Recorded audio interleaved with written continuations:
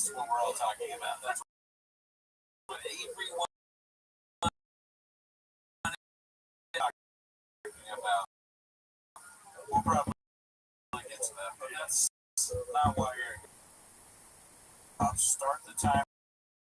And for the record, we're Gallo 12. We don't know 20 pizza place. My favorite tire.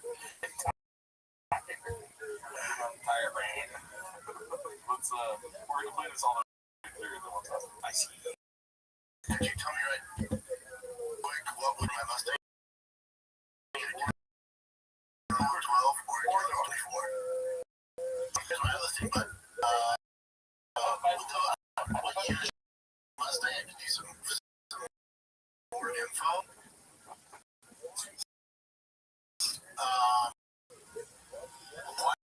I think Callio.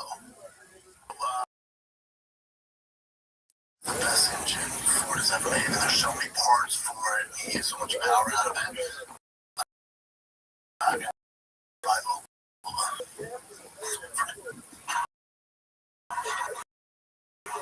Street racers.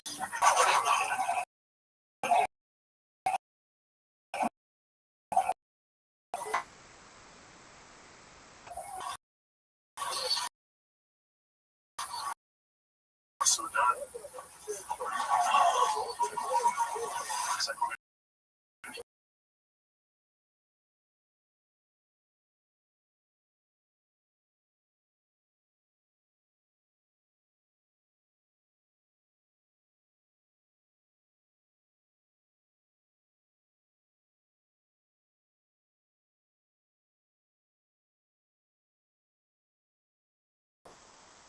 Now it's a pizza thing. Do you think it would be funny to like do on some brand like Subaru 12, Subaru, or like different numbers? So what do you think, dude? Fucking Papa John's. That's too far, but Subaru 36s. The short one, both take a stop.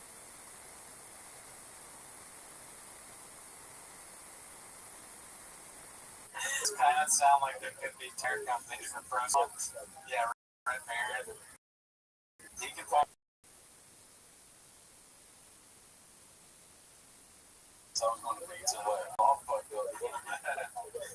Oh my god. Mama Celeste tires.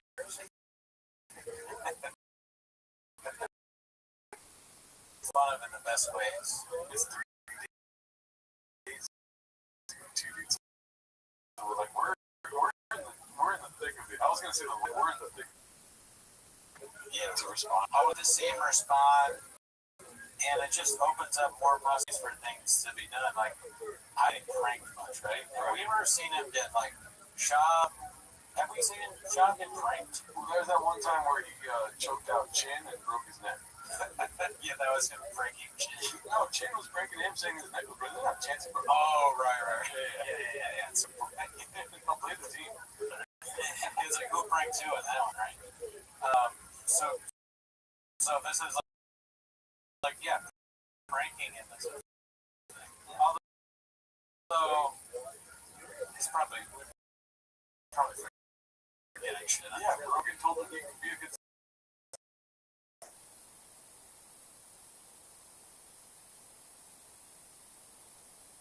I thought we were going to fight. I thought we were going to. What happened? Rogan, my Life Classic 2288. By the way, the Galileo one, give it up for money 7-9 right there. 9-7-9.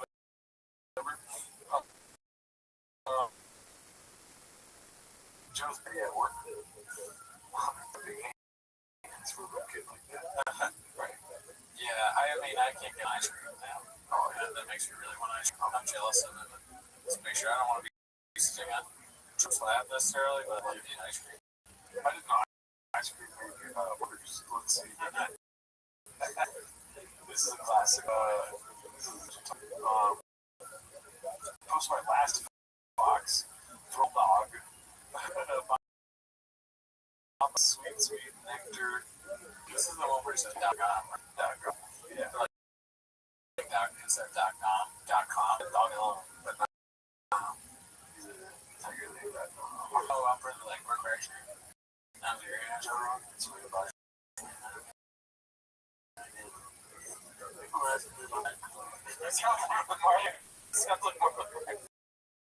You come to me on the day of my daughter's podcast.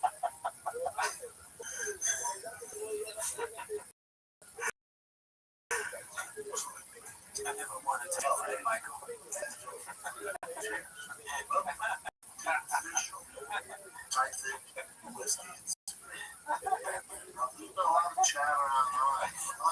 Brando wearing a fucking Celtics hat with like that.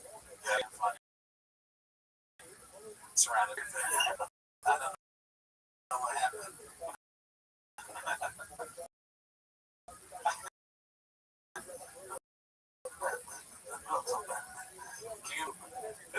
He's trying to convince British shot these men. You're Martin Sheen and you're in Apocalypse Now, and you finally get to the end where you beat Marlon Brando. It's that. Oh, wrong. Curtis, he's in a room. A podcast room surrounded by Tiger. They get lost in Celtics. You're like, oh my god. Army, but it's much worse. Here's what's going on here in Vietnam. Somewhere.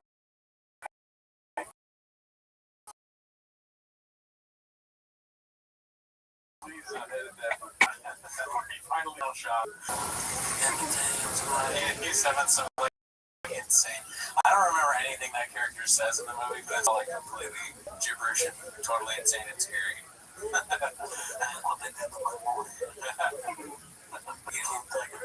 You came in and killed me, didn't you? Too bad you're gonna be tag a thing with me.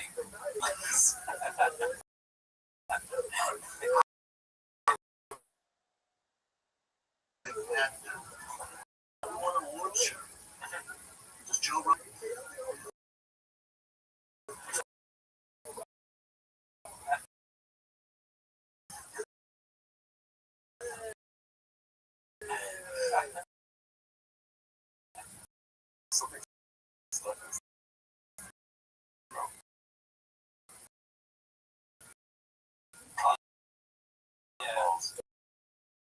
It's so like used to confidence in this. The back of his brain going, you know, be careful with how you go on this one. Like, don't sell it like because it can be embarrassing if it fails.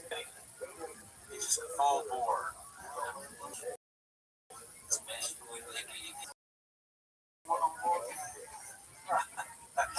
Yes, Godfather.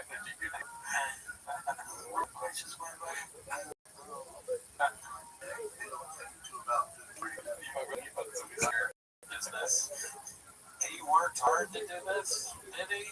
No, he didn't create it. No, it tastes like shit around the Australian.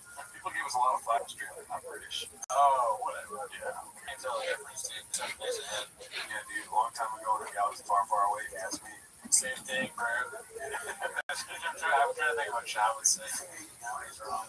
I mean, like, they're fucking both Europe or whatever, dude. I'm stuck on the Marlon Brando shop. Yeah, it's good. Marlon Brando. I don't know. Where can I get it? Oh my god, where can I get it? Well, calm down.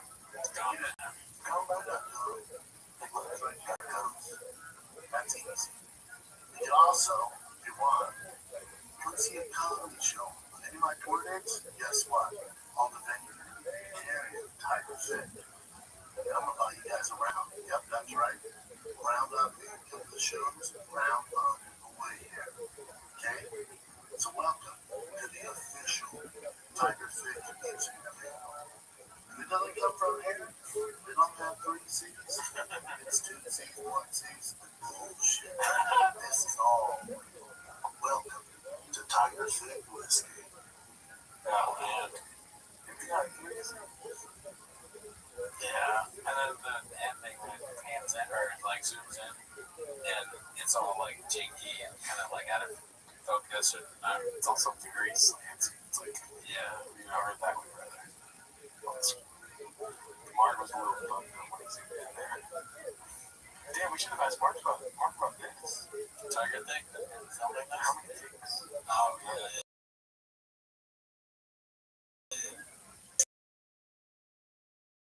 Sure, we talked about this the last time we watched it, but I do like picturing this tree. Shit. Can't wait to this shit. We're going to show him by it. These are the shots. They're super into it. Oh, yeah.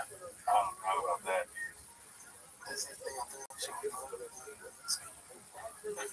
Shout out to you. Oh, shit, what happens next when Icarus lives?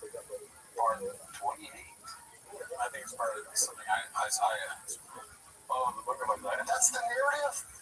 Okay, thanks for some random. I am white as shit, Dallas. Yeah, I need a fucking... What's a weed? You know what happens to this little lag? Okay, yeah, it's been pretty left me all night.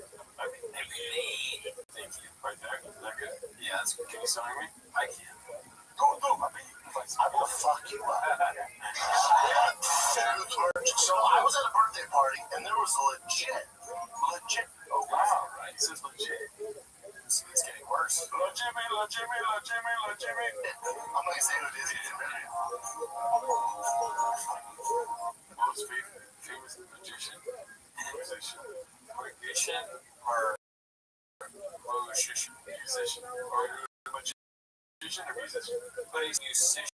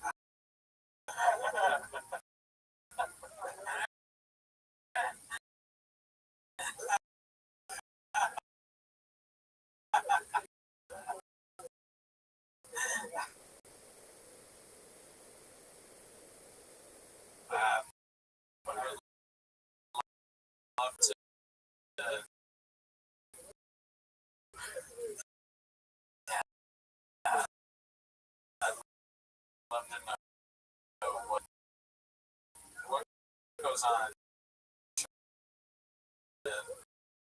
Where does he come up with? He's a fucking genius. Well, it has 3 seasons. Oh, right. Yes.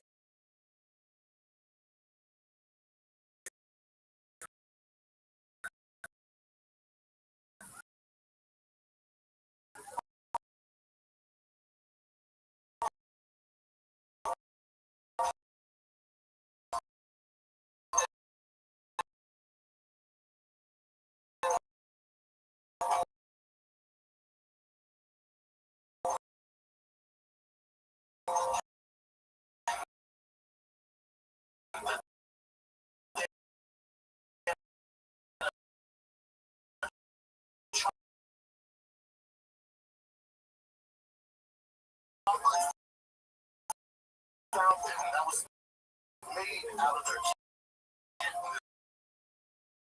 like they took a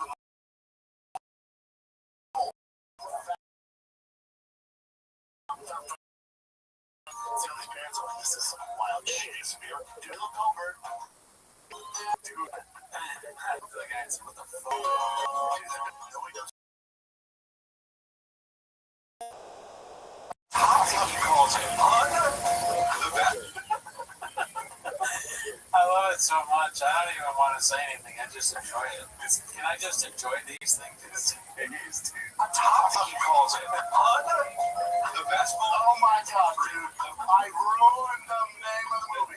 It's Tropic Thunder. I ruined the name of the movie. Stop, dude. You don't get it. It's hilarious that he said that. Yeah. It's not a bad thing. You're not hurting the show. He thinks he's like hurting the show by doing it.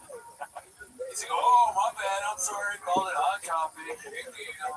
It's Tropic Thunder or whatever. It's Strawberry Thunder or whatever. Yeah, it's like, whatever, dude. It's like Night Club, Godfather, fucking Sharknado. It's not a big fucking deal, dude. Go on with the show. At least I don't do what you do. I'm a 16-year-old. Hot! They're not even a clue! Hot! Yeah! Might as well go fucking refrigerator dance hour. It's hot! Sorry, I'm Schindler's List.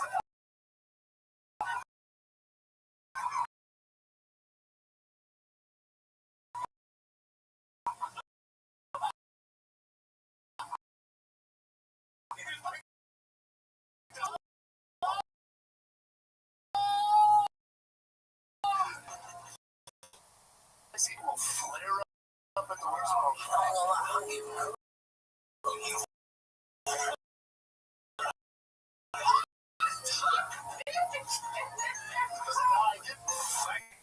I'm laughing because he said everybody can enjoy this. Like us, Reddit, people who does the show with. I mean, you watch this at home with your family, though. Everyone's having a good time. Yeah, eat spaghetti, Brendan Chop's Hot Topic. My parents don't know who fucking Brendan Chop is, but they think it's hilarious that we make fun. Yeah, my family doesn't like it. His wife is showing her ass, though. Oh, yeah. Yeah, my wife gets real upset. I tell her it's fake, it's maybe all. It's not even.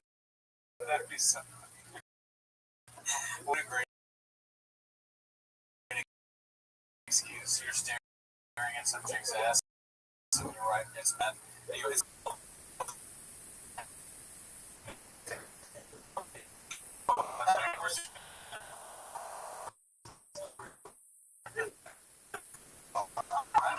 The first person to ever walk out of Hamlet.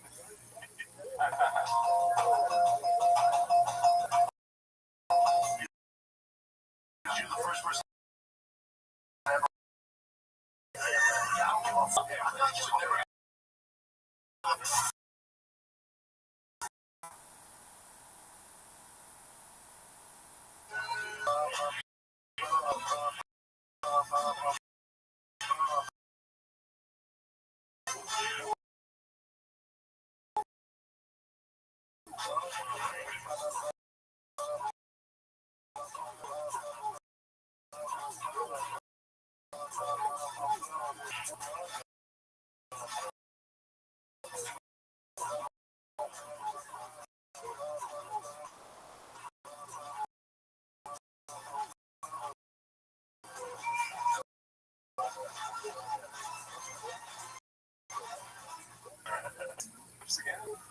It just goes to show you how many good things there are. He's getting back to the Holy Bible.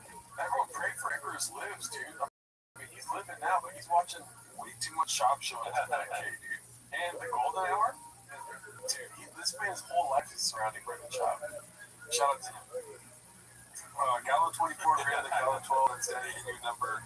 Hosted by the successful day 8345. That's a good fucking show.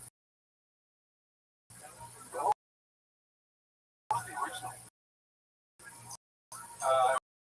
It was him, his name on his own jersey, I think. Like, made up a fire, maybe you turn.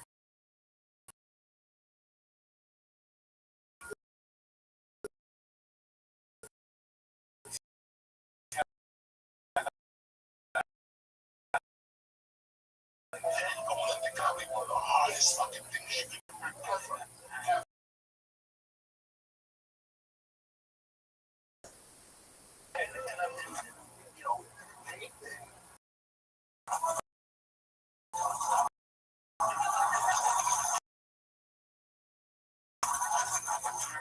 a special dude on your team, and we have to deal with all the marketing.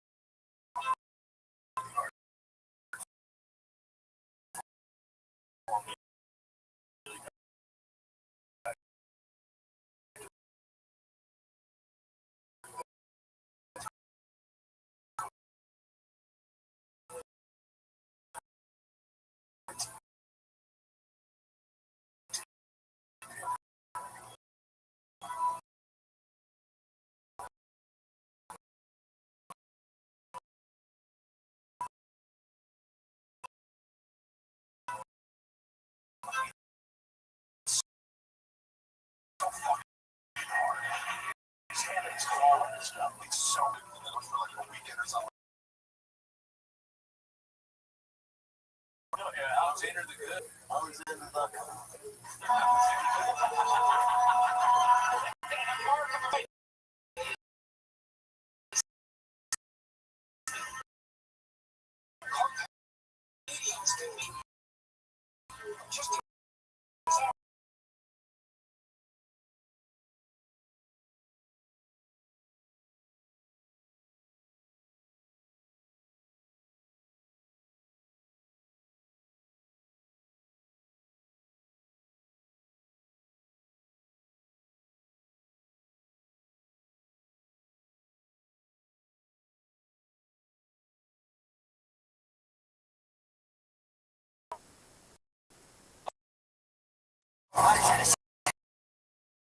Honeycomb. Yeah.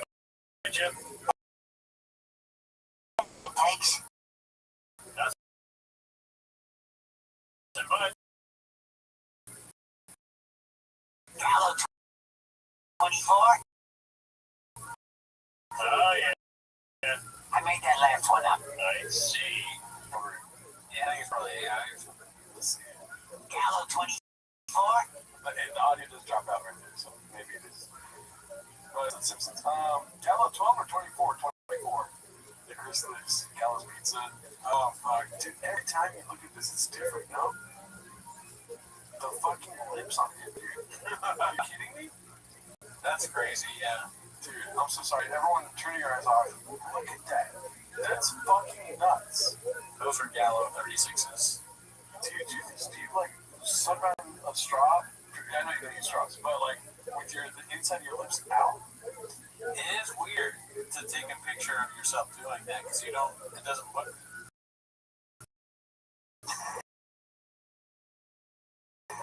Yeah, so like, fucking weird. Either his lips are kind of weird or he's sucking.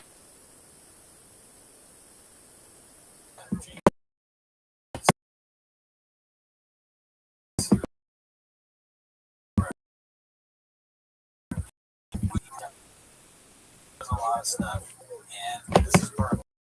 The lips are too weird. I think you're supposed to, I don't know, it kind of looks like Leon the Professional or whatever. Well, there's definitely tape on the buses, right? Is it tape? Either tape or maybe there's some sort of bridge. Yes, yeah, you're right. I'm on your side, dude. His ears are fucked up, too. Let's see. This is Life Animator 3679 posted this. Officially losing money on the house. So it's down to 2,850,000. Price cut 100K. But you forget he gets more land. Yeah. I mean, he doesn't care if he sells it for $1. He just wants more land. Dude.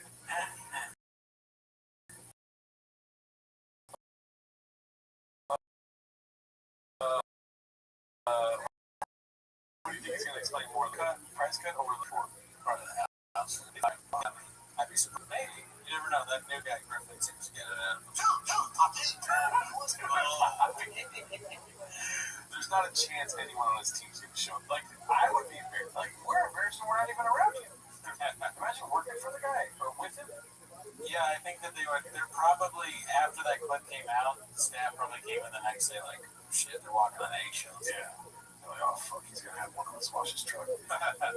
Responsible Wade 305 takes all the peptides in the world, is constantly sick. So that's her face. That's her dog. Guess who lost their voice again and is dealing with throat problems once more? Oh, no. Oh, let me guess. I guess it's you. Yeah, let me guess. You got the voice problems and Chop's throat's hurting, you know what I'm saying? Too many straws in his side. Dog is sick. Is that her? Yeah. Why the Gallio, Bubba? Me, Paul Truck Walker, puts my successful egg 8345. One of our guys, B. Can you tell me right quick what would be better motor for my Skyline, a Gallo 12 or a Gallo 24? A Gallo 12 or a Gallo 24? Here's my other thing, bud. What year's your Mustang? I could use some more info. Why the Gallio? See, man, come on, I can't do this. Yeah, why the Gallio? This is what you're going to give me. I may as well take my chances in Chino. Oh, that was me. Shout out to Successful Egg. Thanks for the shout out there. I was just telling you this before the podcast. We should make Gallo 24 merch. That's hilarious. Gallo 24. Hell yeah, great. Shout out to you, Successful Egg, one of our guys. Shopping with slow, oh God, Jesus Christ. I'm not showing this to my family later tonight. Plus my Big Battle 9416. Looks like she's struggling to get some jeans. What does it say? Come try on some jeans with me for a big pretty little waist. Jesus Christ, oh my God. This is my problem every time. She shows her ass. Like, you know, if anyone's a feminist, it's me and you sitting in these chairs. What is it too much ass? I guess when you can't fit into your jeans and Nordstrom and you're tagging them on that mother. I'm talking about Instagram. Like, what is it? You can never go big too fast. I'm talking about Instagram posting. Like,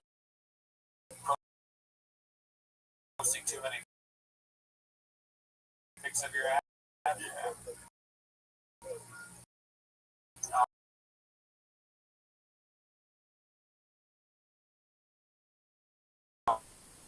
His basketball chin maneuver posted this one.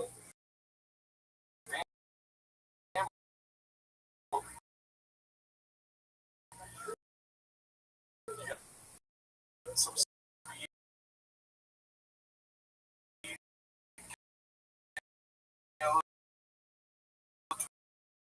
well, do I look like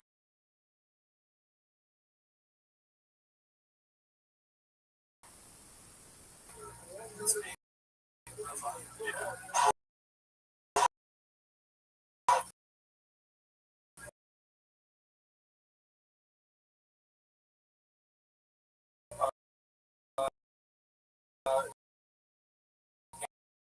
And kids, that's your mother, how to keep your spouse happy. You see this, Jimmy? No.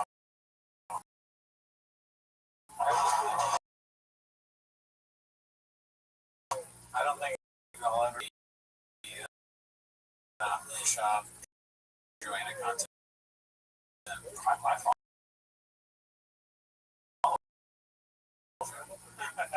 I follow him, so it looks like it's going to be a blowjob.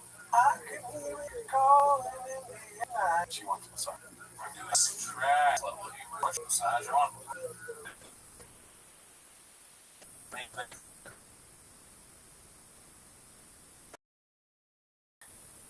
head of the table, whose birthday it is, all I know is a sport I fucking love has an event at the White House on a Sunday.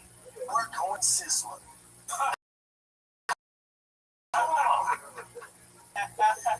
He brought it back, dude. It's a while since he said it wrong. We're going sizzling. He fucking said his own catchphrase wrong. Going sizzler. How has an event today? We're going sizzler. He's not even happy. That's part of the reason why it's not very good. And to be excited. Oh man. How long? How long? Mainstream business structure. It's like the view from outside the sewers. What's going on in that other store? Oh, they do a podcast. They do a what? It's a laughing. Oh my god. But all the echoes here, because you're echoing a lot. Yeah, I don't know. It's like a guy used to do MMA or oh yeah, is there a podcast next door? Is it like a couple teenagers? No, it's a ex-MMA fighter that turned comedian. He's on Rogan a lot. It's a what? A what? People, I like the days when people would just be walking through the set. I miss those. Like doors opening and closing. The set, we act like the storage facility is that much more embarrassing. It's really not. They both have different levels of embarrassing. Lights just turning off. Or was that in the storage? That was a storage. Oh, fuck. We're at the White House. Fucked up couch. We're at the White House. I don't give a fuck. Jen, you should be laughing. This is funny. Jen's scared. He has a fucking shield. You can go back. Alright. Shout out to you winning the job. Okay. Truly face emoji from Big Battle 94.6. Notice, starting to notice a trend. Big Battle's always posting and joining us, but getting back to it. That's such a fun line. Okay. All the time and then I delete it. 24. That's kind of what you right? Yeah. It made me like.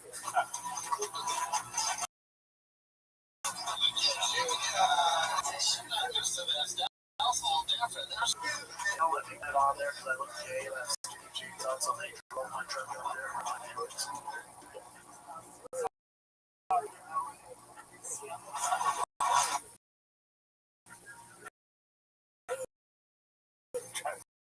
That's okay. You won't do nothing.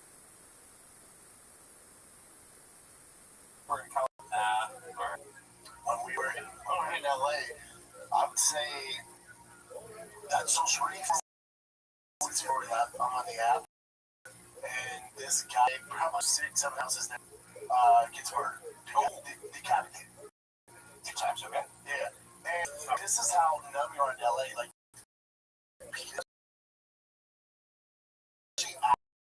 after the fires and after COVID, home invasion in my was up 7%.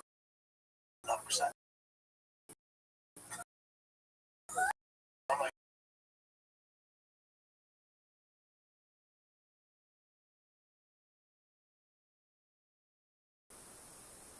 in my apartment, if there's 7 Sharpies,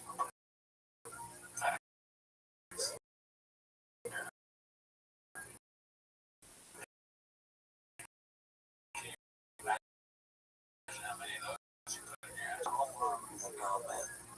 most dangerous place. Yeah. Or there was never any at all, robberies. There was 2. Yeah, that makes 7%. 2 coaches whose houses didn't get robbed, right? And so there's robberies and crime happening nonstop in nonstop. But I'm so used to it, like, damn, it's crazy. And it's so used to it. He's a bulletproof vest on. Checking his ring out with a bulletproof vest on. He's ready. He's in. Like, goggles. Yeah. Fuck boots.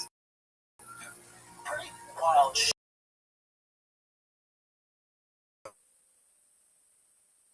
Sorry, it's Connecticut.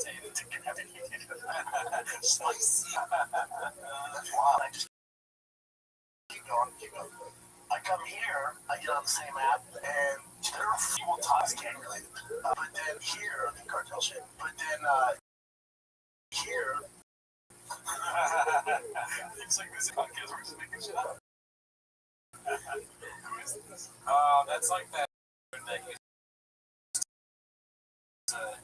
He's like a radio host, Kevin, right? You like my host handles? Yeah, Kevin. And I listen to your pictures. 3 years posted by Caterpillar on 7539. Let's see. I already liked it. Let's see what it is.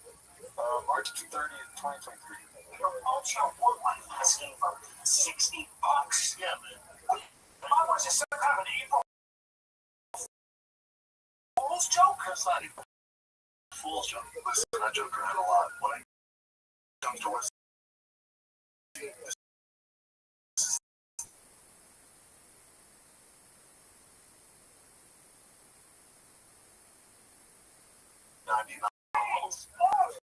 This looks like AI.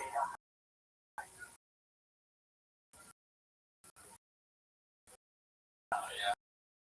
Like a Sora video. That's how bad their content is. Yeah. Like Sora.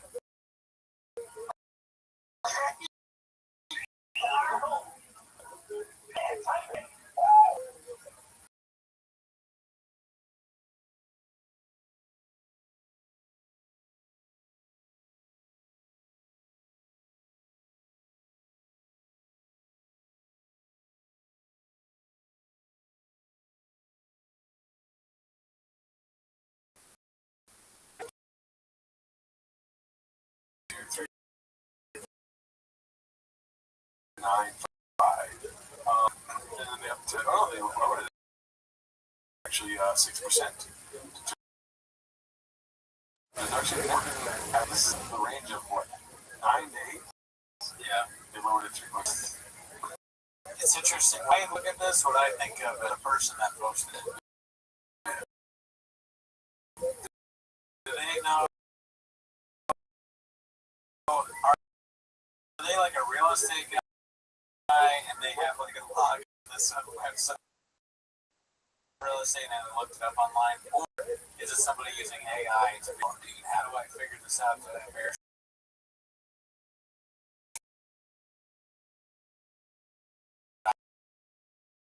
No, this is a Zillow price history. Okay. Oh no, you're right, Tim. Hey, we all do. They launched the second generation Fast and Furious. Ever heard of it? Posted by You'll Do Nothing. Like in 1999, it went 0 to 60 in 5.8 seconds. Still thinking that's not fast? This was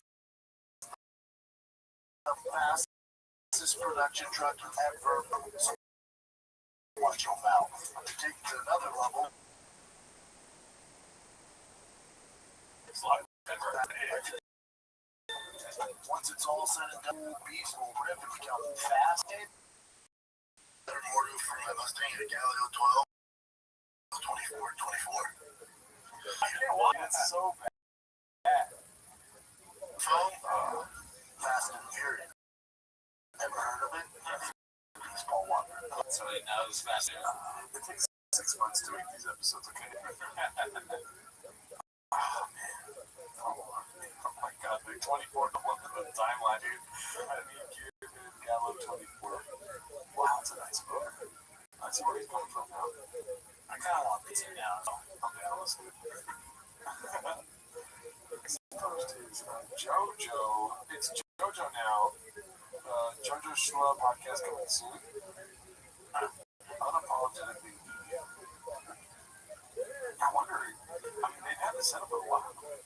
She just takes pictures, but she never does the episodes. Yeah. I think we're flying up with puller chips. Calling Papa out on his femboy skinny jeans. Oh, I like that. Let's see this. The England sets the trend, and then skinny jeans will be back in. But why'd you pull up that picture, Jim? My jeans were so fucking tight. But you didn't realize it, but that's okay. So you don't. Oh, that's Brendan. I was about to say, who's that baddie on you? Who's that baddie on the right? So this is. Which I'm fine. So what? So let's just get this. So what did we learn, Brendan, right here from this picture? What did we learn?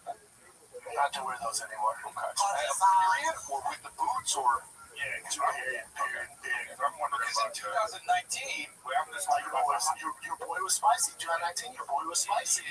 Yeah, but in Tuck City right here. But you're wearing high heels and skinny jeans. So, buddy, those are cowboy boots. Right. This high tee. Tuck City. 2019 Tuck City right here. Are they heel? Tuck City. Tuck City is great. It's in this context, yes, it works pretty well. And when he's drinking out of his rain, he's drinking rain. Oh, well, yeah, good. You should be doing really well. I don't know. These are French rains, and I don't see that on the back. So there was somebody saying that the rains. Oh no, it is drinking rain. Look at that. We matched it. Oh yeah, it's got the rain facts. Yeah, the rain facts. 0% sugar, 0% artificial color, 0% artificial flavor, 0% fat per can. So do yourself a favor. This is a weekly plug for rain. Yeah. Go ahead. This is actually Cooney's favorite. Remember which kind? Sarah got me tropical storm. That's right. Yeah. Second favorite.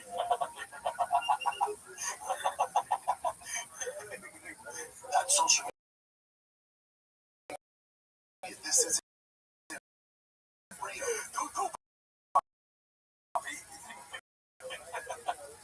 Are you ready to go to the club? Stop calling me gay. Yeah, so listen, some cowboy called me out. Oh, no, he's legitimately insane. Jimmy, dude. I showed you my little Jimmy song. What do you think? That's amazing. There you go. Hopefully it's on the beginning of this. If it's not the beginning of this episode, it's on the Patreon. Shout out to the Patreon. You guys are great. Oh yeah, Theo's still figuring some shit out. You hear about this? I feel bad for Theo. He's got a movie in theaters. Most sports, yeah. Isn't that nuts? Like, it's just getting worse and worse, it feels like sometimes. He can't catch a break. Yeah, it's fucked up. Live Classic 2286. Can we stop posting Wheels losses, please? I mean, it just looks like it's. I mean, imagine if you would have stayed with the. What is it? Packers called? The King of the Sting. King of the Sting, yeah. Imagine if you would have stayed with that. Yeah. You've been doing a lot better things. Yeah. All right, let's go to the newest ones. Now that we've kind of perused the top of the week. And I am watching old Bad Friends episodes and came across this gem posted by Senatrix 666. Let's see. And I am like very all people like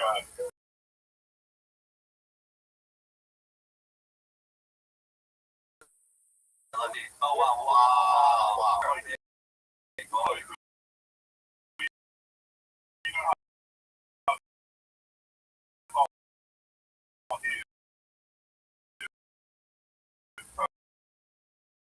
Yeah.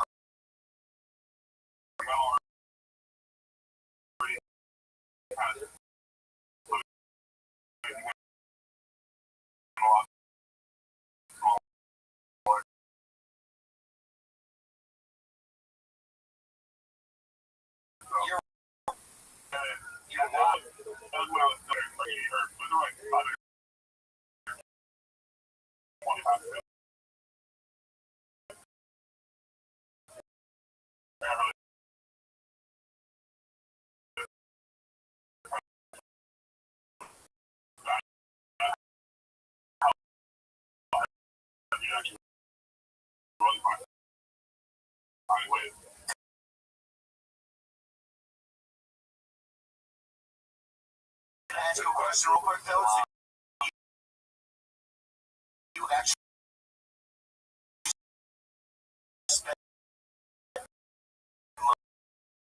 money to see a Brendan show?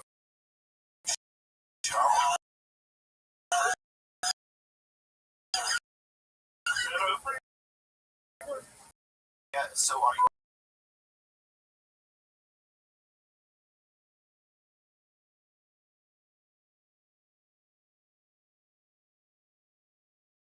around sex? Okay, how's that? It's good fun, right? Yeah, it's good time fun. Yeah, interesting choice. And nighttime is when you make the big bucks. Express.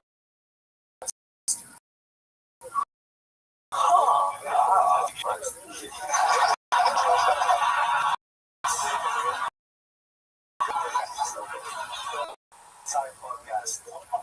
That's a great reference. I love it. Is bartending what you were doing? Yeah, that's crazy. It's what's important. It's like, I think you'd be surprised. Yes, feel that. I think you'd be surprised. Everybody gets it. 4 years later.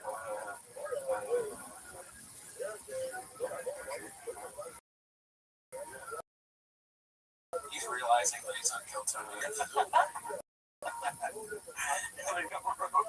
a minute, this guy. Tony.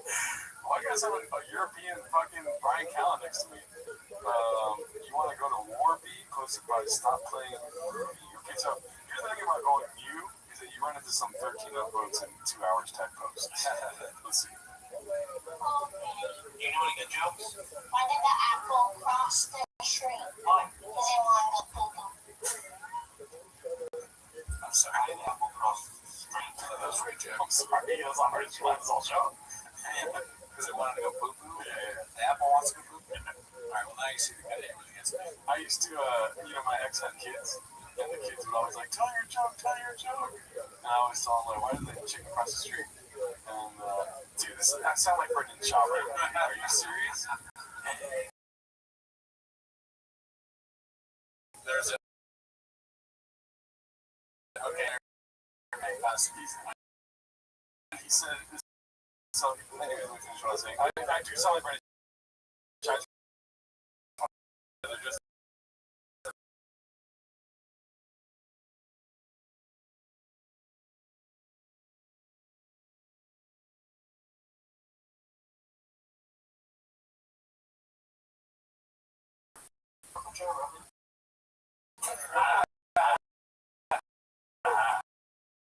good news, kid. Good job. Good job. Finesse. Hardcore. Like, cool. This is good news for us. Dude, they drop more works. We got funding for Bobby. Fuck, I said his name again, dude. Listen, EL.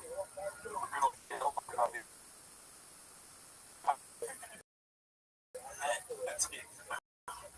I was really excited. This is why you don't do fuck shit like that. They just does. It's not a sad thing posted by Cat 7539. It's a pretty job whooping Brian Cat. Oh.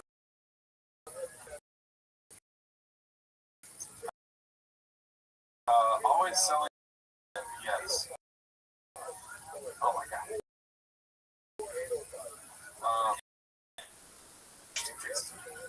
What would happen with this? It takes L-carnitine.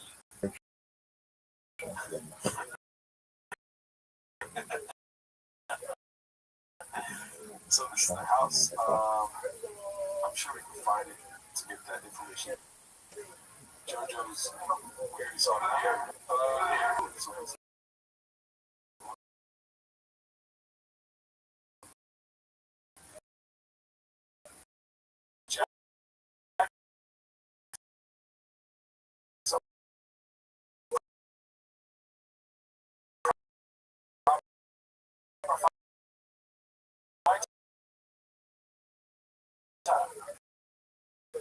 Posted by Anybody 597.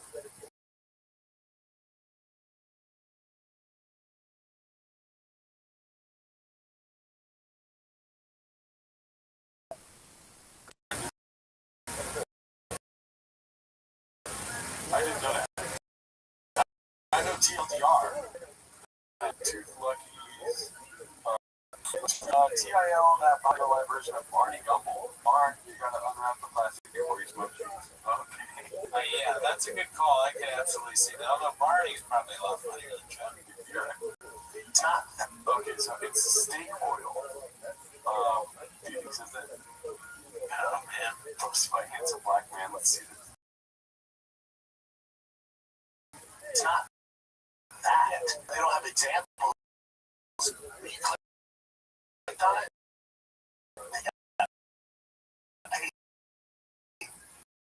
So there's a snake one. There's a dark.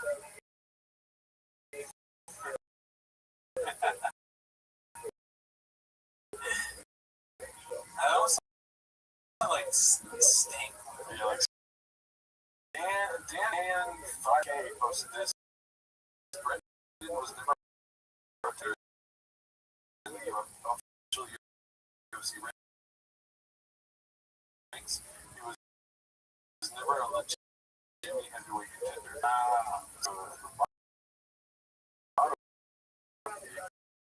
So Brendan Shaw. What is this? 314. I guess this is average 34. Yeah, we got horde numbers here, so.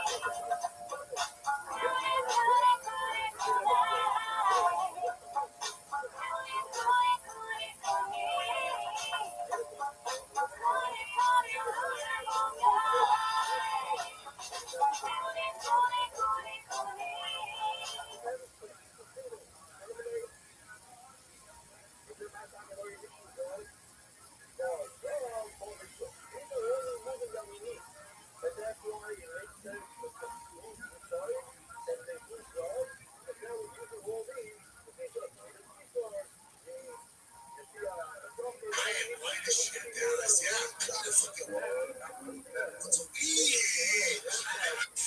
up, fam? Monday morning, October 17th. It is a glorious morning.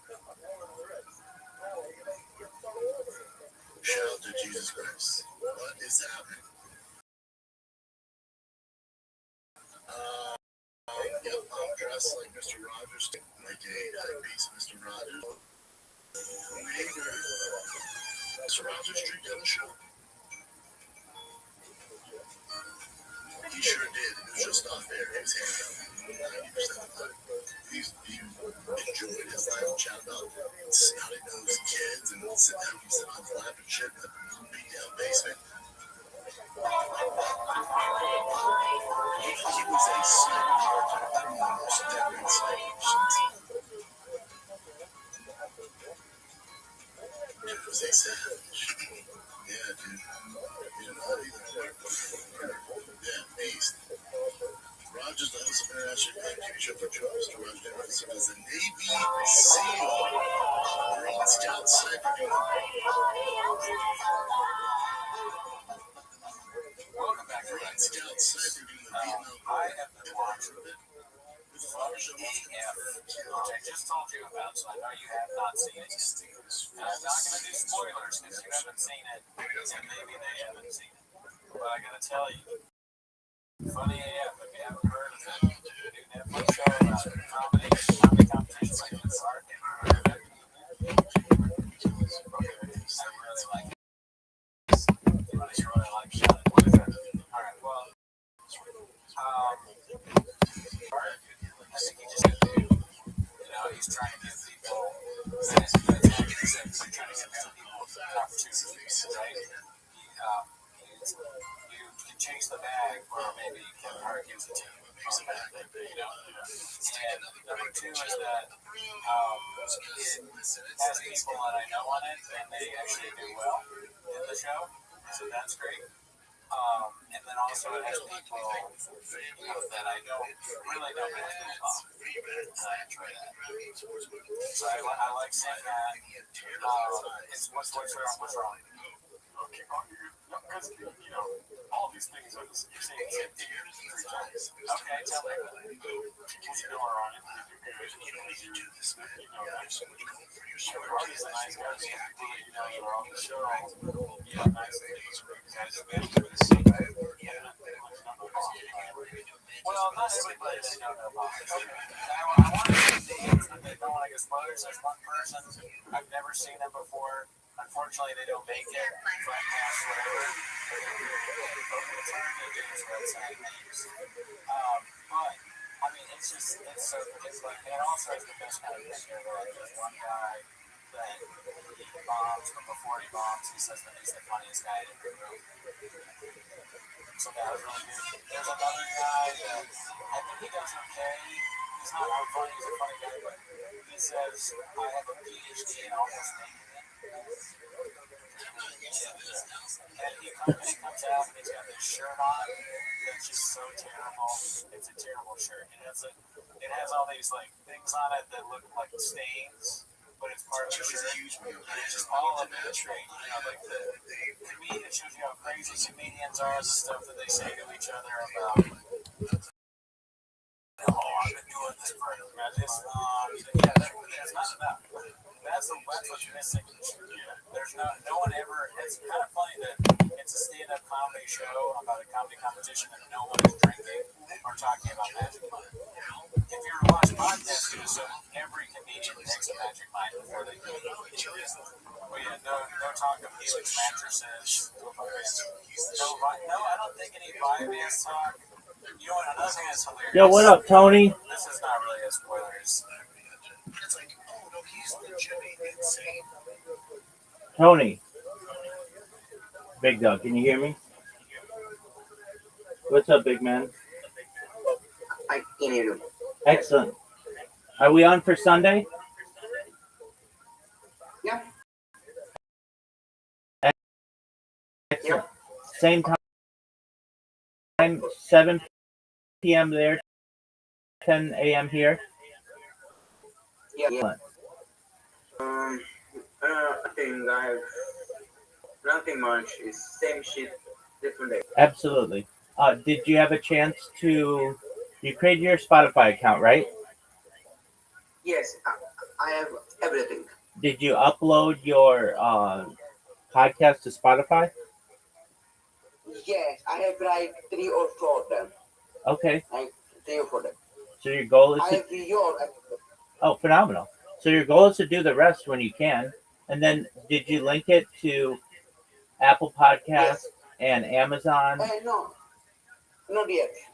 Not Okay. yet because there's some problem with my Apple, with my Amazon too. But soon as I will be Okay. ready. Let me know if you need help with that. You can also do it to iHeart. You shouldn't have an issue there. And all the other ones. Yeah. So then it'll start to propagate. Excellent. I'm going to spend some of today re-uploading it to my channels and promoting it. Yeah. I, I, Can you do like sorry talk? I already reposted what you posted to me, and I'm going to upload it when I can to YouTube and Rumble and all those places. Mm-hmm. Can you do maybe like on TikTok or something like that? Can you like do like only 15 minutes and say something like if you want to know like a whole episode, come watch and my YouTube link. I will do my best to make something like that. Because what happened with Tyson was like he do like you, but that Tyson episode was like oh it's not good, it's not no no views because he get every views on himself through my episode. I understand. So yeah, so yeah. Very well. Uh, Did yeah. So how are you? I'm Are well. you I'm well. good, G? Yeah, I'm well, thankfully. Did you have a chance to connect everything that you have to Rumble Studio? Yes, yes, everything is done. We can stream All now. right. Well, like as I said, I'm streaming all the time, so I don't know what you have in mind for group streaming, but um, the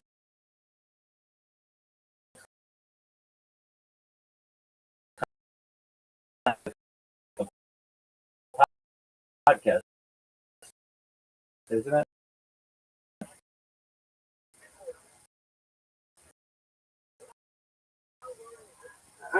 Um, yes, yes, but try. We can do segments like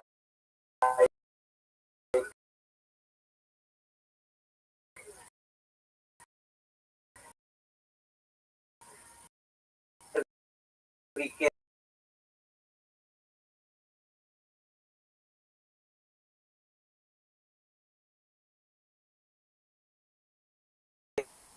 But some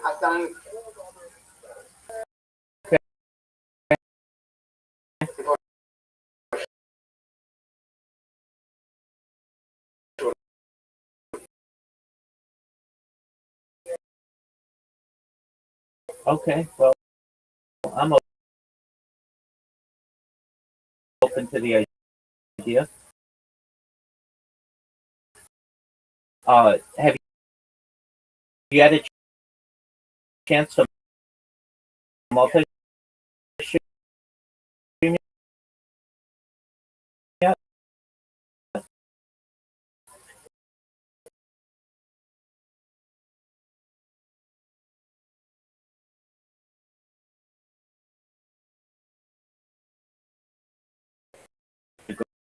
Or do you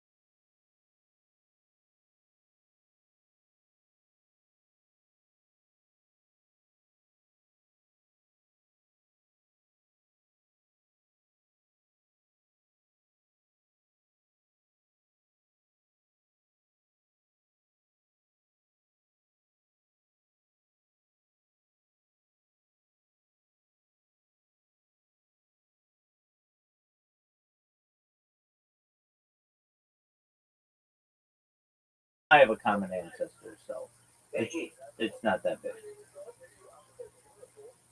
Yes. Can you can you can you can you like see my videos? Is that link okay? Is that link okay? From Discord?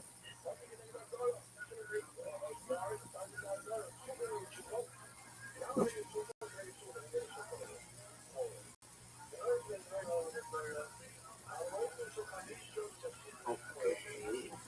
Can you hear me? Yeah. Okay. So yeah, so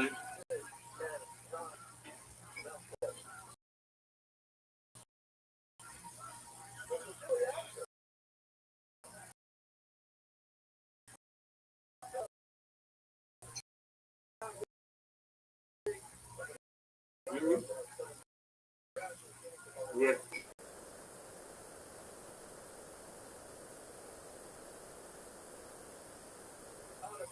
You hear me?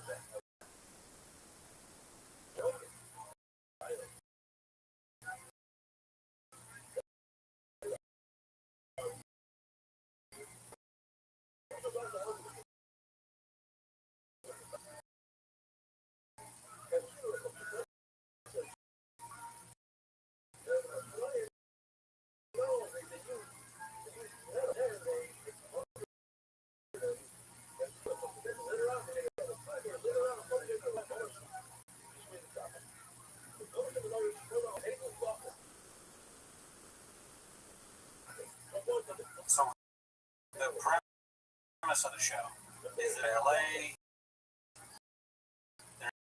there's callbacks or whatever. There's a certain amount of people that make it. Or same thing. In New York and LA, everybody's great. They're like, wow, this is, how do we pick from a field of like hilarious promotion in the universe right now? Like, at one point,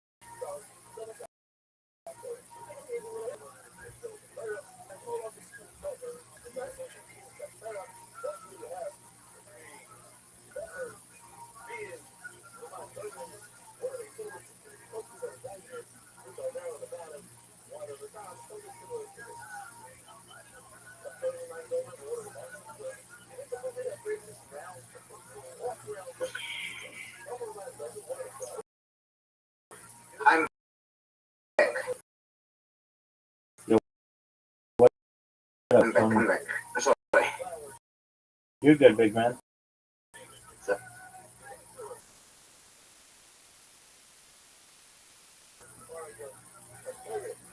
you are basically king of doing that.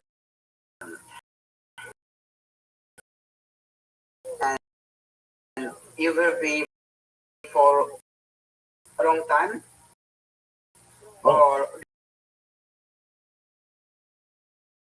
you think somebody beat you? Well, I have about 100 years of data, so that would take a couple streams. Plus, you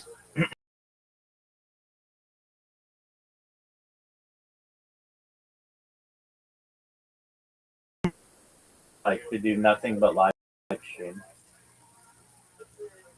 Hmm?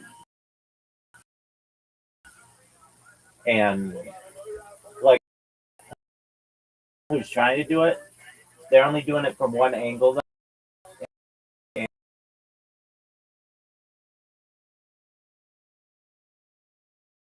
and they've been doing it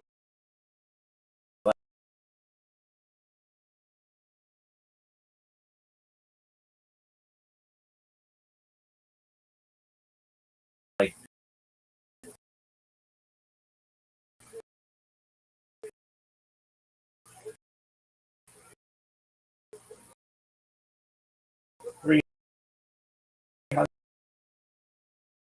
320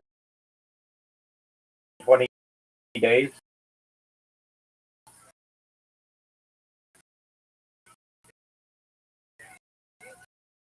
I've been doing it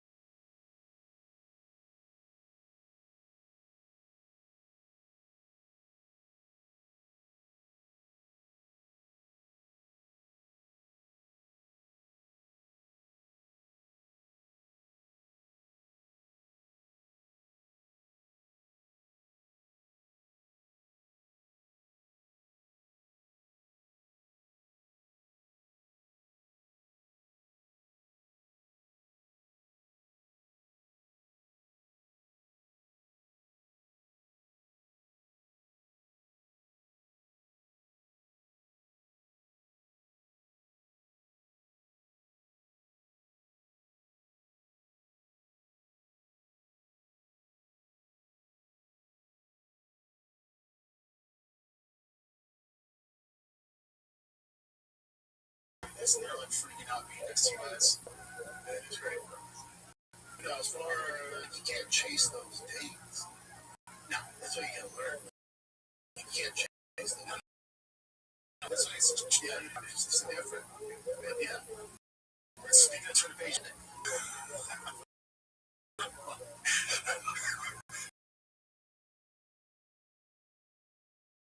you know, Titanic scene.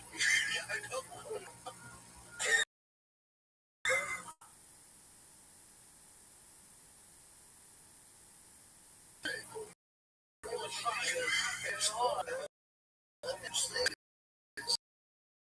Hey, and you know what?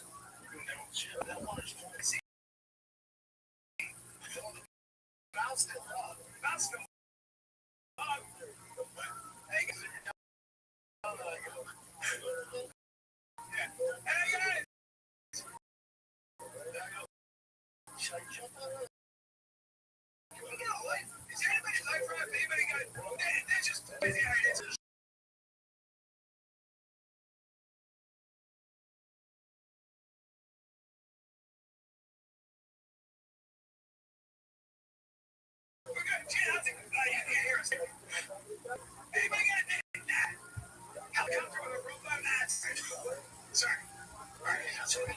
just that life. You crazy? Okay, no, it's stupid. No, I don't want to.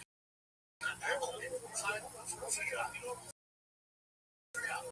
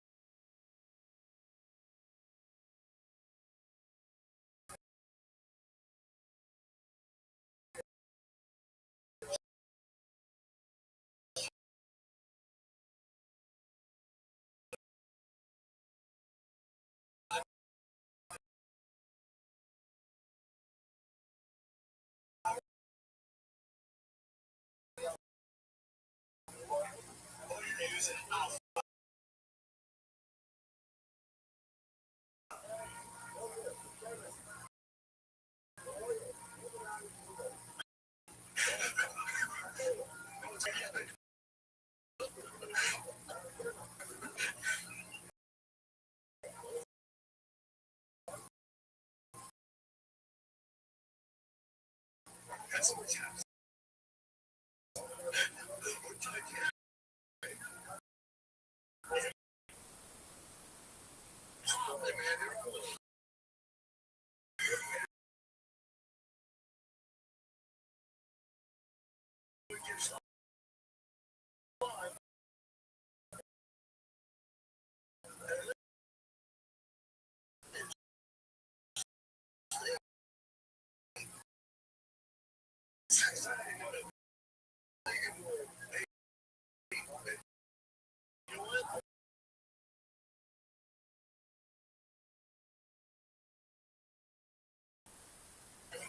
Shit, we're going.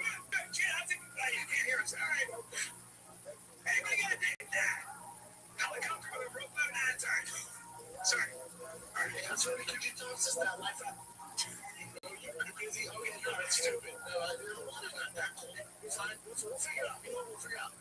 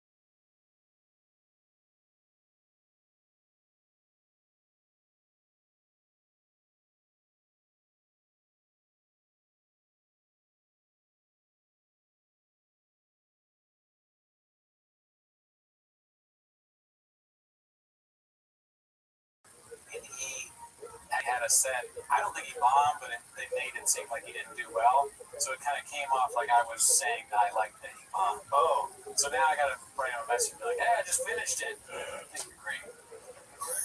So, but I sent a message too fast. Yeah. It happens. But I mean, it's the first comedy competition where I've watched it and I feel like, oh, I was like, what? Remember earlier I was like, say that too, and then I'll give you my take. And I was thinking different. I thought about this. That to name all the people when I go on the Patreon, if you're interested, I'm going to force him to watch it so I can actually talk about these people. Is it long? How long is the show? I think there's 4 episodes right now and it's still going on.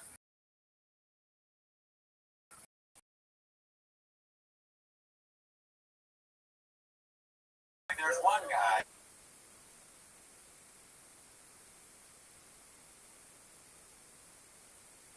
People, somebody else, they just whispered it out of nowhere about him. As I'm watching it, that's what I'm laughing hysterically. I remember, I don't know who's, don't ask me who, but I remember there was a comedy scene, some sort of social media. And it was the first thing that popped up on my feed when I was checking my DMs. Because all my exes are hitting back up right now. Yeah. You remember how, like, as I said, like, if I said I'm thinking of my exes, yes. So none of them feel special. It was on here. Oh, well, you are hitting them up on the paper, sandbaggers, right? Like, I'm literally calling my exes because, yeah, sandbaggers. But on the podcast here, I'm all of a sudden none of them feel special. And then now they're starting to hit me back up again. So when I was checking one of my DMs, one of the comedy store guys was walking down the street and was like, yeah, I bombed on Fun F or whatever. I don't know what his name is. So don't ask me. Oh, man. But I don't know exactly. Joke. No. Okay. Okay.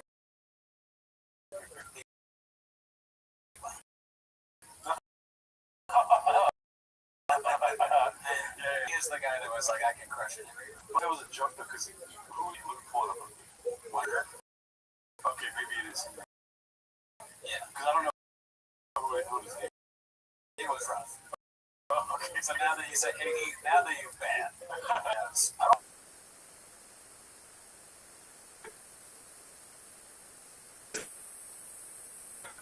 It's crazy right now, huh? And it's crazy right now. The dinner. Yeah, it's him. Why does it do this? Before it was never filmed.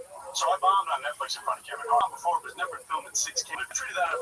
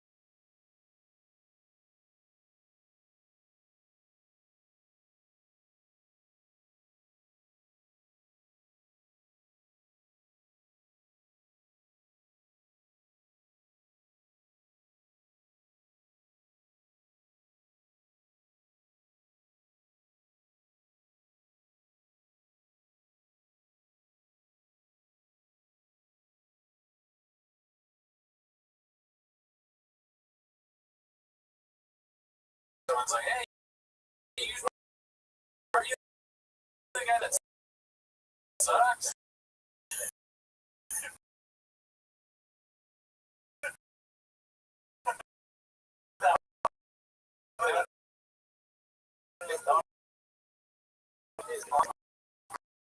My bad, we apologize. Who owns Elmo? We apologize to have Sesame Street. I don't know what more Arby's social media team posted, but no, we don't stand by that. And honestly, No, the unemployment. Please talk about how the unemployment rate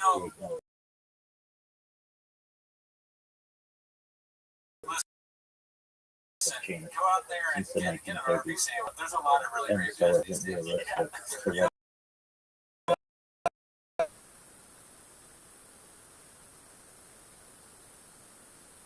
what Elmo said about the Jews. Elmo's got a lot of good stuff. Elmo's helping wounded veterans, and he's got hotel specials. Pull him on the he's on tour right now. And also, Elmo's in the photos, so he's still on the line in the last couple of years. It turned that'd be so funny. Random like corporate. It can't be Sesame Street. They're Hasbro or some shit, but they go. But Elmo, we had a tough thing with Elmo. We just want to say.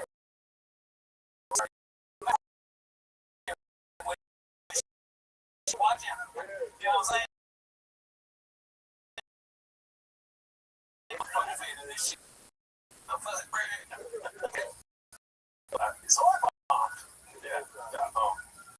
It's bad because he was buying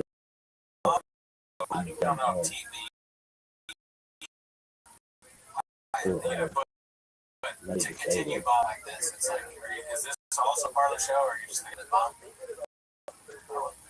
Yeah, no, we're we want you to fail.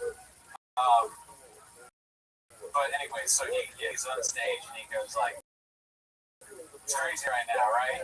And you can say, "Yeah." He's like, "It's almost got me to the point where I miss George W. Bush." Utter silence. He gets so frazzled by that, doesn't know what to say next. It's like white is more difficult. Like, I mean, it's still.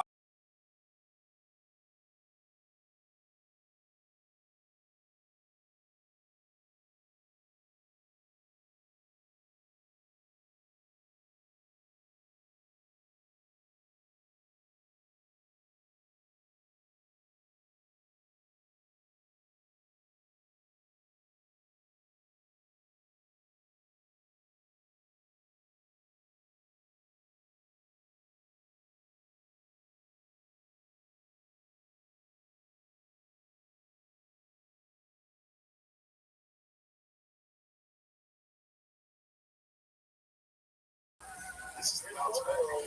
Get ready for the bounce back. Yeah. As soon as he hit stop recording, he might have said that. Dude, it's a really entertaining show. I'm telling you, you will enjoy it. It's got that guy Ryan Davis, the show guy, who's like shouting shit, he sucks or whatever. Wrestling posts on Grant, posts all the time. He's a guy, posts them all. Yeah. But he had a post about Funny AF about how it's like the best competition shows in the world. They show Funny on it, and like it's a good post. I agree totally with him. It gives a good name for comedy where there's so much stuff out here now that's just wholly negative, right? Shaw, Callan, Malia, Rogan, very bad, and then all the people on the flip side of that stink. I'm on that fucking tree off the top of my head, but they suck too. The opposite of that for lefty comedy also sucks. But this show actually shows people that are funny, so you will laugh when you watch it, which is nice to see. Good content, as opposed to there is some bad stuff on it. There's obviously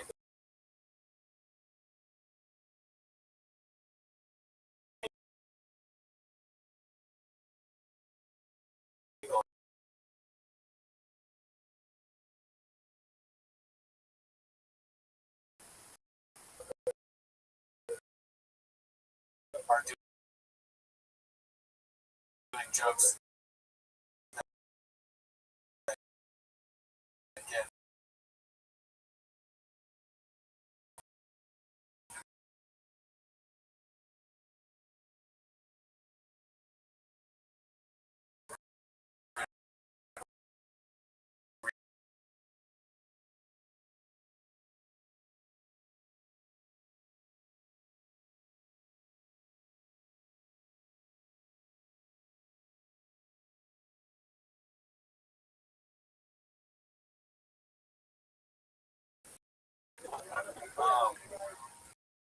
this is the other thing we were talking about. Like some of this. Tickets in my mobile $500 under a random person seat. I know that sounds desperate for sales. Let me live low key.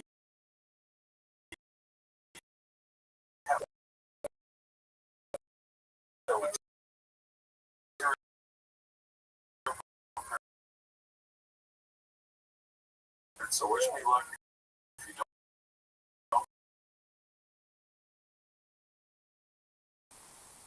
If you fail, or wish me luck if you just like trying to tell us not to come. That's right, Chief. As long as we don't come, and you always want people not to come. At least not at the show. When I do comedy, I want everyone to come, dude. I want everyone to be busting in their seats, dude. Oh, man. Exactly like that. Instead of throwing out their gum. I'm doing stand-up this Sunday at the Free Spirit.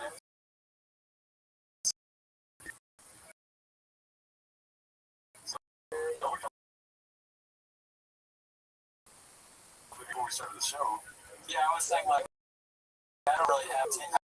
I have this as performing. It looks a joke somewhere, but I don't really have a take on it. But I know that you do. Tony, this is not how you. I look at your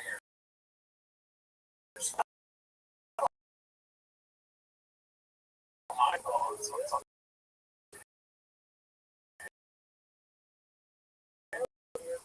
Oh yeah, I said I don't care, but I know that you care. No, it's cool. She can talk here. It's like your brain. It's like yeah. And he was cool. You're like, I know she's trying it out. Yeah, it's like she might be really good.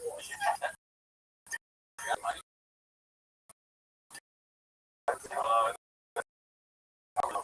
Really? When you said that earlier, more obviously she's doing stand-up. Like this, I didn't know the depth of comedy with this kid. Slaying with a mic. What's that? Slaying? It's just oh yeah. And that's kind of I think it's AI maybe because the mic isn't really. It's not really real mic. Just because this is mom. Oh yeah, she does mom time. What up, Tony?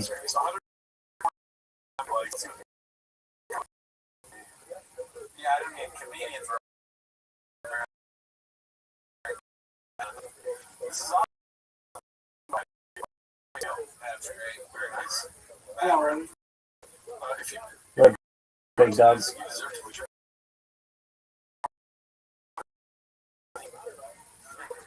Or I have a question for you. Yeah, go ahead, big man. talent or expertise at output stand.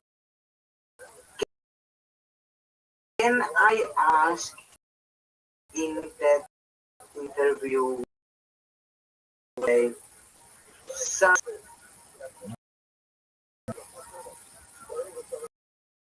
like I'm gonna ask like and this shit. I don't really get into that kind of stuff. That's not my forte. My forte is futurology. I mean, the thing that I'm going to tell you is that I think it's a nightmare. Yeah, that's about. Mhm.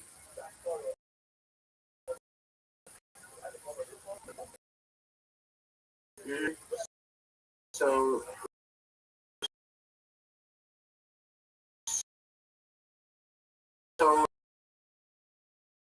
so now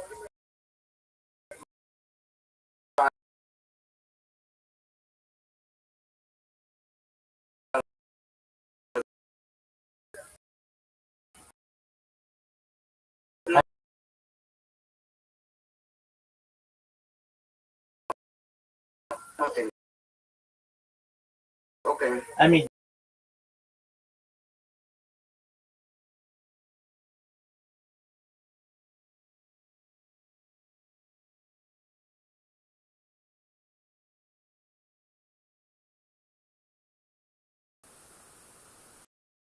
Now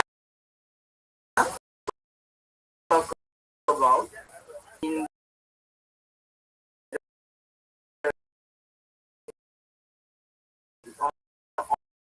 on internet.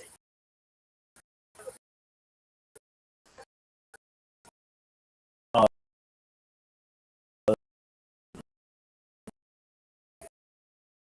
like, what do you mean? YouTube, at least. Um, Yeah. Things about medical misinformation you can't talk about, and you can't talk about like harming yourself or others. So, like those kind of things, you're not allowed to discuss. Um, I am I am asking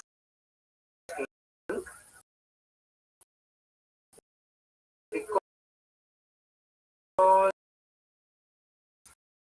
I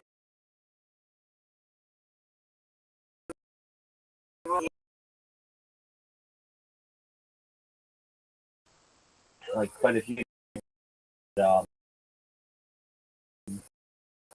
I, I mean, I'd like to talk.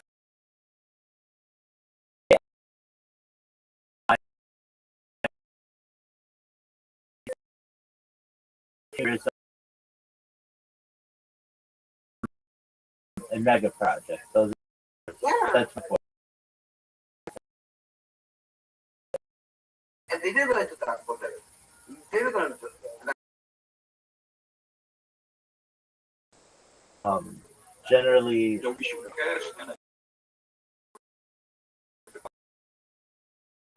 uh,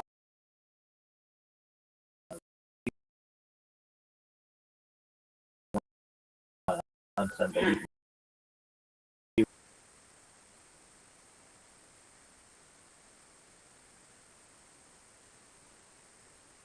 Friend, you're in. We have this.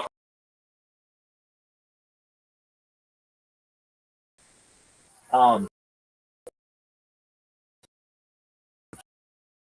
uh, I mean, I don't want to talk about medical misinformation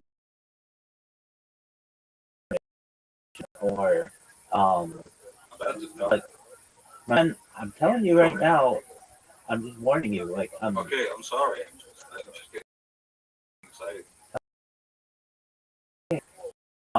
but yeah, Tony. you can ask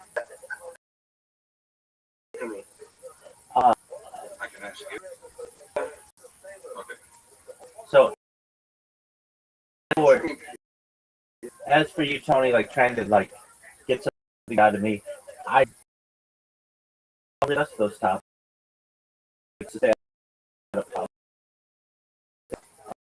Um, Again, like my forte is AI and mega projects. That's what I like to discuss. Do you think AI will take over?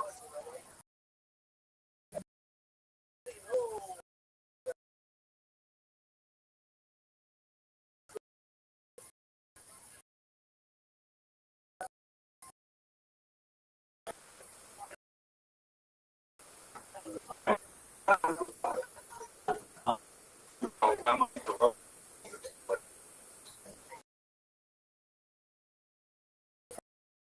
I'm back. People. So go ahead, Tony. Is like in their life is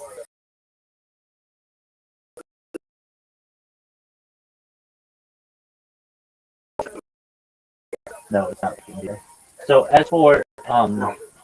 as for self, you can put whatever you want, hero or feature, whatever. But again, if you're trying to be like gonna be a funny to get on or Epstein, that's good. No, I am just asking like And you're fine too. No, you're fine too. Um,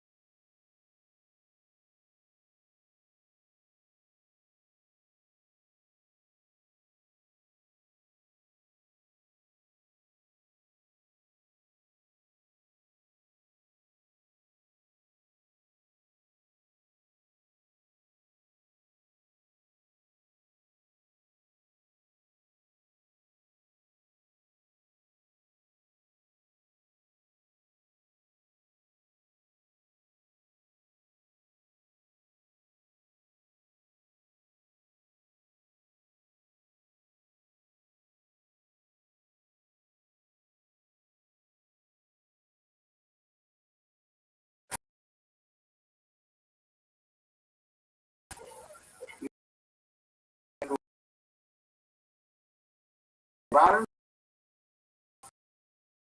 and just start about it. Of course. I think that you are on the podcast. Yeah, know about me. So and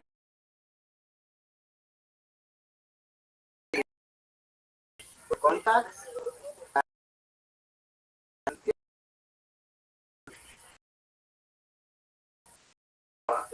What of me like and he thinks like in the matrix you are you, you are sitting on the top. So yeah, I mean, people are people are people are curious. people are curious, and they're welcome to leave anything that they want. Um,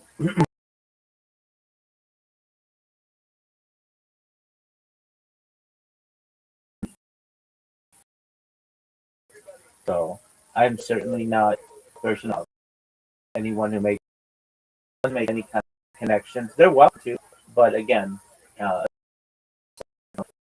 and DNA. That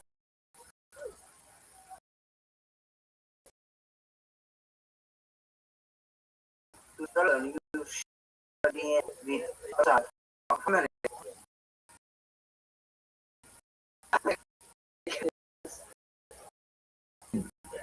normally people don't know about other people's DNA and what they share and what they don't. That's a little. It's quite personal. Um, the person should Yeah, listen to what I'm saying, to who I am. What I'm saying is that there's no course I've my time cap human achievement, the yeah. internet for AI, all that is really important. What common ancestors it's not really that important. That doesn't affect people in the here and now. What does affect people in the here and now is the data that we're creating.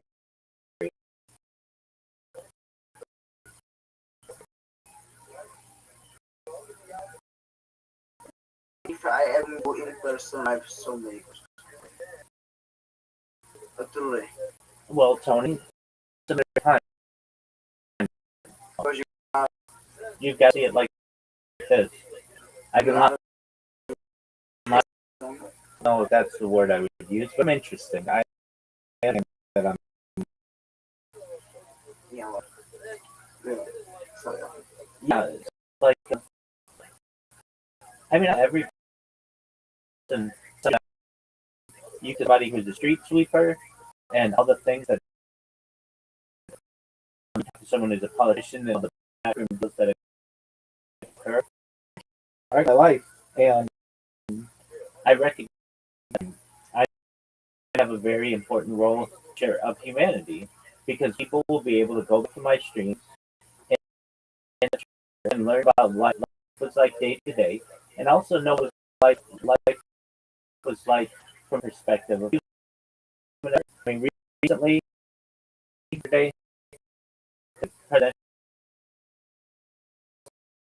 attempt, we've seen creations of a AI, the creation of a king, everything in between. I've been streaming before a ChatGPT and Grok was launched and open known to the public and complexity and uh, and Gemini. My streams have been going longer than all of that. And able to see how things have affected society, and it's an inevitable development. And the humanity is going to be interested in this.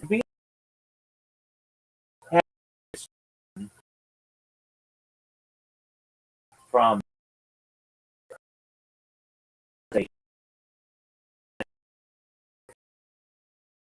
years ago.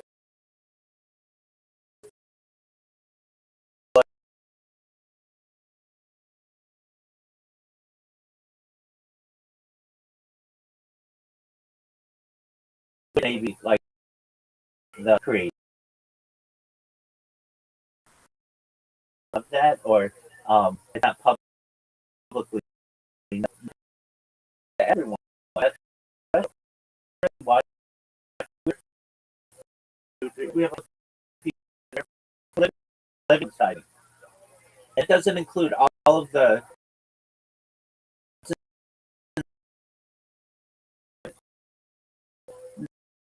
simple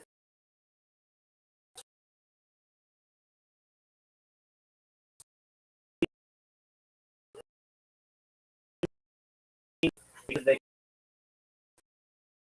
How many if you combine them all, it's certainly dozens, especially on all the different Discords and all the YouTube streams simultaneously, and Rumble and Twitch and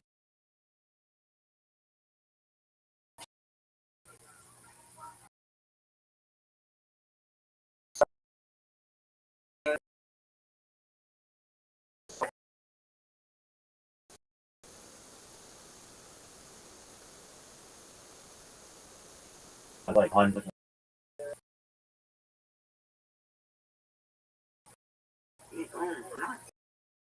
looking at your page and we have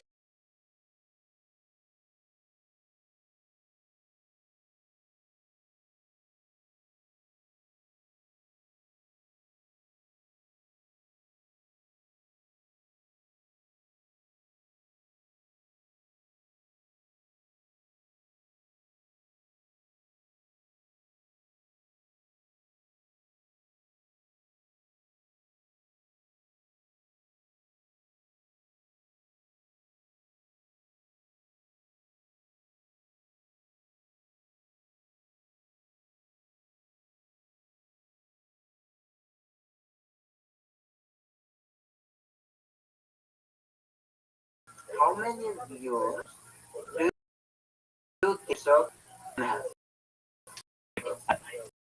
Philosophize that. That's not for me to and it depends on Like what if you include like all the different platforms, probably hundreds and there's things. It's not like some of my podcasts have thousands of views, but it's taken time for them to get thousands of views. It doesn't happen all at once. Somebody who, when I post, it's a huge rush to see. So it depends. And soon. Almost that's good. In world history. yeah, soon. So I will be like that. I will be like Absolutely. You'll be the most famous person perhaps from Czech Republic.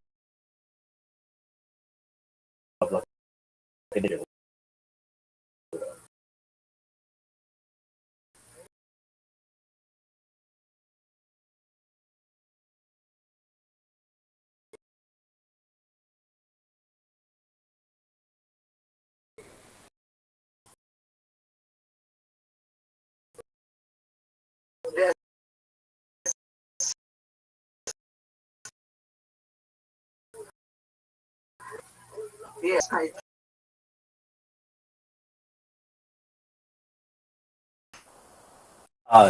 Jimmy Donaldson, aka Mr. Beast. He has his early from like 10 years ago, where nobody watched him, and all he would do is like count to 100,000. He would just go 1, 2, 3, 4, 5, 6, 7, 8, 9, 10. He would make while we're going to 100,000, and that grew, and then it, and then eventually now he's worth like $5 billion. But that was when you're 31 years old. That's cool. You just have to give it time. Now, can I guarantee any of this? No. But even if, God forbid, lightning strikes me down right now, I still have more data on the internet than any person's ever archived, and future generations will be going through the internet like historians, like archaeologists, find just interesting stuff, and then they will find my stream, just like an archaeologist who is, and they'll say, "What friend?" And that friend, friend will tell a friend. But I don't think it's going to take that. See, I people may think like, "Oh, you're just sitting there." No, that's I have 3 robots here that are promoting myself. I've got another robots there promoting myself. So that's 5. 2 robots here. So I've got 7 robots that are at any given time making clips of myself, people in it. And I have 1 robot that's making a blog, taking pictures. Another robot on Kick right now and goes to Kick streams, tags the people there, puts my Discord link in the clip name. So randomly people. I mean, here I'll show it to you. Just 1 moment. That's wild. That's truly wild. It is. Just a moment. That's oh, All right. that's wild. So just a moment. I can see you too. Yeah, I'm on a bunch of streams. All right. So this guy here, it should. This random and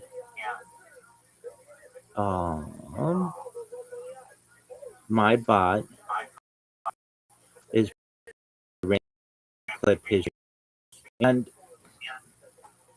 the way this bot works, I'm gonna stop it. Is it? We'll go here. It creates a clip. Put a description of what I do, who I am, what I do, and then what it does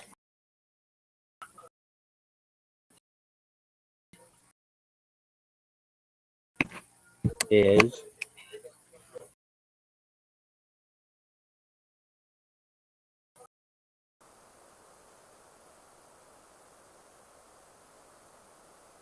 a website that just allows you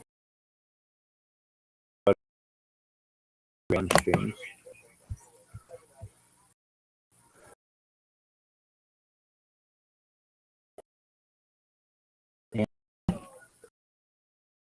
And when I'm done,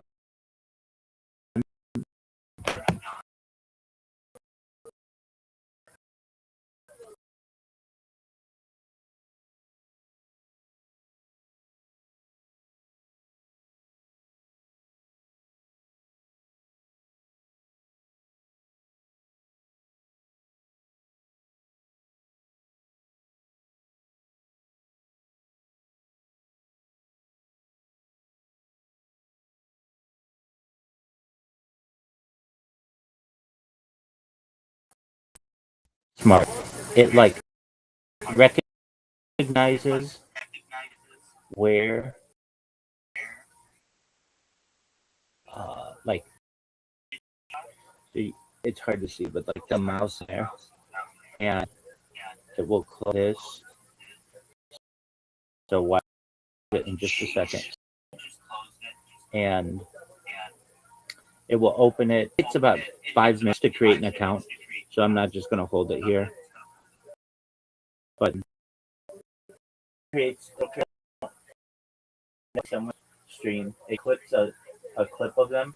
It puts Rabbi Rothschild YouTube and then a link to my Discord, and then it moves on to the next person. And it just does that all day, all night, and it's been doing it for years. It's so powerful that the people at Kick have made it so that you can't type in Rabbi Rothschild in Kick without they did it so that if you type Rabbi Rothschild on Kick, it automatically gets deleted. Like you can say anything in Kick, but you You can't. are like you can be stuck. Well, it's just a matter of time. Um, So like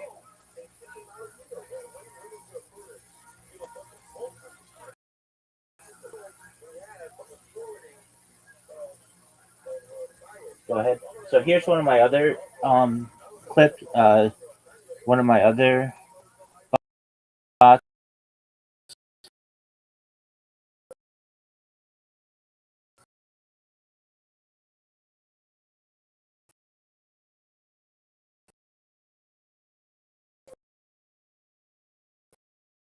This one I have taken like pictures of. Show you does.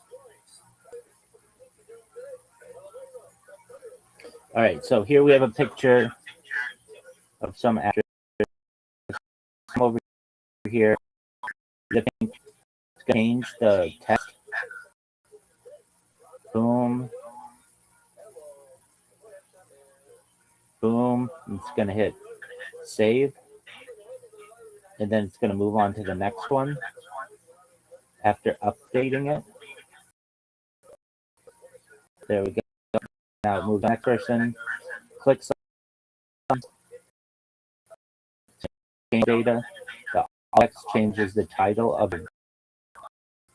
That is all Rothschild stuff.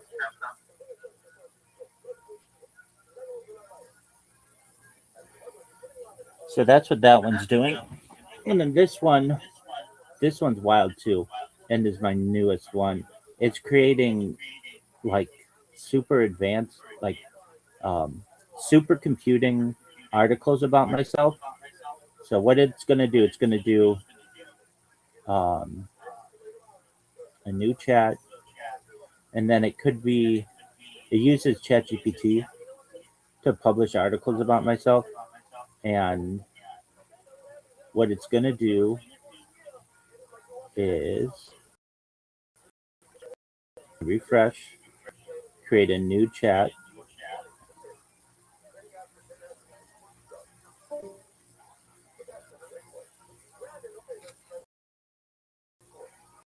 and if you're like, why doesn't it go slow? Wins the race. Calculate something, and then it goes over here, and it's going to create like this. This article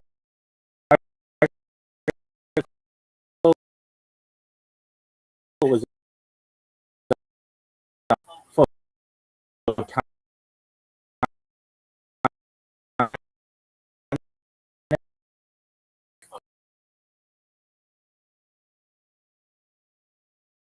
quantum computers.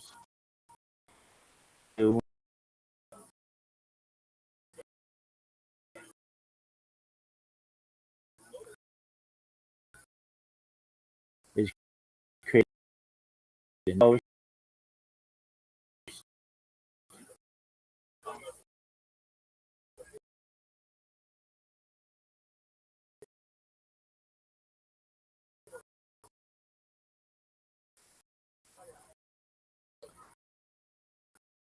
topic,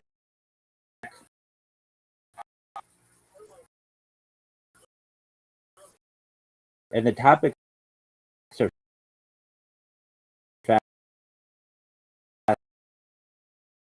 fascinating. They're all like supercomputing.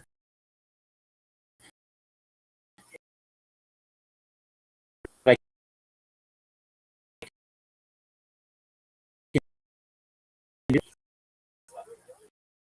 and to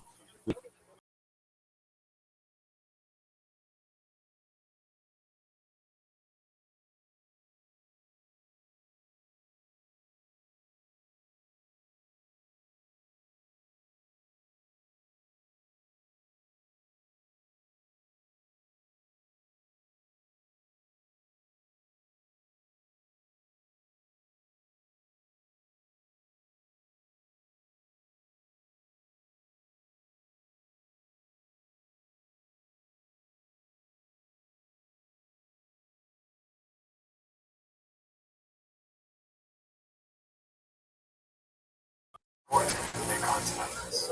Well, hopefully, remember that three twins Caligari's or whatever? That would be right. It's going to be something like that. It's closer to that than George Carlton. You know what I mean? Oh, for sure. Yeah, it's not going to be George Carlton. But I'm assuming it's going to be better than the Caligari sisters.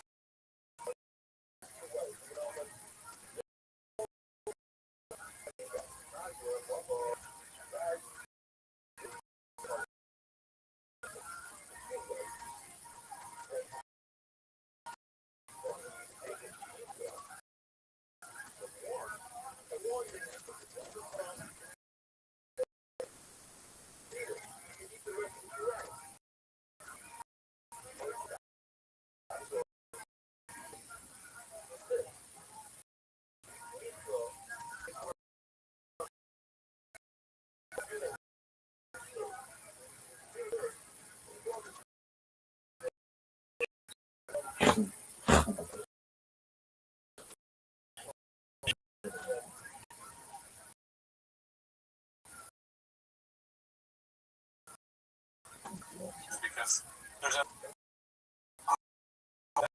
done. It's just a whole troll thing. Maybe that's the idea. She's just troll.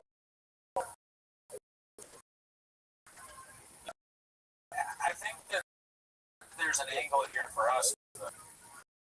I don't think she'll ever talk to us, but if she did, have somebody who heard this, have a perspective on Brendan Schaub.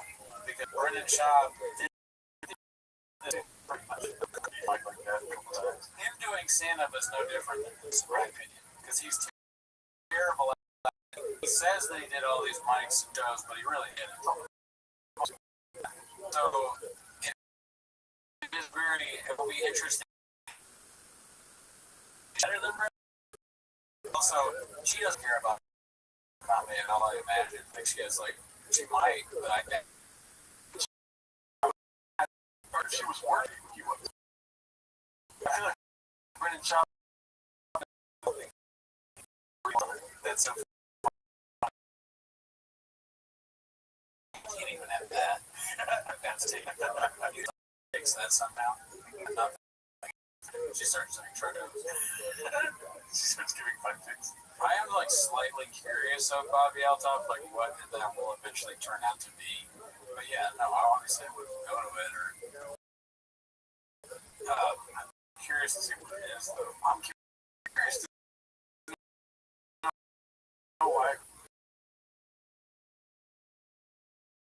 they haven't cracked the code yet. Like,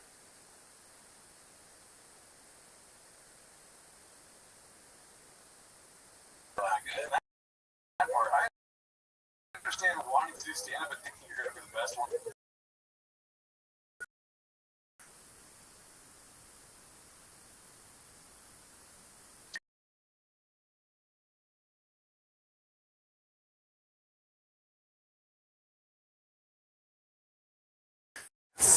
Hail Mary, you know, I had a show, I didn't stand it.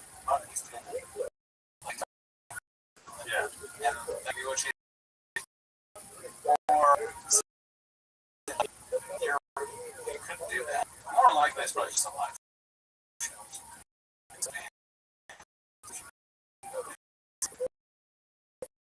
What are the questions? Oh, Brad, you come on stage. You come on stage. Yeah, a couple of horny ass dudes. They're just all horny. It'd be dope if she fucked this dude. She just. Yeah, I was thinking.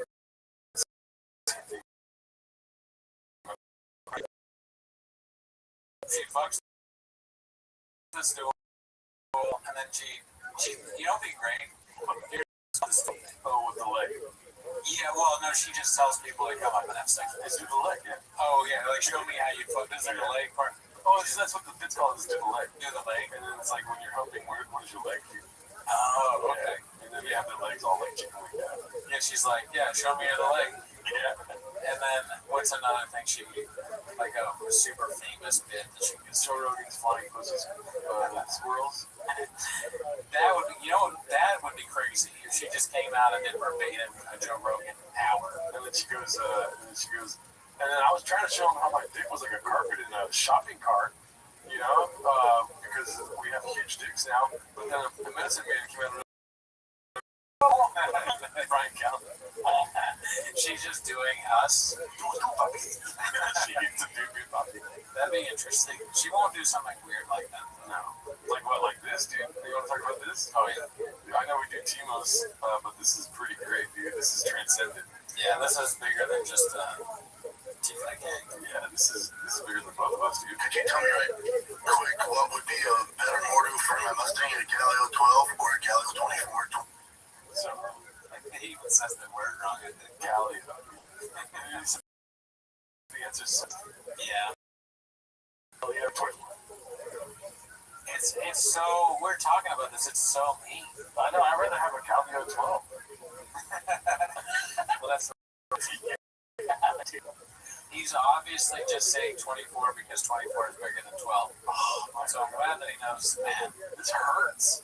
Like when I first saw this, I texted you, I was like, oh man, this is hardcore, dude. Paul C sent it to us on IG, and I saw it first, and then you saw it separately. He sent it to me. It's the funniest, it's probably up there with the funniest thing that has ever been posted on this Reddit. It's so good.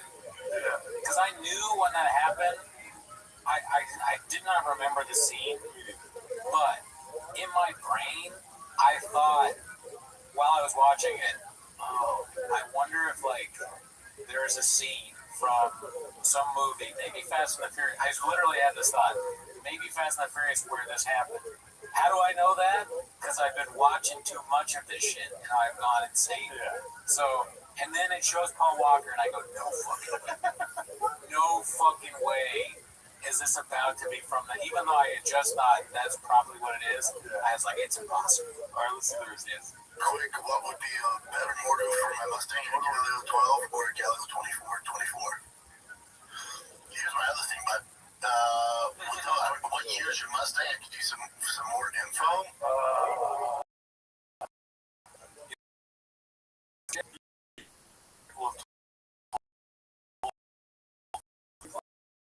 I want to get my truck like real fast. All right, what year's the truck?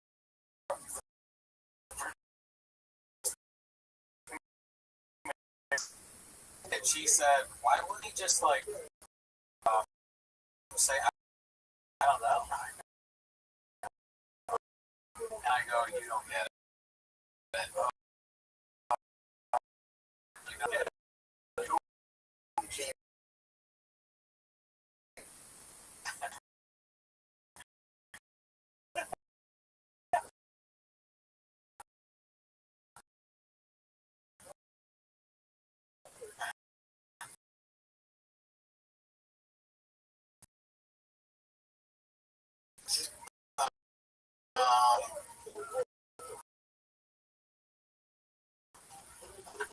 Why the Galileo?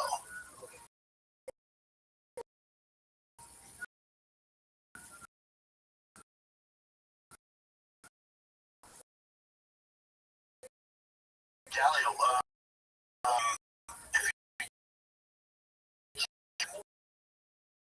Why the Galileo?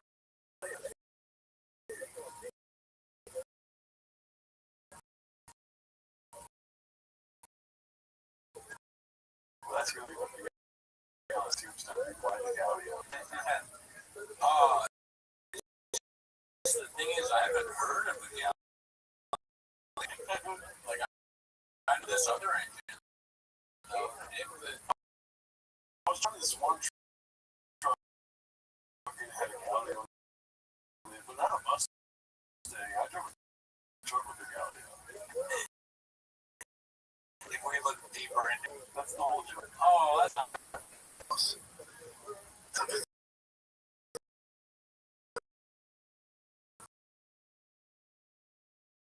Ford has ever made, and there's so many parts for it, and he gets so much power out of the 5.0 below. It's supposed to be street racers. Yeah, is it a Galileo? He doesn't even say it right. Yeah. So done. Can you tell me right quick what orders for my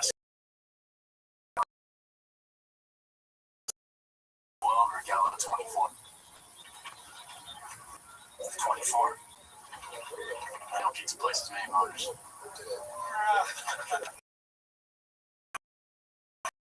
Yeah, it's bad, dude. It's fucking bad, dude. Oh, sell this unit, dude. It gets worse when I try to like stop thinking about it because of how bad it is. It's very embarrassing for him to like say that out loud. Like I was saying to her that I'd have to kill somebody if they did that to me. Yeah, 100%. Because you just know coming back from that. How do you explain that he also got the name wrong? That's also you're gonna tell me that the fucking place that sorry for cussing that he's interning at, whatever mod shop is. Like he's under their wing. Yeah, they didn't see this. They're gonna see this and they're gonna be like, "Go back to the restrooms." I'm like, "Pop the restroom, dude." And I mean, everyone's waiting with bated breath when he says he has to respond. That's right. I don't think so. You don't think so? I think he might not respond. It's possible. It's possible that he doesn't say anything about it. It's so embarrassing.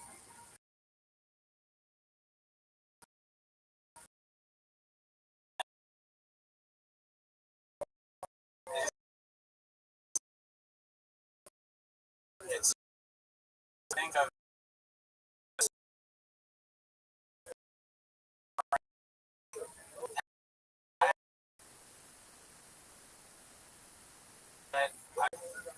when you're reading, you're like, no. Oh, you're in too deep after the scene. You're like, oh my god, you feel like you're roller coaster. Oh shit, today's reading it. Oh man, it's just. No, I thought we would have more to say about it. How good did it do? It's tough. Because hope this goes viral, so I guess acknowledge it. Honestly, probably had most queers they would line. Oh, it's Bill. Chin. Yeah, why did Chin that? Chin doesn't know. Chin's not here saying he's a fucking truck. That's true. He's driving a cyber truck. No, electric. It is. I hope it does. The days I'm like.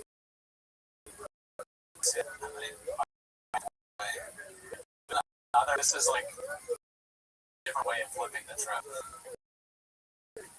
Who knows? Have you heard other people talk about this? Because I really, I've been spoken to anybody. I'm just like, don't worry, you don't know about this. It's just, nobody needs to know about this guy.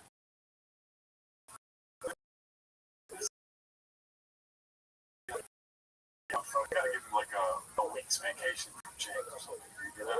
There's gonna be other things like what else can be done, or how else can it be tricked.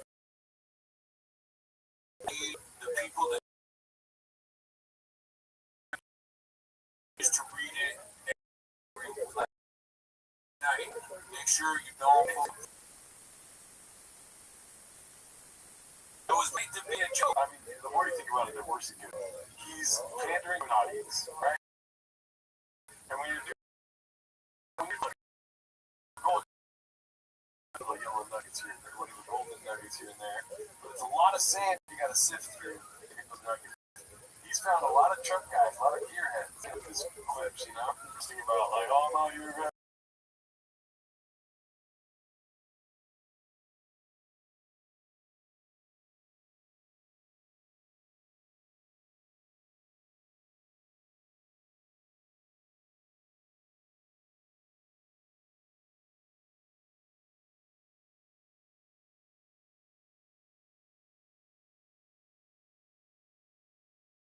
Who knows how many of those guys there are? Gearheads got wild fans are gonna watch. This would be like, I don't know, Guy Fieri not knowing what mustard. Yeah. He's like next to a hot dog. There's ketchup. That's a red bottle. And there's a yellow bottle. And he goes, "What's that?" Pointing at the yellow bottle of mustard. And he's like, "Whoa, this is the fucking shit." Dude, yeah. Here's another mustard. Oh, what do you call the thing that you put on a dog? It's like, I don't know. This part of gin, what do you just know what relish is?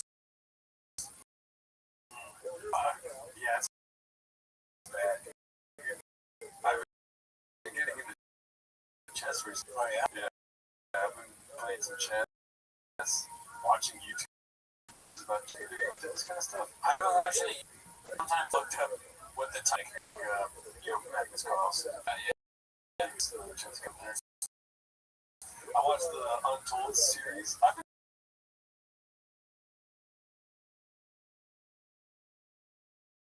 And and I feel like I can see the board differently, whatever. But that Untold series, it's like sports stories. You know about this? It's like they do like the Pistons brawl with the Pacers back then. Oh yeah. They do Lamar Odom's near-death experience. Yes, yeah. And so the most recent one was Chess Mates, which is Magnus Carlsen, Hans Niemann, the whole scandal they had where everyone were wearing anal beads. Anal beads to cheat in chess? You didn't really do that. They accused him of it. Online, it became this thing. Like a comment online turned into like some theory that happened. Magnus Carlsen is number one in chess. Niemann is coming up through chess.com. Second time he beat Magnus Carlsen. Magnus Carlsen left the tournament and tweet out that made it seem as if turns out he was cheating a lot at chess.com days. And then online with the chat for like live streams and stuff in the chess community. Yeah, somebody commented like he could have used anal beads. And then everyone was like, yeah, anal beads. And then it became this thing where in interviews like with Chris Morgan and stuff, they're asking Hans Niemann if he likes to help you know. Just like that kind of question. He didn't answer yesterday. He said no right away. Or else your destiny. Well, how do anal beads help you? Well, like so if it buzzes once, it's like A, and then buzzes 4 times, you're like 4. So like A4, you can do like some sort of move to A4. So like computers will be humans. You guys got so good where you can't win a game of chess versus a computer. Right. So if he never Magnus does. So Magnus Carlsen's like there's no way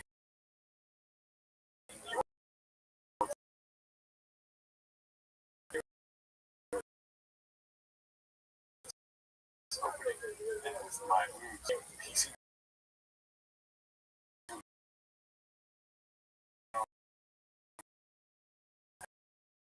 every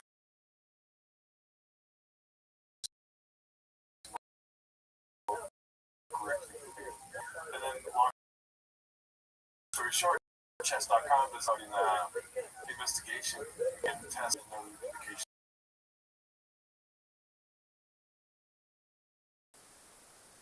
It's like there's like a computer in them or something, or it's like connected. Like when it moved, he would know when to move.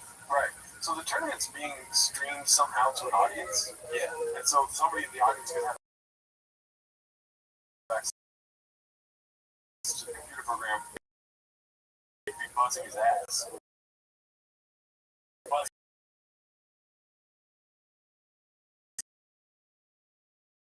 his ass. Yeah. I think we actually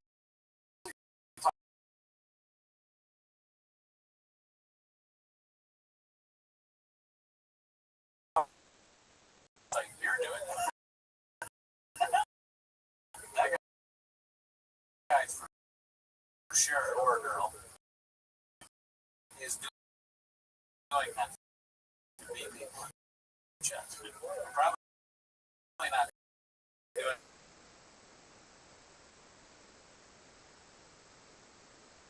else. Like, on to like winning. I don't like it that much. Blue collar. No, what's it like when you're blue and there's stuff. It started with that Hulu guy. What do you like? I said blue collar. Oh yeah, wait, blue. Shut up, dude. Shut up. That's good. I mean, you love y'all, it's fine. But so the Hulu documentary where the Fire Fest, and the guy's like, and I would literally blow up or whatever. I never really found that funny. Yeah. But that blew up, and now it's a race for what old man can say the most disgusting thing possible in documentaries.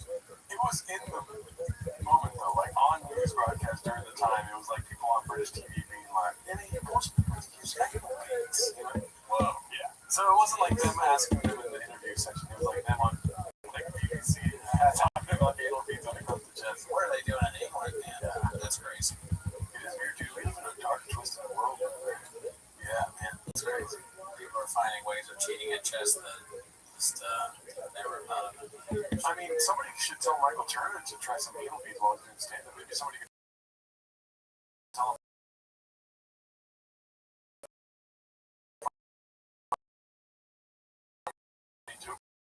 While he's on stage through his ass. You know? Yeah, he doesn't forget what you. And then you can't. Anything's not doing it. And then he's always going to be in your ass. Yeah. And be careful about that kind of thing. Some things you don't want to know. And then he's like, guys, I'm not putting on the beats tonight. And he goes out and he bombs. And he's like, that's a dark moment backstage. The second show's coming up. He's like, give me the beats. He only makes it one joke. The tough too with that is like, it wasn't just that he did bad. It's one thing to do bad. It's another thing to have the setup where you're like, they set you up making you think you're great, and then to bomb on a joke where you're talking about missing George W. Bush. Oof. It's rough. Right? It's a rough thing. But I'm here for the bounce back.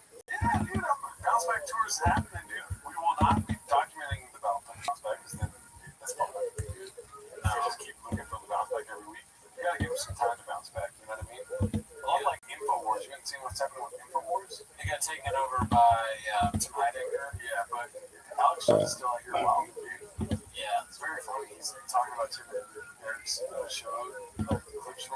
I heard about that because of yeah, it sounds insane.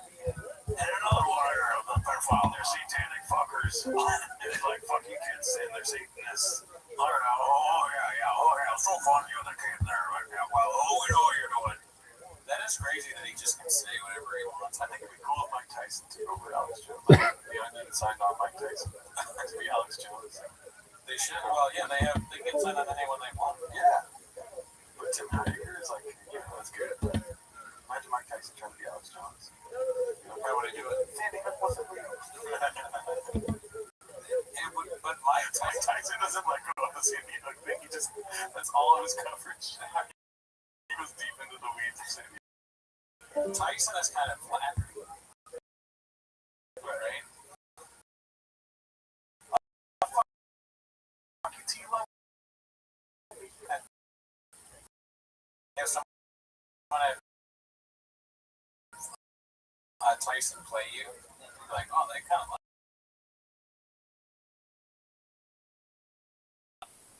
That's what's true, yeah.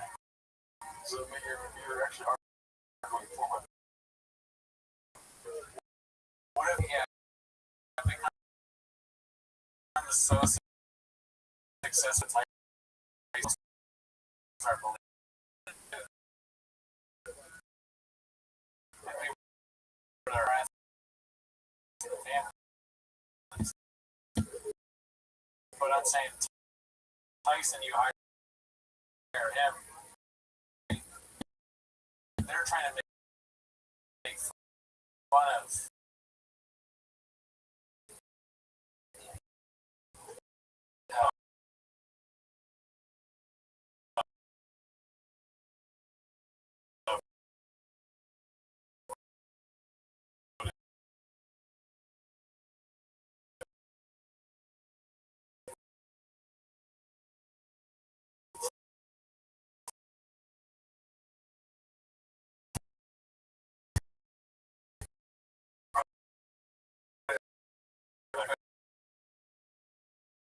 backfires, and it's like we actually.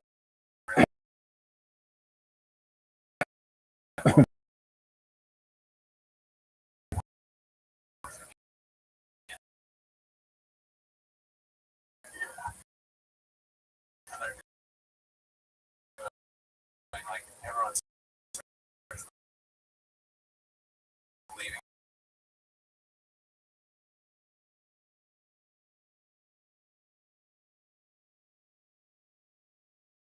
So whatever the biggest soccer means, we'd always say that to each other.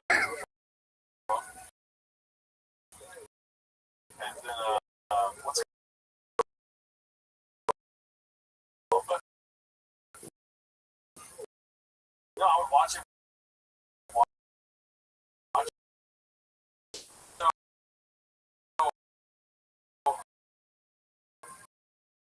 I'm curious because I've never really talked about anybody that like fully watched and also believed all of it.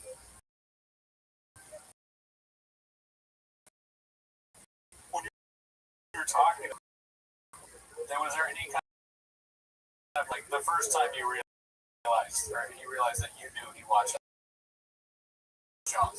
Was there anything where he's like, the second you asked him, and I wouldn't be disrespectful, I would just be like, it was me just thinking of me as music. And I always think about that now whenever I think about Jones. I'm like, damn, he's took a lot of souls. My mom came back from Scotland, and I talked to her on the phone. And the phone call was cut short. You know, we were on the phone for like 30 minutes. She goes, all right, I got to catch up with my podcasters. And I was like, Mom, what? She goes, yeah, Candace is on this. That's what she said. My mom said, Candace is onto it, or something like that. We still haven't found out who killed Charlie. I was like, are you serious? She's like, yeah, we're figuring it out. I'm like, stop saying we. She kept saying we. I was like, Mom, you're not doing anything. What are you talking about, we? You went to Scotland. You didn't go to France, you know what I mean? She was doing reconnaissance work for Candace in Scotland. Yeah. She's like, that fucking bitch Erica Kirk did it. And you saw Drewski. Drewski's funny. She likes Drewski now because of the Erica Kirk thing. Nice. This is hilarious, dude. I'm like, wow, I gotta report this back. That's so Bahamut. That's awesome that your mom's like one of the characters that's like what they're too lazy is talking about. Too lazy to try some like, yeah, there's people out there like believe everything fucking Ocean says or everything Kent says. Anyone this recently. What's it called? My mom, I told you this before, like, she doesn't, so I think she's fucking with me, but I don't want them to be confused, sure, but they'll be, like, full bore, like, real upset about something that, Candace said, like, yeah, implicating, like, pretty sure what the fuck she's talking about, you know, and my mom will be like, you know, it's, like, not real, she'll turn on them at the last second, and then, like, mom does it on, like, a special. That's kind of, yeah, that, I feel like that's, I can relate to that. I'm kind of like that in the chat. But now when she says we were trying to figure out, that I caught her on. I was like, that's not a joke. You literally just said we are trying to. I do say things like that to mess with my friend back home. Okay. I'll play whatever I can to sort of mess with them. I'll say, well, yeah, me and him are trying to get you know who I like it, and I like just. I'll say something like that, but I'm not actually. They know I'm not being serious. And then they're like, I'm serious. But so if Rose is doing that, it's kind of similar. You know what's funny?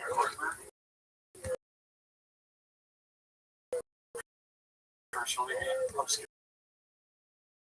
You know what's funny about the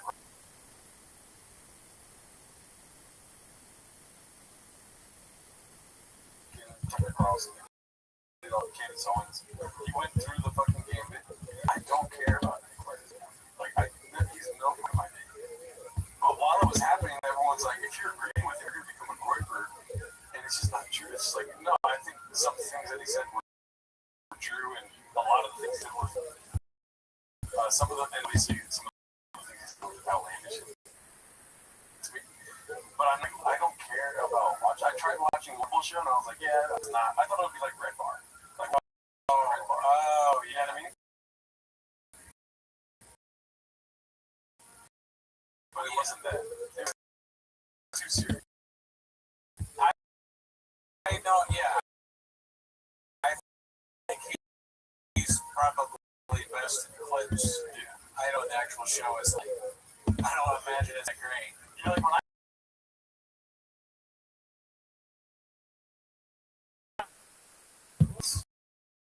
that are easily, yeah, we're set in our ways. True. Thankfully, I got a shopping mall. And yeah, we're on the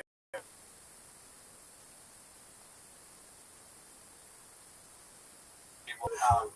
But yeah, I think I don't buy into the people thing too. There was this guy who was telling me about he was an older guy and he was like, my friend's family, they're really worried about their son because he's really into this painting. Oh fuck! And I held my tongue because in my mind I'm like, how do they even know that? The kid is probably not serious. As they're talking and watching, and I'm thinking to myself, they wanted to, and then they told him that. That's fucked up. He's gonna like it more. Yeah, or it's almost as if you want to create one of these. You don't do that. You just if you really that, just hang out with your kid more. Yeah. Show them.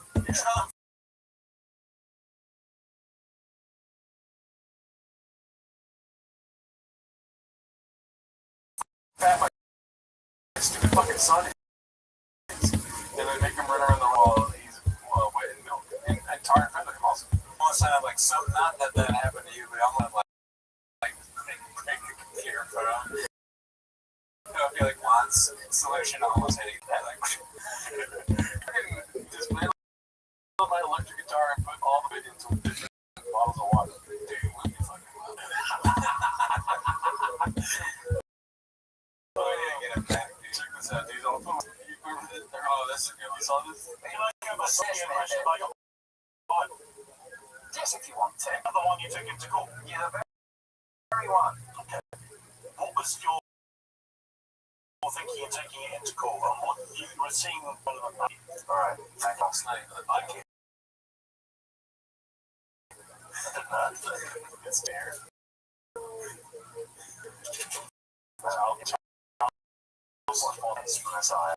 This is too much like me and you, the puppy, Russell. Like, you're like, told me the thing, and I go, yes, yes. And I'm just, you look over, I'm asleep. So it's just chill, man. Don't you just converse after like 3 seconds? After 3 seconds, I go like John 3:16. Not if you're Russell Brand. He always tells the truth. Yeah, he's a truth. What was it called? It never lies. That buzz is so loud. I don't know why that's a nail gallery, but like you just said, it's a highest. This is from Isaiah. This is from Isaiah. Something like you're all about sex with.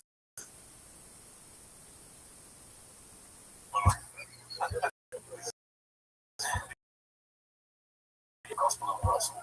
It's so funny to see somebody like, shit.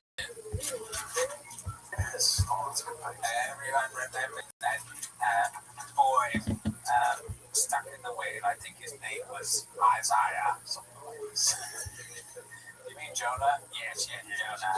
Jonah was friends with Isaiah. He was inside of the tiger. Oh, wait. Killer shark. Killer shark. It says here, okay, hold on a minute.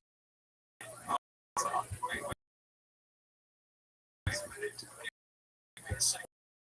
It's in Isaiah. Someone. The book is called Babylon. No, not Babylon. No, it's what's his name? Okay, so it's around the year zero. What's his name? What's his name?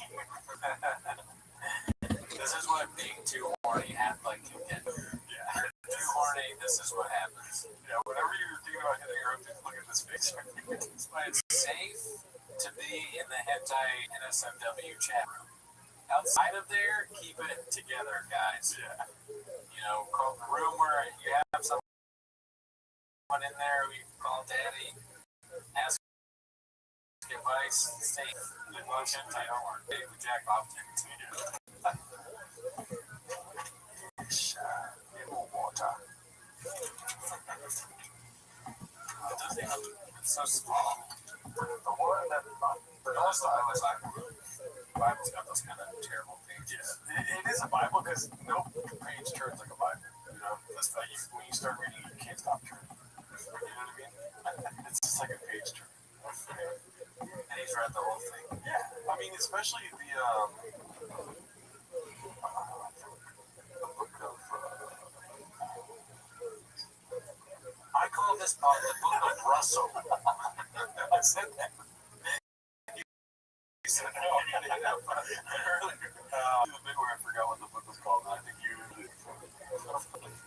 He says he calls it the book of Russell to like make up for what you said. No, yeah, you're right. Yeah, it's not in the Bible necessarily. It's something I thought of yesterday.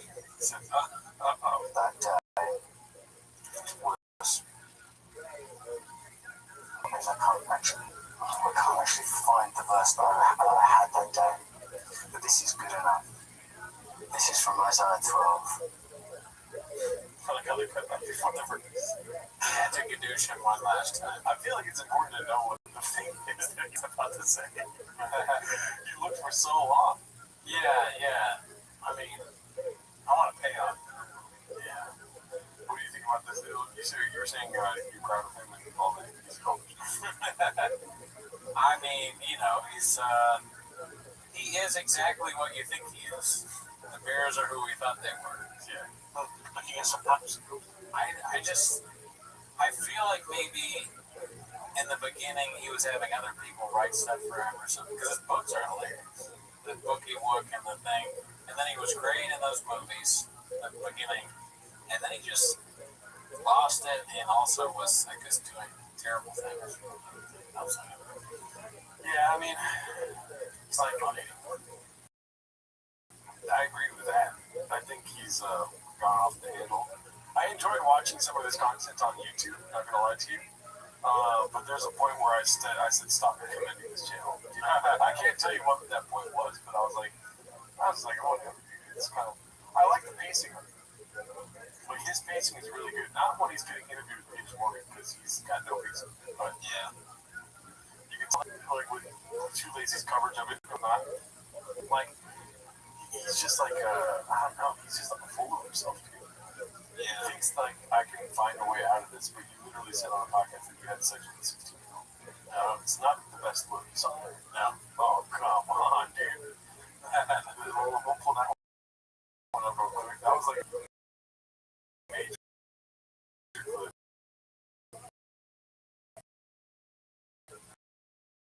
I just don't understand how you can go from being like the funny British guy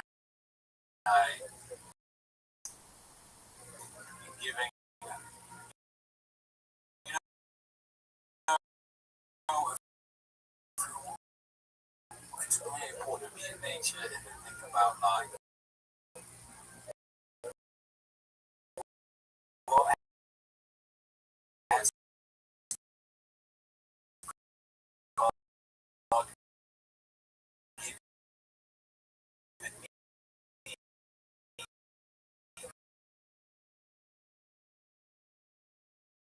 I was a Buddhist now.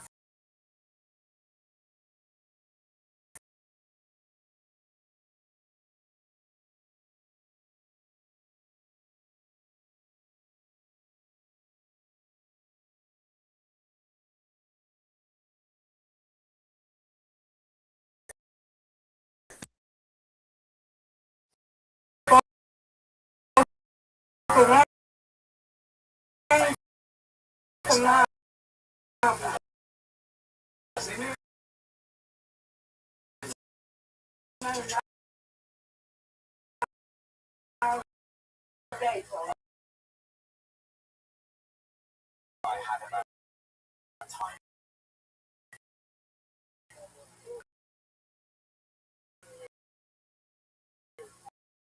I think Rabbi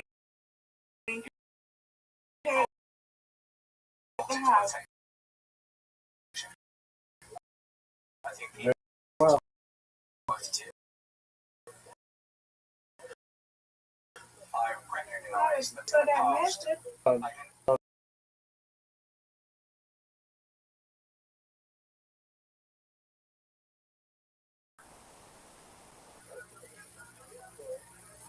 Bạn ơi, lại mất kẹt. Biết rồi đấy.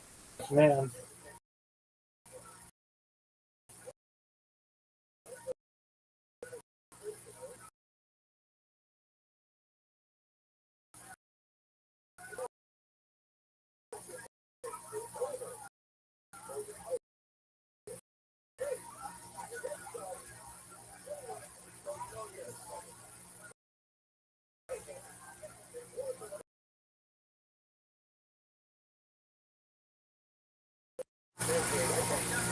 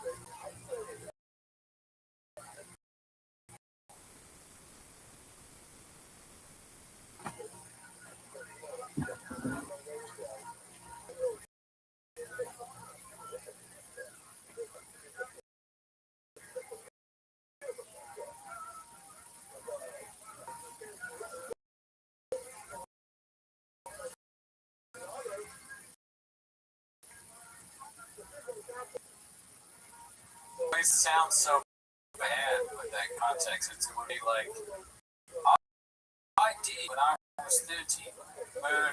But at the time, it just sounds bad. I was about the creation of a poison that killed many toddlers.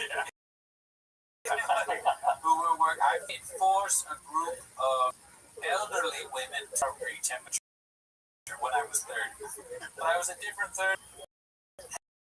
And honestly, I was abandoned my boy. But, all the talk was happening about, I don't know why I'm acting so bad today. The talk is happening about 16-year-old. I was not talking about this morning. Exact same thing. Having sex with us. Not talked about a lot. Jesus. Like, that's right. Fucking, I'm trying to spread the message of love. Right? Not stop talking about with a 16-year-old. When I was 30 years old, which is why I was different. Maybe they'll tell me that I'm 16.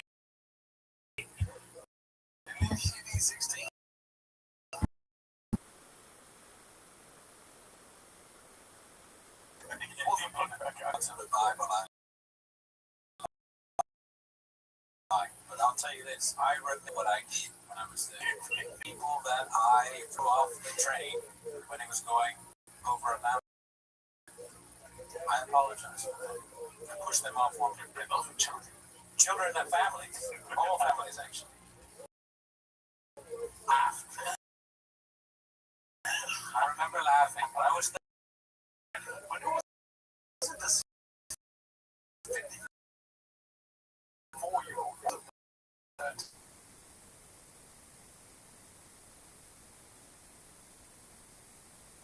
they felt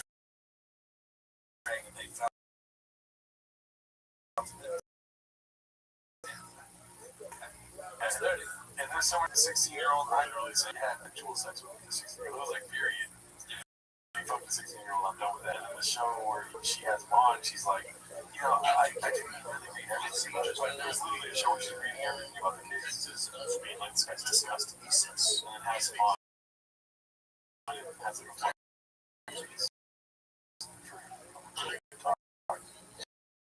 yeah, he's going on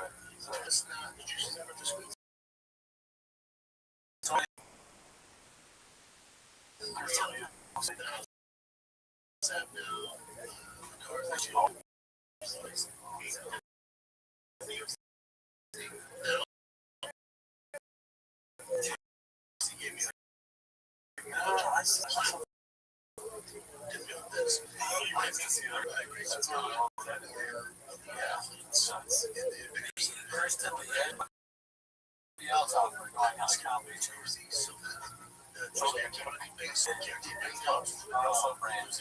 Where are you going to see tonight? Oh, Laura Night Show. Russell Brand, Kristen Lee, and Bobby Alton. Brian Callen. It's funny though, if like that, like was the show. That's what we're realizing. I don't have to travel through. Turn band, yeah. We're sticking a turn pages in there.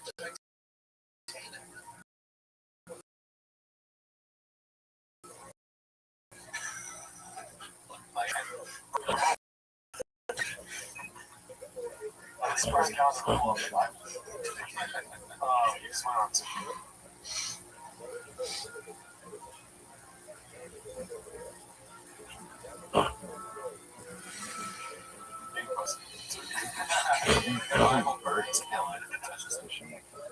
Oh my god, this guy left 3 more messages.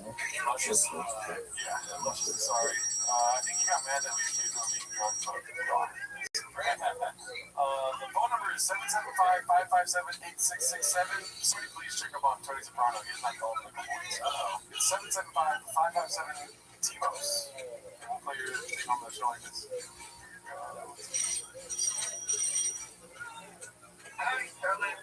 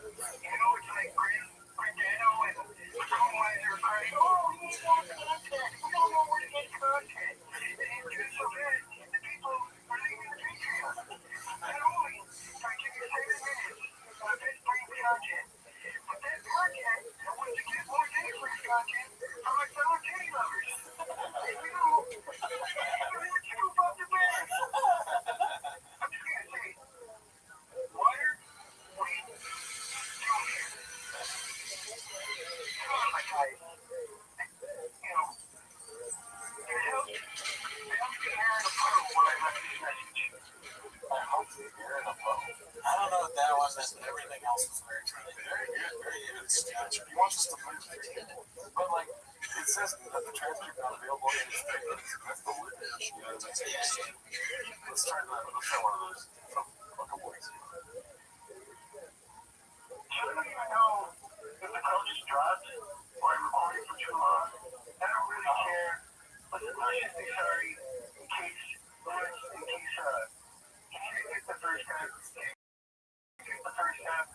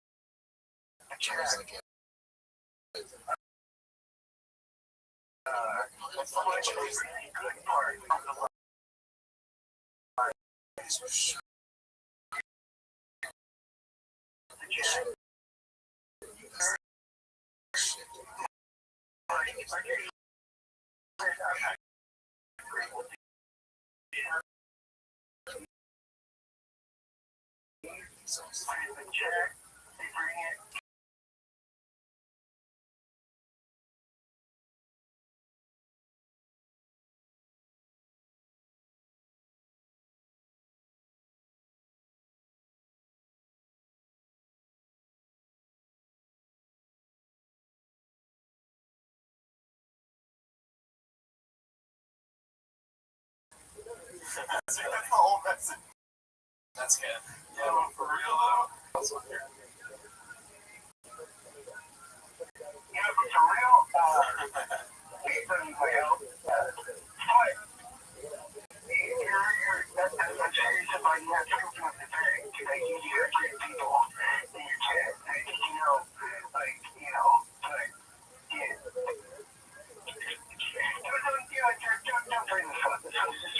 oh, okay, gotcha. Sorry. Don't play this one. And usually when I say don't play it, we don't edit it out, but we love you, dude. You're awesome. It's great stuff. Love good advice there. I liked it. Funny. But yeah, join our Patreon. I recently did the Sandbaggers. I did record a fourth Sandbaggers, but I don't think I'll put that one out because we talked too much about stuff. Oh, wow. Tiggy. Great guy. We did a T-Fat K-style Q&A. Yeah. And a lot of people sent in questions from where they're from, and they were mentioning the hentai chat.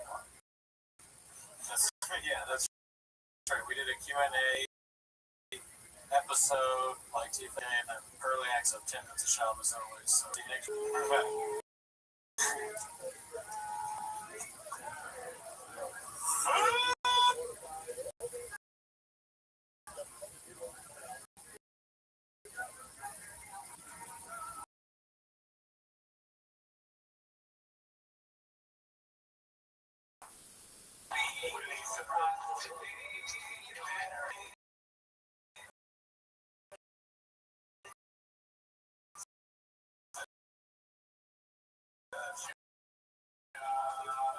Welcome back to Tim and the Shop. As always, trying to make traffic in the Reddit. We get early access, but that is not where. No, it's not much. It's a shop. So start the timer for the chip. But you just showed your whole phone. Aw, yeah, come on, goddammit.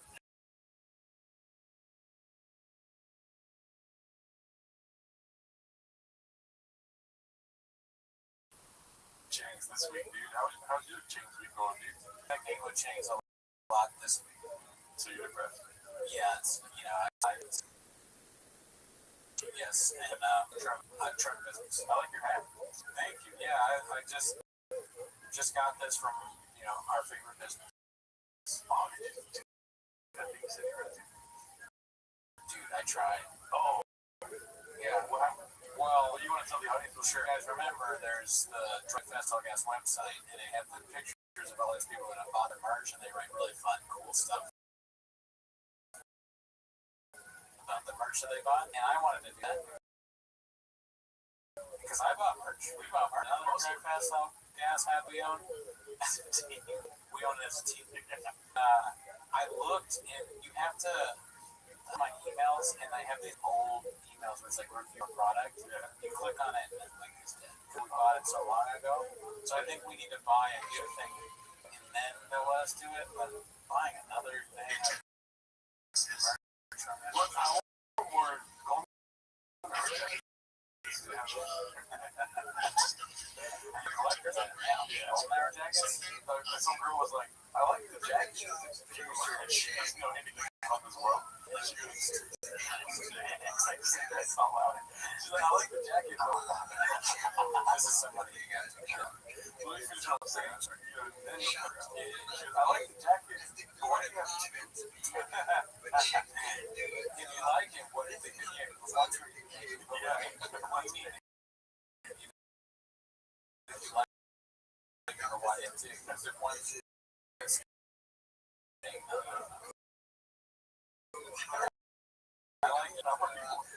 Alright, let's go. See your secretary. The company posted this one. Tiny. Yeah. It's weird. Is it a question right now?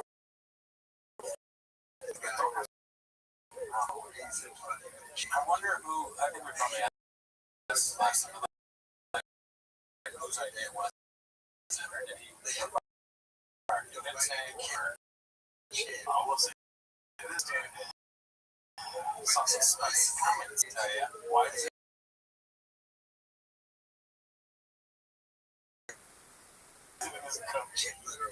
That is so. It helps him sleep. Why does it fit him so well? Why are his muscles like crooked? That's not awful. Why do you find they order it on Amazon?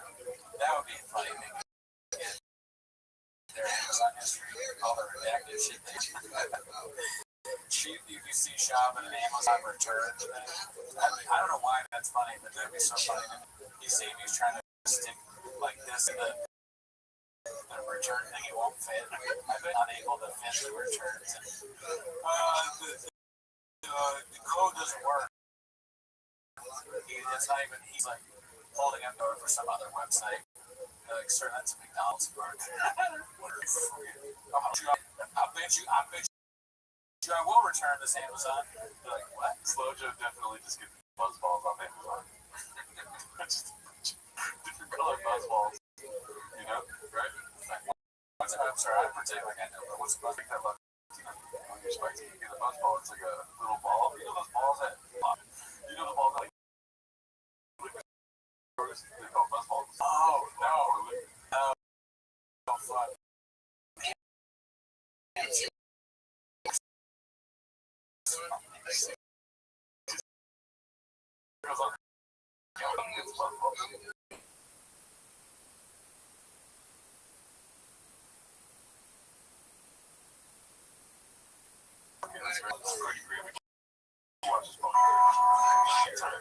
We need the music. I don't want this to be just looking for an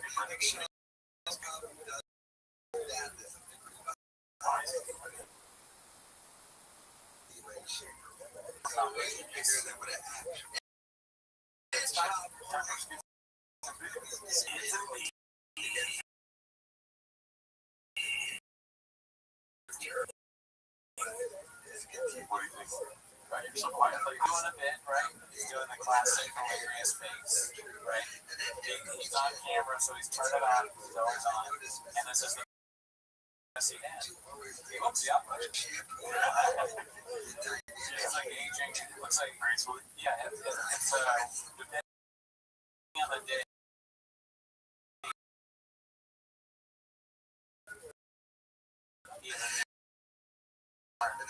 This guy here, he's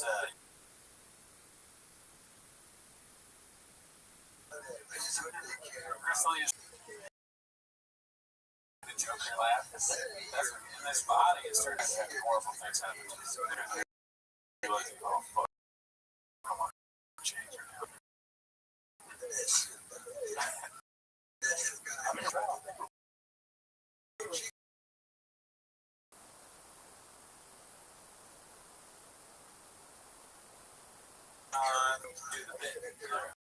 The bit of dressing up like a cowboy, whatever it is. Brennan's like, I'm not putting that on.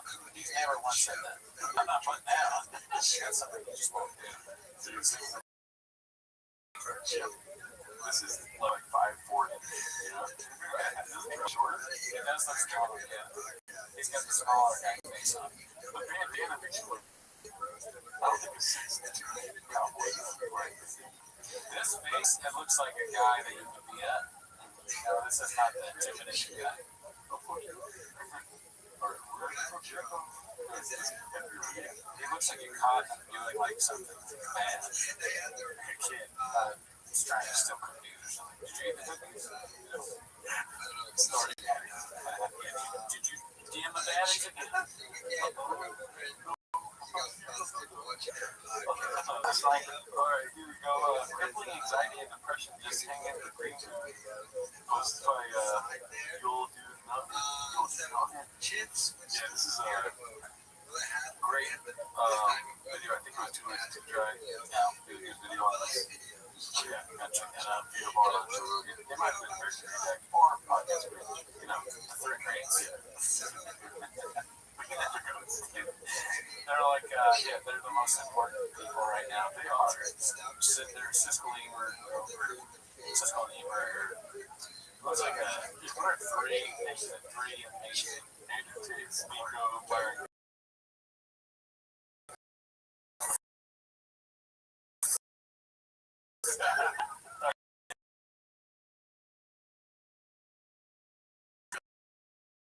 Last night the graveyard was shaking. Everyone's going to turn up. It was exciting. Oh man, I get you up there. It wasn't so marbles. You think I am? Come hang out with us. Just chill here. Just chill at the mothership tonight. I don't want that.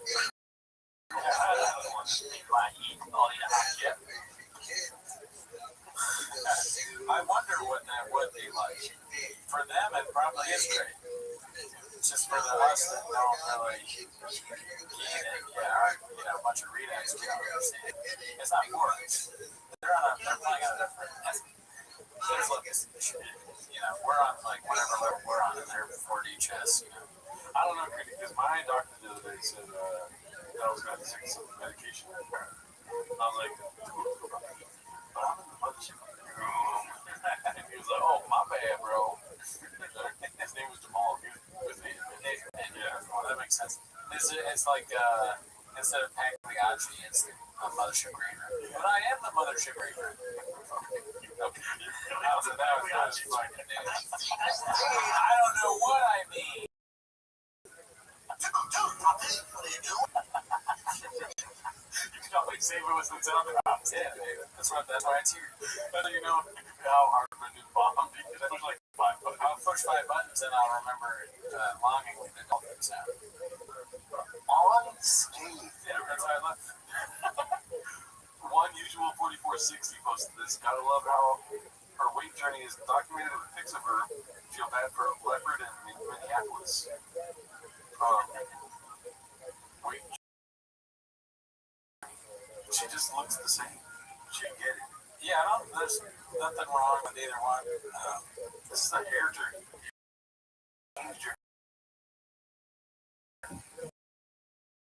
Yeah. The same person. Virtually identical. Is she big?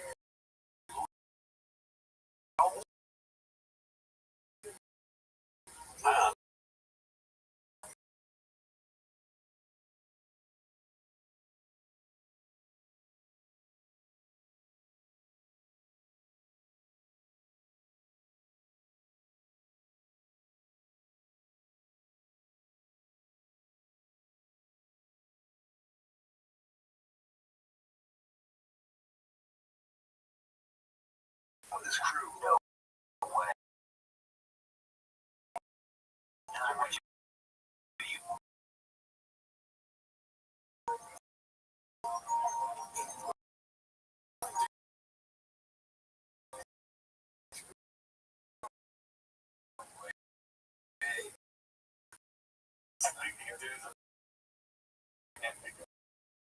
Both are so funny. But it's like,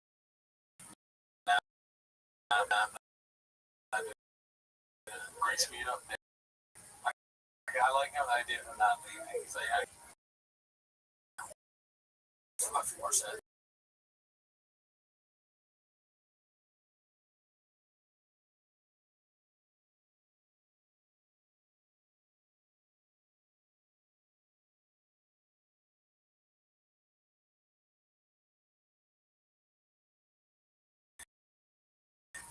Actually, toupees are awesome.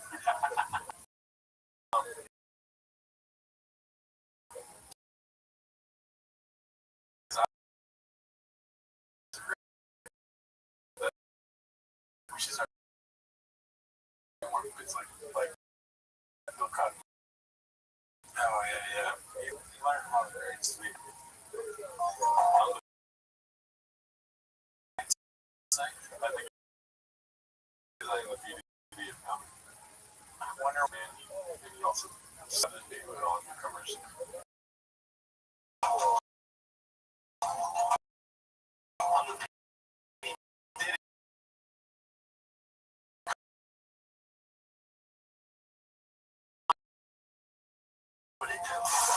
Sense.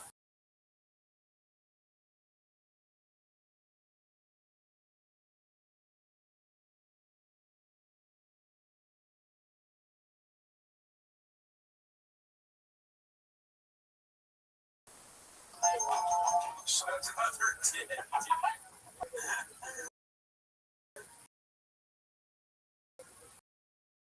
Oh man. Dude, why does it do this to himself? Just always says about JX and J in there. In reality, J is easy. You know, we always talk about like Brandon.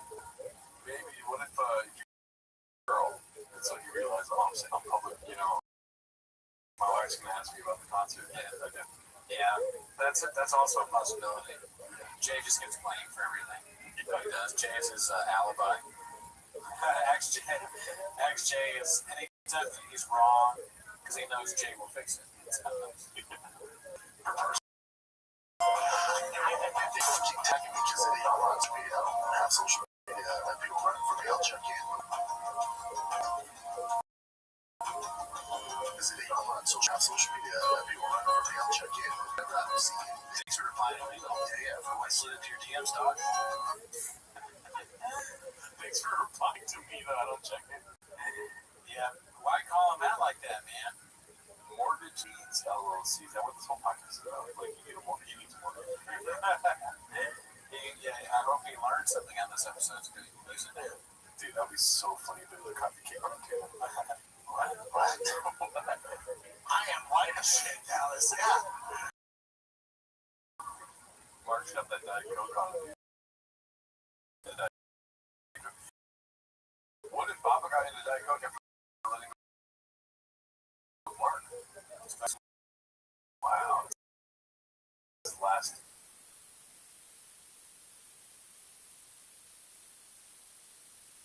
After me. Well, I'm not sure if that's in my whole thing with your XJs and military. Sort of social media that tells military people. I guess. Yeah, that's real supportive. This is your face every day. What? Brian said he fell, and then he was filming the Hangover shot there. He was in a bar, and it's like hands, and he's like, yeah, Jesus, man. He's like, they're on the road making out, getting drunk. And then you go in the back room, making out.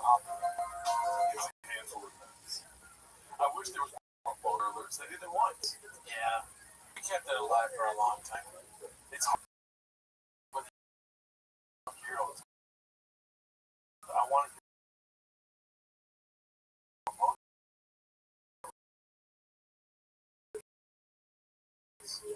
yeah, but it's so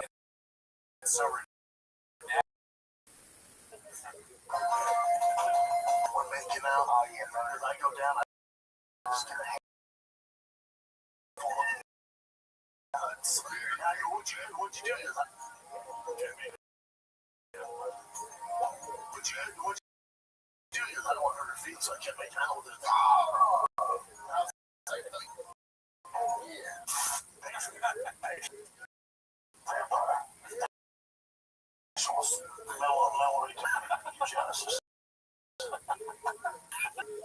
Retard. I like that. Yeah. They should do that with chain ships like Kaufman, Chris Lives, yeah. Do you want to talk about what Mark was texting us the other day? Oh, sure, yeah. Yeah, Mark was texting us that Slow Joe's alleged brother what was going on. Yeah, out of nowhere, apparently, alleged. Yeah. Slow Joe's brother was like texting Mark saying that he sucks and he's like a loser and like shit stuff ass. Yeah. But Mark had in quintessential Mark form. There were 5 responses to one, and just douching the guy. But the annoying, it's a annoying commenter had in text form. Yeah. Like, really out here doing that? That looks good. Not like smiling, laughing face. A lot of smiling, laughing faces. Yeah. And then when you think of a sarcastic comment, crying faces. Yeah. Wow, real unbothered, smiley face, laughy face. He said, this is allegedly Slow Joe's brother speaking. Funny how this whole interaction just proves how emotionally unintelligent you really are, laughy face. I was never stressed. M dash might be.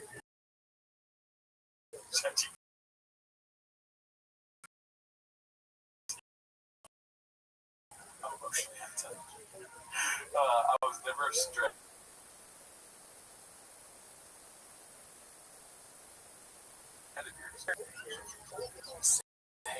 Your first response was that's a lot of violence in the DNA of the chat or whatever.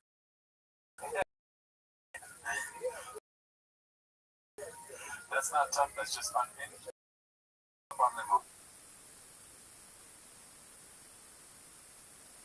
Publicly, they're emotionally unintelligent on text, like another guy. What? And he says, let's be real. If I was in front of you, you wouldn't do a damn thing. I don't think you want to test that.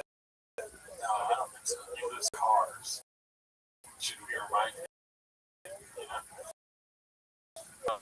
What's really funny is I reached out once and you're still going. That says way more about you about me. Budget podcast, by the way, major. Yeah. Now you get problems. Yeah, dude, you get problems. I hope you're not in Los Angeles. Yeah, because I'll fuck you up. I'll twist your neck off. Yeah, we get trust shop. It's a low budget thing. I get all that. Okay. This is not social media. This is real. Okay. If you come into a room, I'm leaving. I don't know if you're leaving. Okay, I'm leaving that room. I'm going to be fine. Right? See, Glenn, stay with me. I will fuck. What are you going to do? What are you going to do, Gabe? Yeah, ask your friends how it went for them. Yeah, ask fucking Chop how it went for him. Alright? Ask Brian Callen how it's going. Like, you know, that's going on. Like, I regret my reaching out. Yeah. It's a very weird move to reach out to the husband. Like, yeah. I'm sure you're unbothered by it. You're very bothered by it.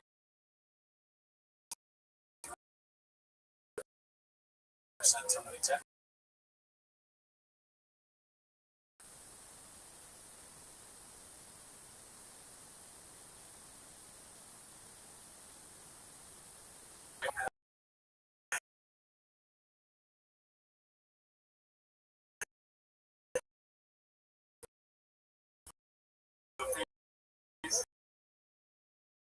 When you were defaulting on all your assets,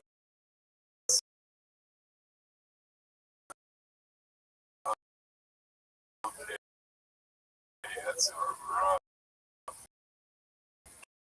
transition there. Post my big battle 9416. We don't. He wants anything air one. Not a lot of cooking going on in the shop. Yeah. A lot of you now. Okay, here we go. Wake up. Be more bigger content from the shops. Just dropped big battle on 9416. Him and a leotard, but we need to see it all solid. Yeah.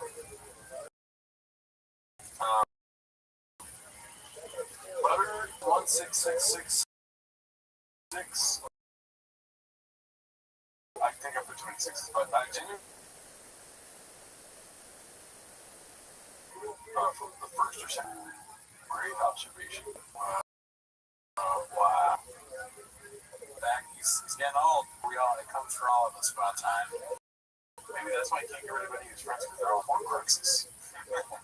Joe Rogan kills Harry Potter. Tries to fucking kill him. Yeah, if he's Voldemort, who's Harry Potter? Okay. Tony Hinchcliffe is the Drake from Malcolm.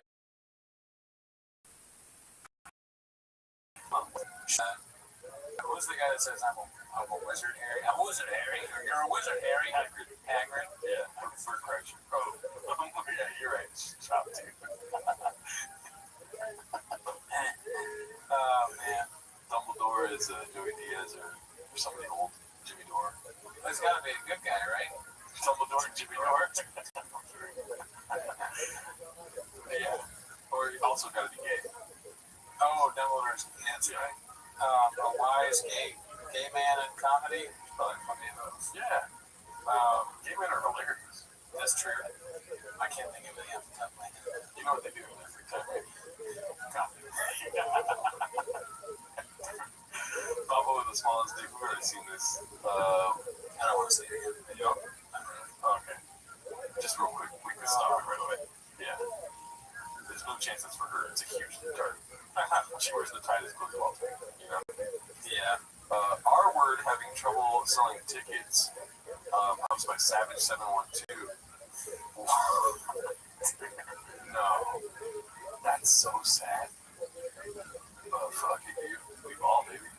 Yeah, I mean, it's just like North Shop went to that Oklahoma or Arkansas club, you know? Yeah, they got a fucking movement saying, you're not big, you're not wrong. You're not a draw. No, you're right. Okay.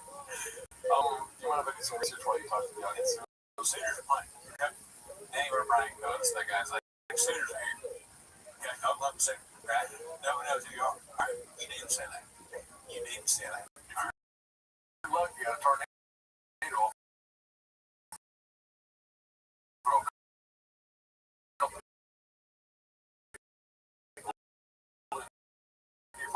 This year's fabulous. Okay. This big list. All right. We got a show. Off it's like the downtown. A lot of people just come here because they want to go to a Shake Shack. All right. You're not Shake Shack. Okay, so I'm looking up the tickets here. But this is for the again. Oh, Irvine Improv's probably gonna have like a bigger accident. Where'd she go? Yeah. Friday or Saturday, dude. I got a show Saturday, but especially man, what's so special about it? Is this the one that's free? Let's see. It costs money to go get Chicago. And see, $30 seems like a lot to see Brian Callen. That is too much. Yeah, $10. Yeah. Is it just him headlining? That's the show? Yeah. That's horrible. Oh, we got a fire opener like that one guy. That white guy that works a lot. Oh, yeah. Brian Callen from Hollywood. Okay, yeah. Who's buying that to have him go out and be like, I'm like, I don't know, I'm lifting and I'm gold and like I'm hot.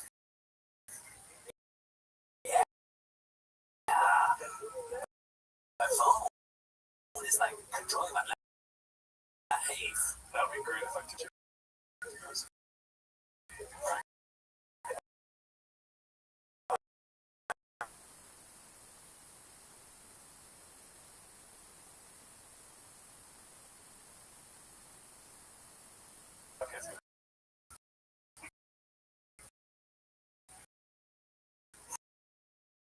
I would definitely wear like glasses.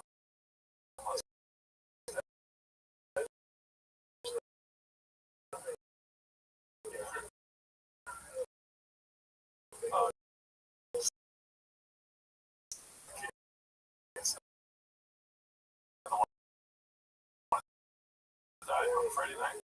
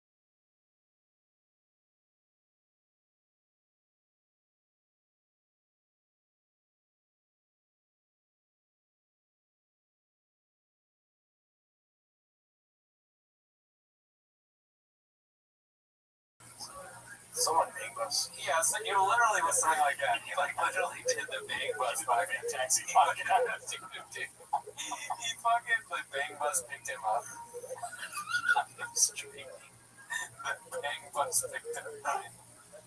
Brian Callen did do a podcast, and he thought he was gonna get fucked. And he was so happy they didn't fuck him, they just did a podcast. But dude, after you do that, bits aside, I really like that's as embarrassing as it gets almost. So him falling for a prank that Amy Poehler is somebody new, just a mean prank. Yes, it would have been embarrassing had he not done the bang bus already. If he didn't have a big Rose credit, if he didn't have a Mike and Brazil credit, dude, then he would be embarrassed. But this is nothing to him. He let another man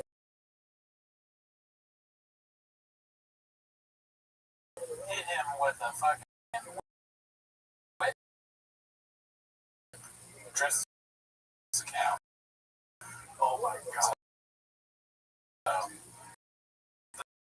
This is nothing.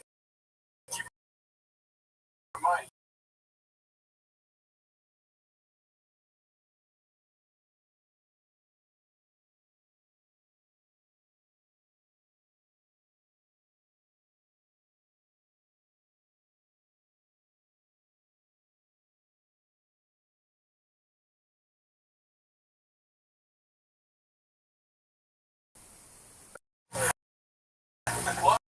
Welcome back to the Big Brother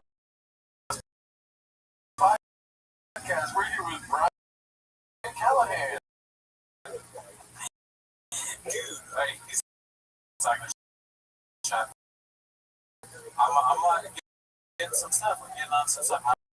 I'm on this very single guy with them. And, yeah, it's been rough. I wouldn't even want to. They're like, Brian, he's like, you ever been to a guy with days?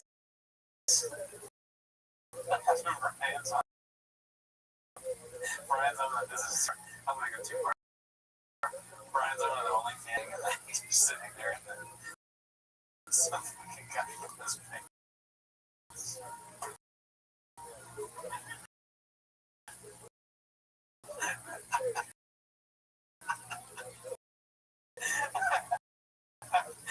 How far out inside a break? You guys can do it. All right, let's chat.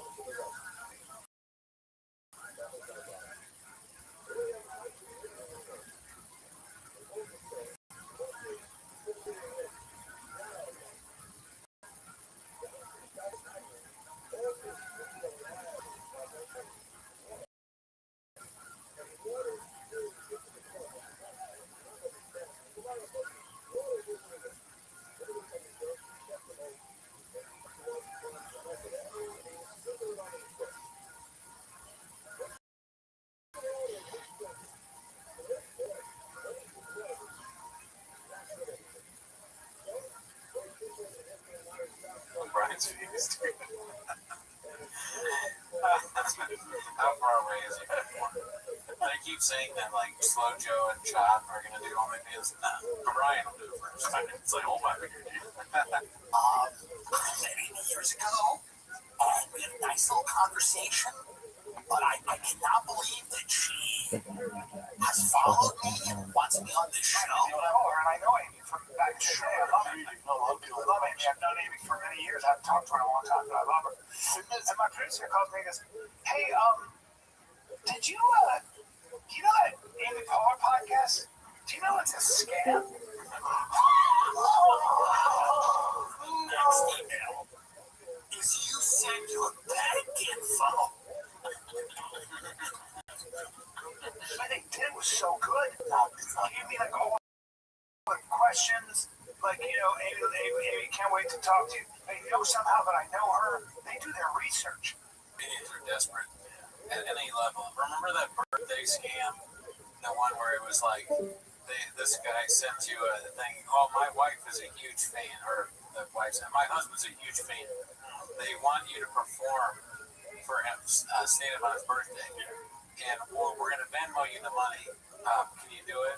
So you Venmo them the money, or sorry, they Venmo you the money, and then they go, oh, I accidentally sent too much. Can you Venmo it back? And then they do this thing where they like cancel it when you do it or something like that.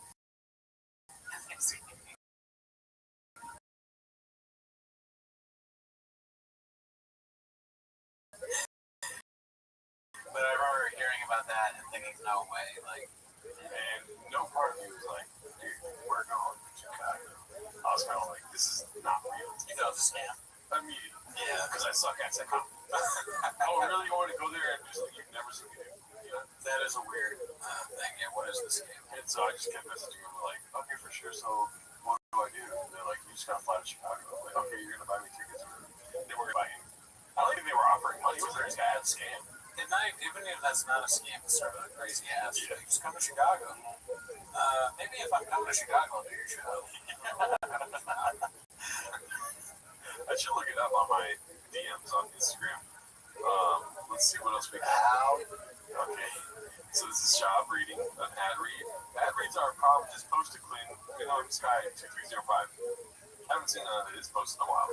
How you show up and wake up feeling your best. Because fun should come with a cost. Welcome to the upgrade. Welcome to nowadays. Whether you're easing in or tuning things up, the pace is yours to set. Minutes 10 to 20, gentle lift, you'll start feeling lighter. Minutes 20 to 45, you're in a sweet spot, social, and you're in your groove. Minutes 45 to 60, right? Long,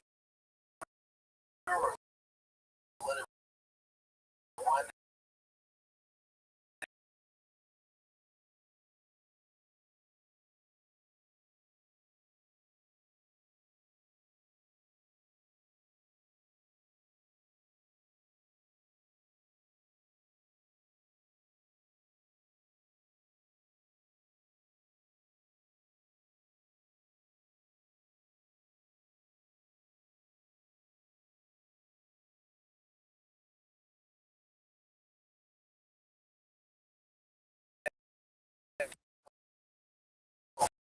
Fruit flavors, a crisp, clean finish.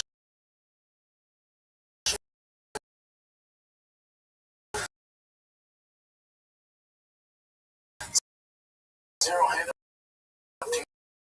THC, whether you're sipping solo or toast.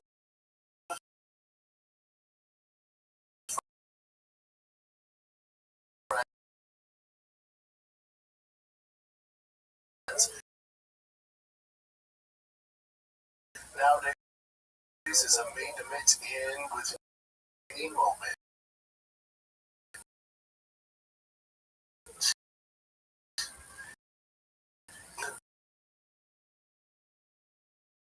Nowadays.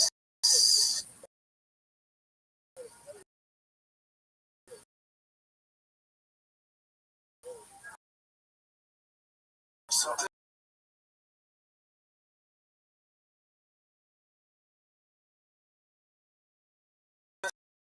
sounds something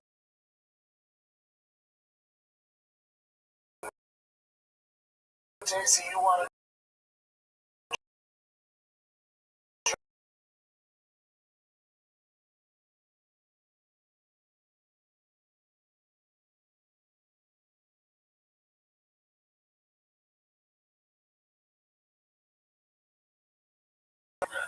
So nowadays, they get hemp is legal. They get the thing legal fight, right? Years into it. They everything's set to go. The CEO sits his board room down.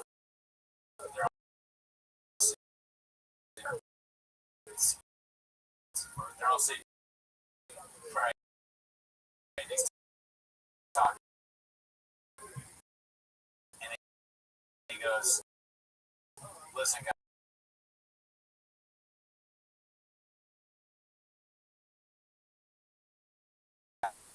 Hey, there's a whole Reddit that talk about how stiff I vice president.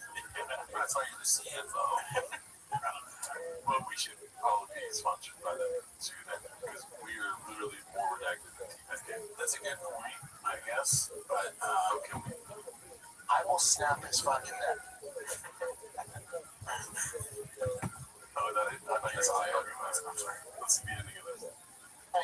Now wake up hungover, we got you visit. Trying out some of these now. Some days I try it, and then nowadays I don't drink.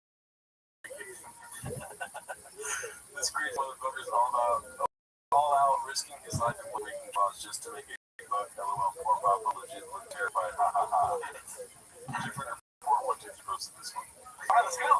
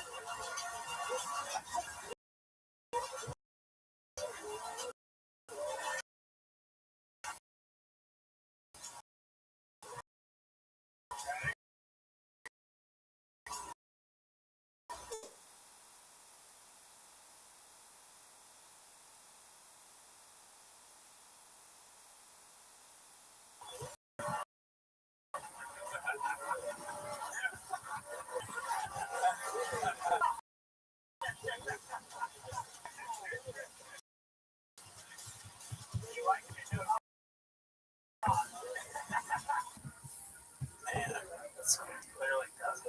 That's the funniest narrative is that he doesn't even like trucks. He's he thinks something he doesn't like, he's afraid of.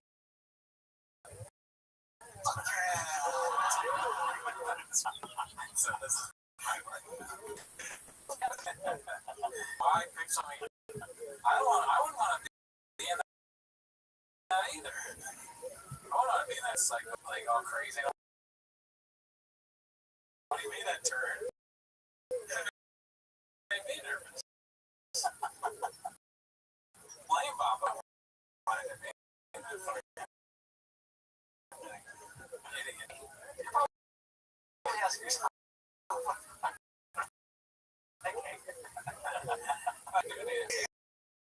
give me honest, whatever this shit is, this car. This. Why is he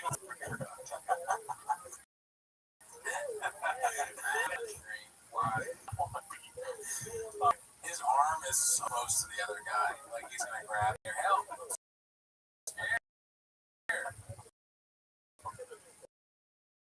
That's just crazy body language. The guy dances. Yeah, that's weird. Oh. Well,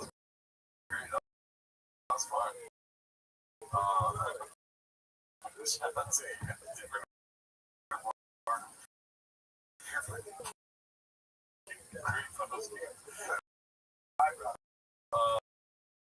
got another one here.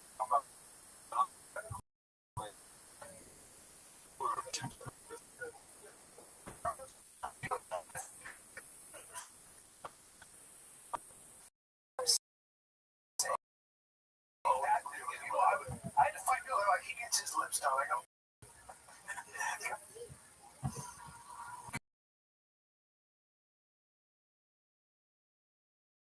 his lips down. I go, would you say that? Didn't get you. Yeah, he does. That's why he's doing that. He pipifies his lips, dude. He's like, he pipifies. Brian, no. That's the next thing. Is it Byron now? No, it's Brian. That's Byron. Brian.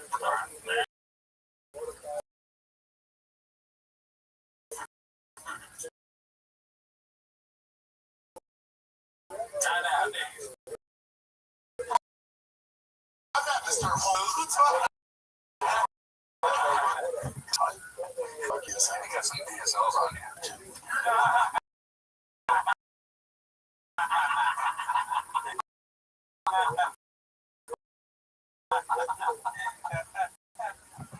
No way, dude. You can't lie for too long. And then, if you think I have it, you're gay.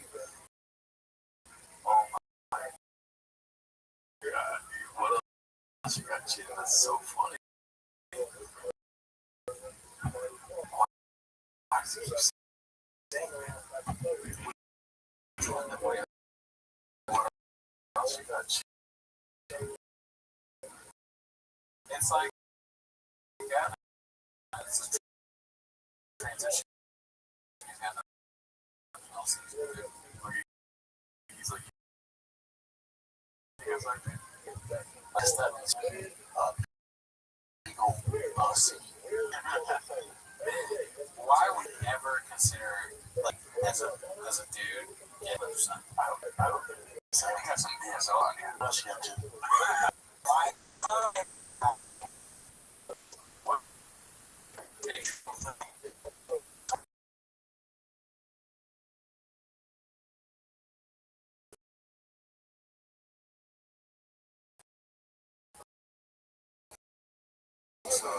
It's a state law. So you don't think, like when I swallow teeth, no, those, it's been like that. You know, things swallow.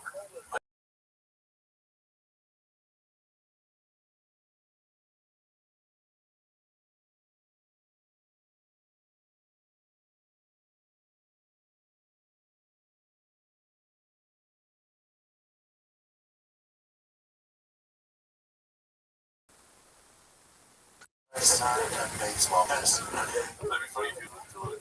I said that. When you saw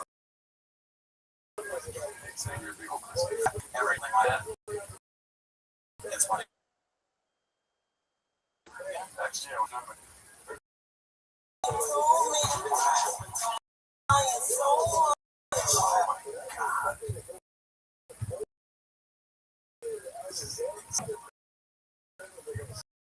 this has to be photo.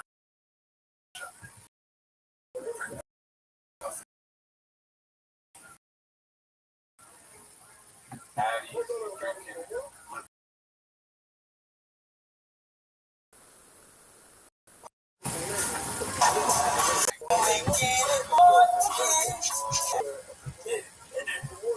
I like that original song too much. It's all, yeah, it's great. It's all about a guy. That's a great song. The last song. We got BGM.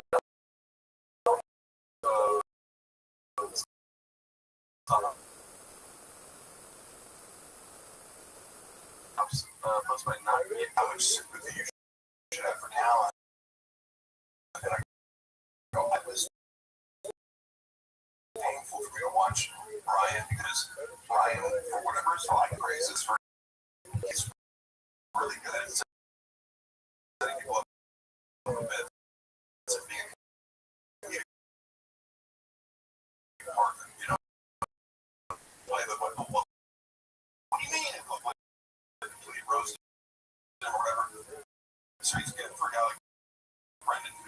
just like shit on everyone around you. Comedy, right? You know, like ups and downs. Okay, he's like on an hour, and especially kind of being on the shoulder options. He's like, oh, or vacuum, you know, and it's sad. Like somebody asked me talk about this because you're hearing these like it could be a private conversation, you know, of how to fix things.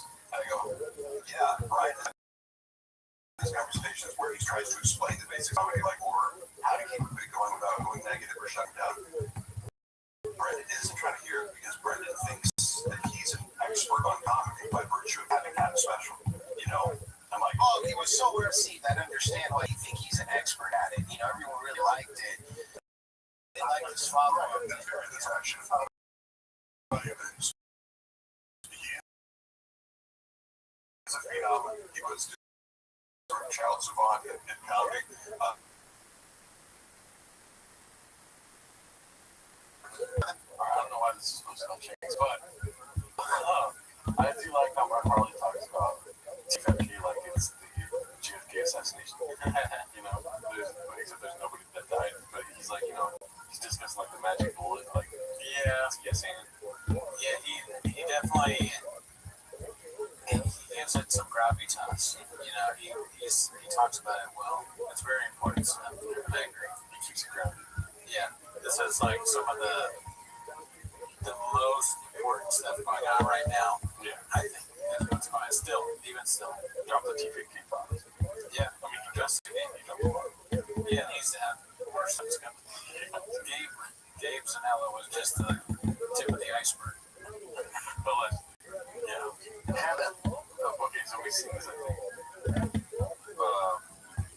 But this is a 5-minute video for Bastion.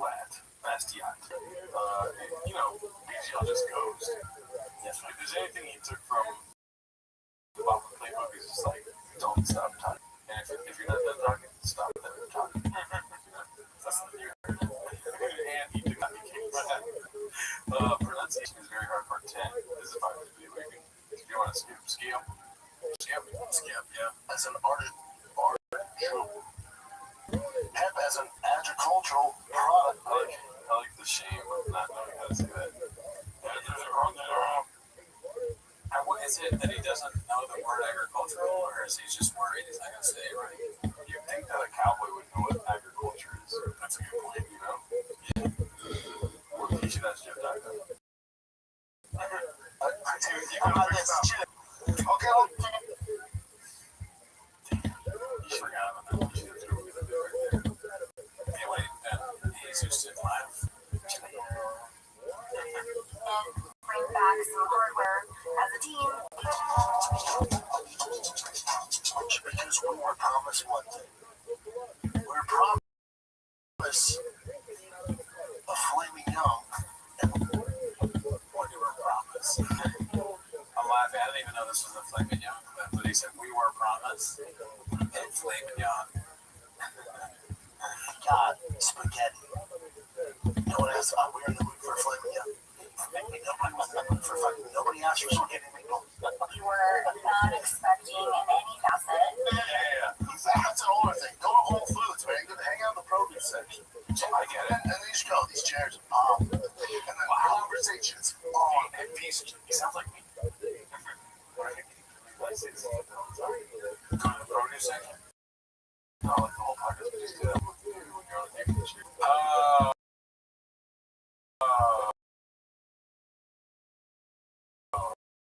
That's it. I got it.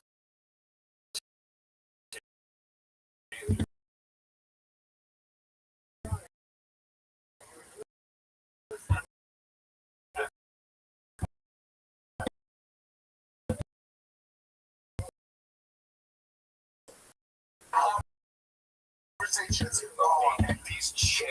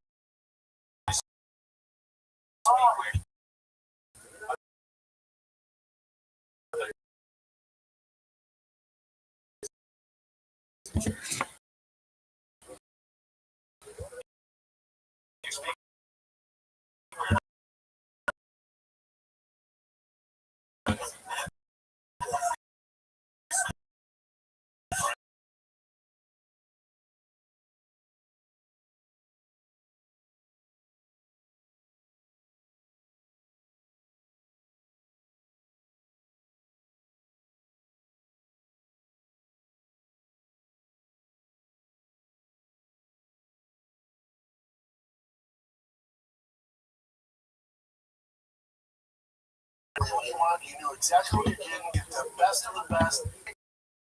Time you paid your paper.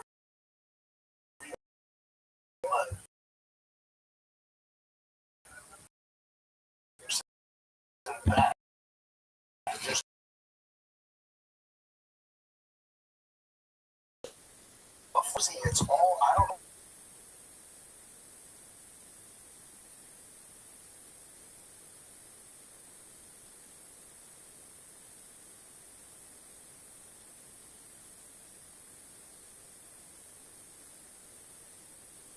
That's fine.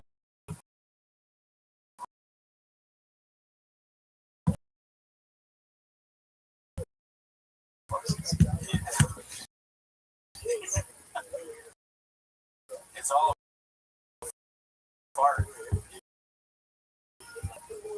What the fuck is going on? See, there's fucking cookie crumbles to pizza. I mean, we're talking about Charles Manson. I'm in chaos. I'm in a little bit.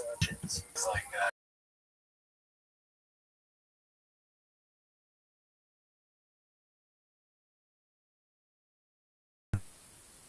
Ever, it's adjusting nuts out there.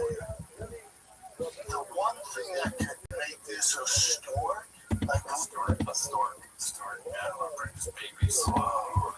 of shores, and a deer would come up to the lodge. I mean, it's like Jurassic Park style. It's cool. It's really cool to put together Bo Nickel, Dukakis.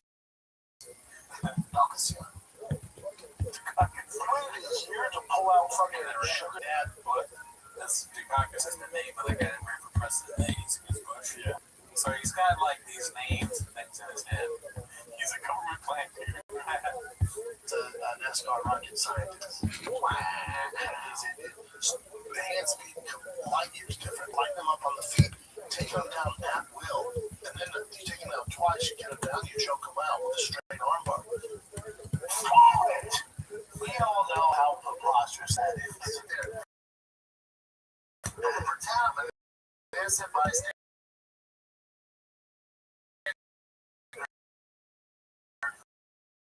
Crossing the road. I'm trying to stop this thing.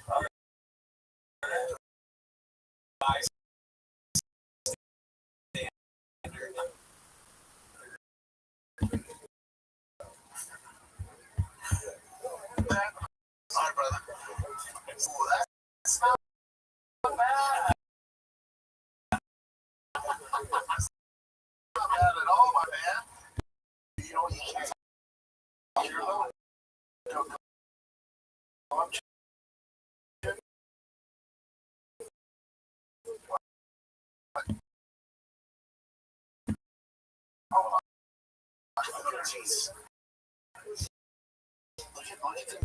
You can't be 600-pound line. He's got it, but she needs that work. I don't know. Drink.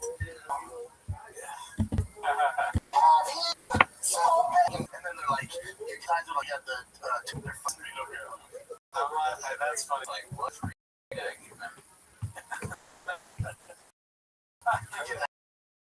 Appetizer, like I got the tomato.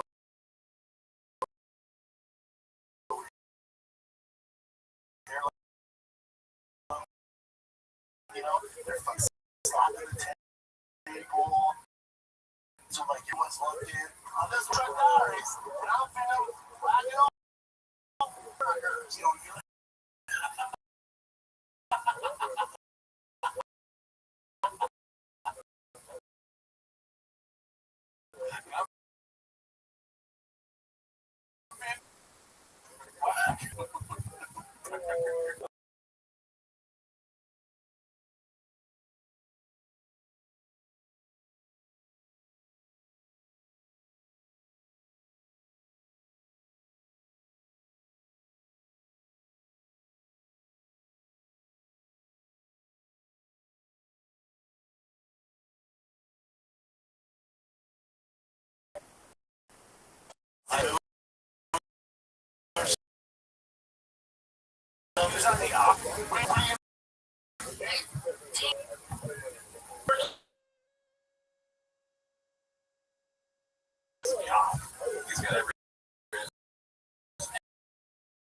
It's all the baseball.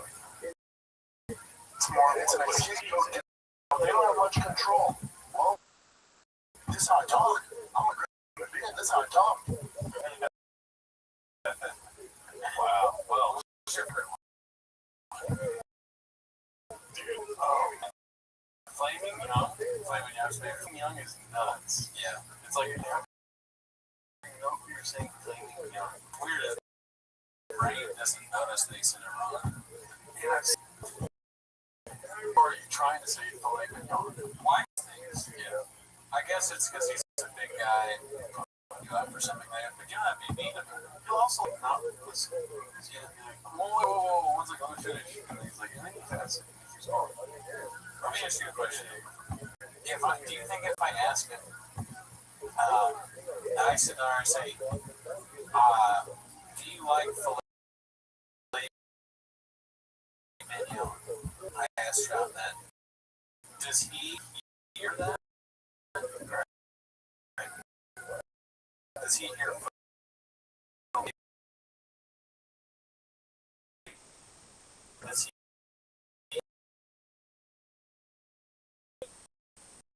He thinks it's Flaming Young, like that it's named that because they cook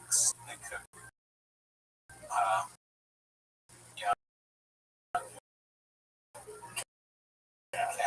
calves or like that. That would be fun.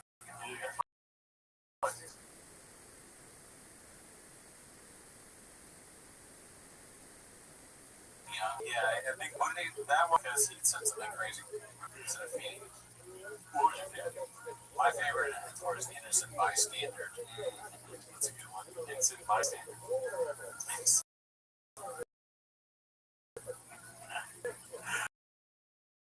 Wow, dude. I need to stop watching my. I don't care. Alright, let's watch this one and we're done. Papa's got a problem with behaving. Cool, man. Posted by beat time. Oh shit, beat time's up. I don't give why there's an issue between them. Where did that get? Where did it start from? It's perfect.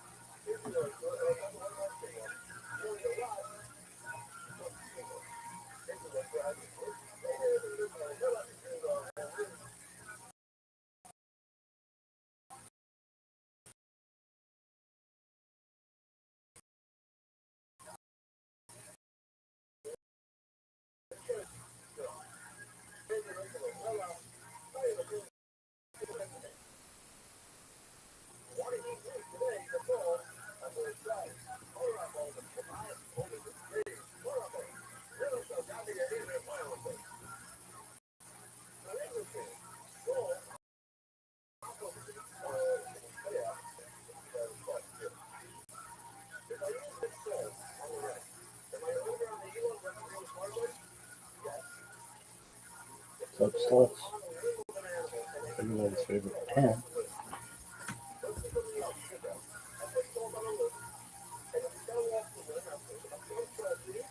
14th PR 5786, Friday, May 1st. No one really knows for sure. Every day out of different Elohim Elohim. But this is the majority of this guy.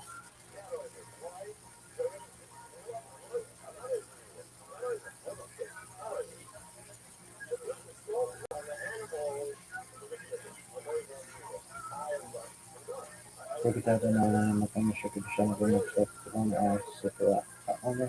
Especially you Hashem God King of the universe was inside us with his commandments, the commanded us concerning the coming of the Omer. Today is 30 days, which is 4 weeks and 2 days of the Omer.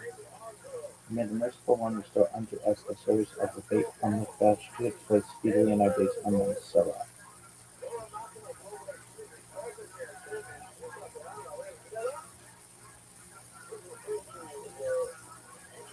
(3761) Creation of the world. Earth, Adam, and Eve. Tower. 3631 Seth, son of Adam, was born. 3526 235 Enosh, son of Seth, was born. 3436 325 Kenan, son of Enosh, was born. 3365 Mahalalel, son of Kenan, was born.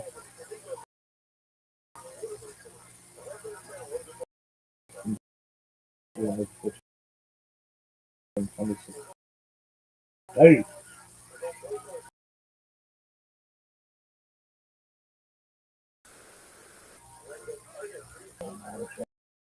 This is on.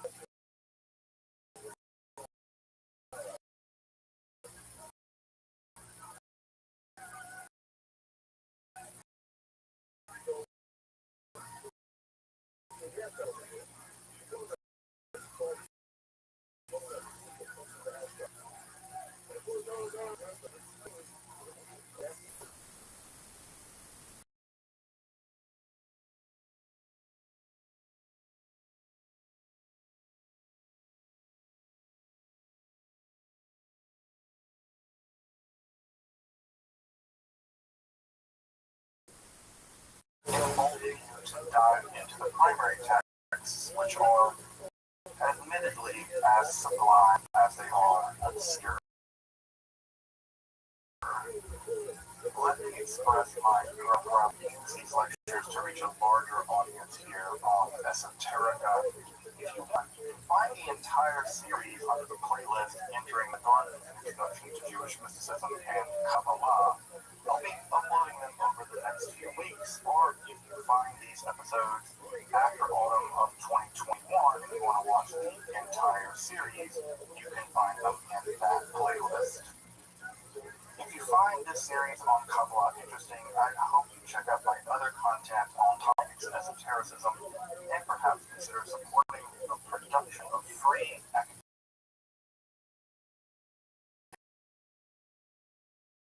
and scholarly topics and also hermetic philosophy by joining my Patreon.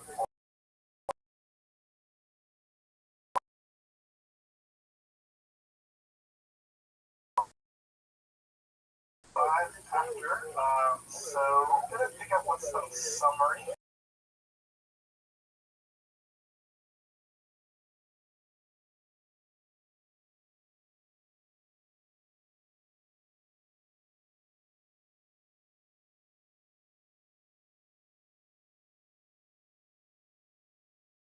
From last time, so we can all be on the same page of completely mysterious. No one really understands, which is great. And so they covered last time. We took a look at some of the really founding texts that go over what I might call proto-Kabbalah. And anytime I hear the word proto anything, it just sounds like completely pretentious academic speak. But these are guys that are going to either underwrite, inform, they're going to give some really important terminology to what will become Kabbalah. But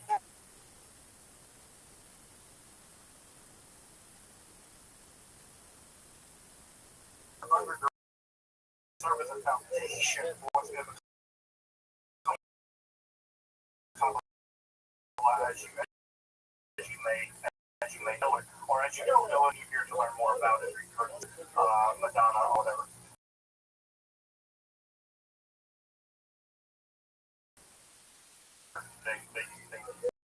At any rate, Zerah is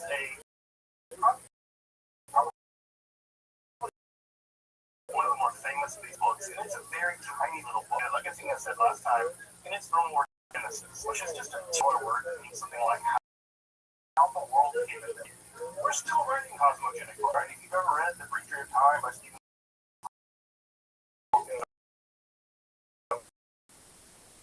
we're still very interested in how the world came into being, and throughout an early attempt to describe that using two different the first category, no, is they're not, and we know that because the text never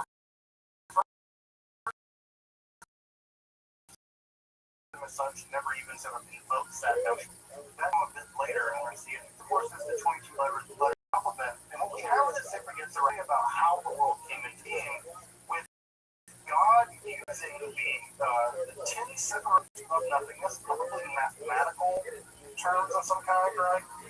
Some kind of math term, and then the 20 letters of the Hebrew alphabet, and using those together, God used creation out of nothingness. But this image is huge. It's as if God is sort of like hammering away at nothing on something.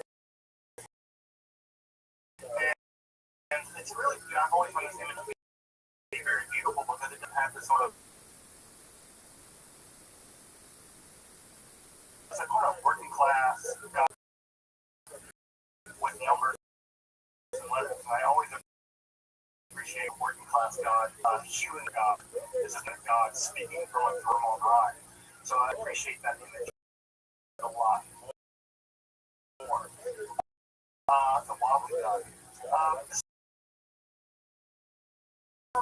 What we have,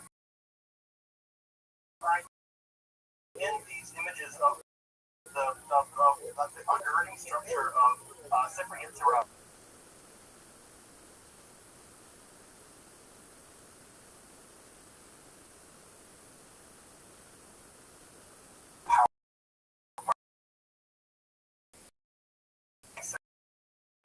is no difference between thought and being.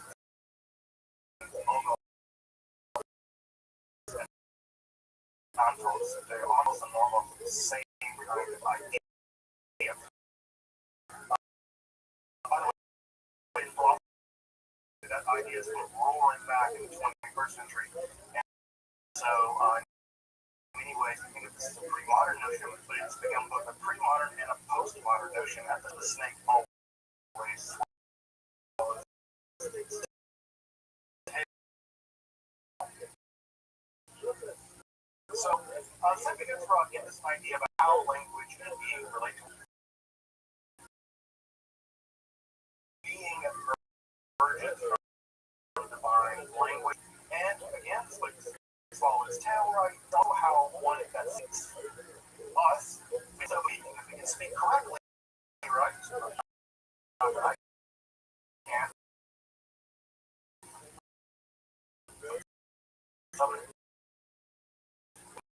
we can speak correctly, right? We can force reality to our will. Magic.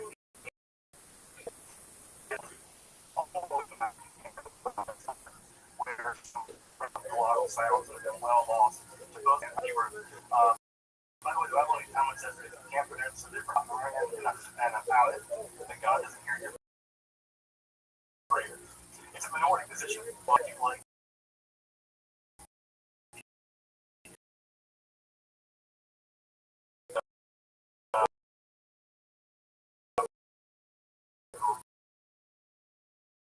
Bringers attention to like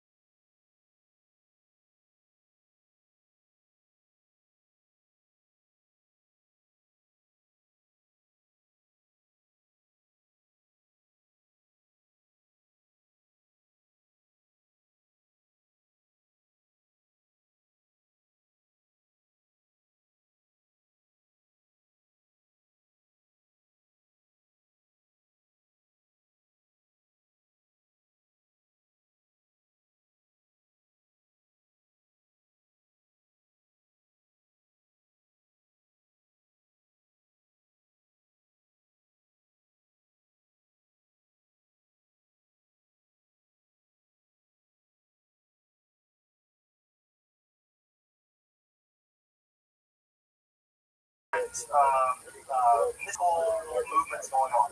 And the two mystical movements really what is called the cherub circle and what is also called the German pietists of the Ashkenaz. The cherub circle is very important because they're going to develop a very unique theology in which they took the idea of Hatzabut, right? And Lut is the idea of, or Hatzamara is the idea of divination, which is to say that God doesn't just present that there is God and there is being, and God is outside of being. Rather, like you can imagine it like I always imagine it as like really fancy, right? Where there's like one champagne, right? Poured at the top and it goes down all the different things. That there's an infinite amount of champagne, and God is the champagne being poured down all the glasses, right? And all of those glasses are reality. And so, or whatever, or candles lighting one another, there's lots of images for this. I even heard one of like milk overflowing from oil milk. I don't know who boils milk, but apparently. At any rate, so the idea, right, is that what you have is that rather than creation being distinct than the creator, what we have is the idea that creator and creation are part of a continuum. They're part of a spectrum of reality where God is the most real thing, and at some level it tatters off into non-being, right? It tatters off instantly into non-being. That's a very different conception of God's over here and then there's creation over there, and God and creation are distinct. So this idea emerges with the cherub symbol. And remember that unique cherub was a kind of individual angel, a very special kind of angel, Metatron maybe, that's able to be the outer glory of God. There is an inner hidden glory, God's inner transcendence, and then there's an outer glory, right? And that outer glory is the unique cherub, right?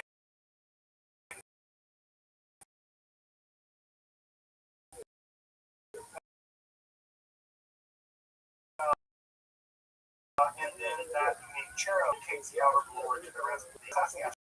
There's also a debate about the Ashkenaz.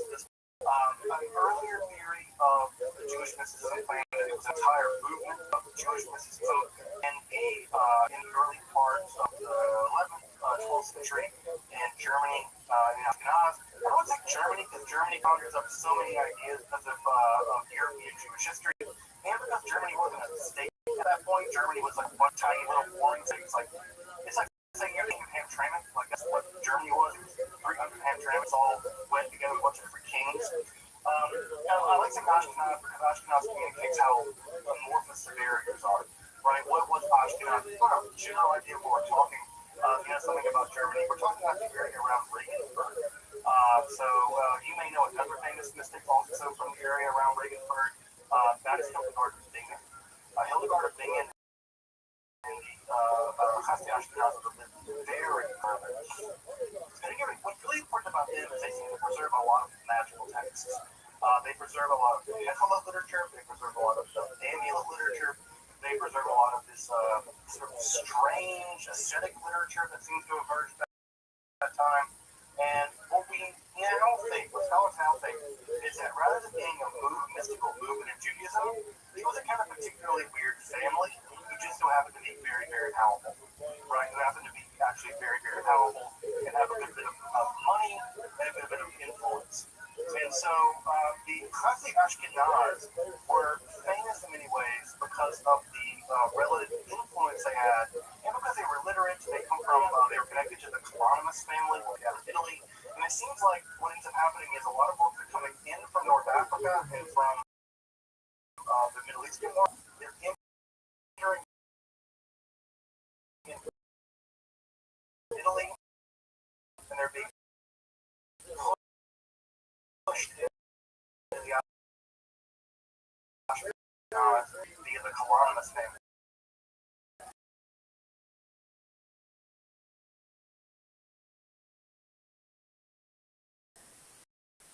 That they were a woman, actually.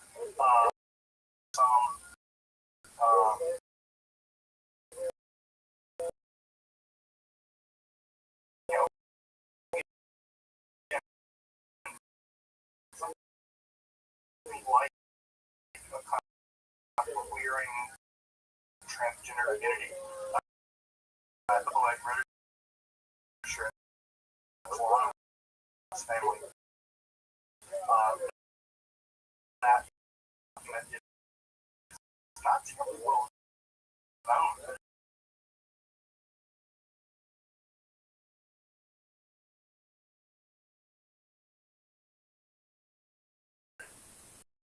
And to what degree that comes out of the Colonimus family,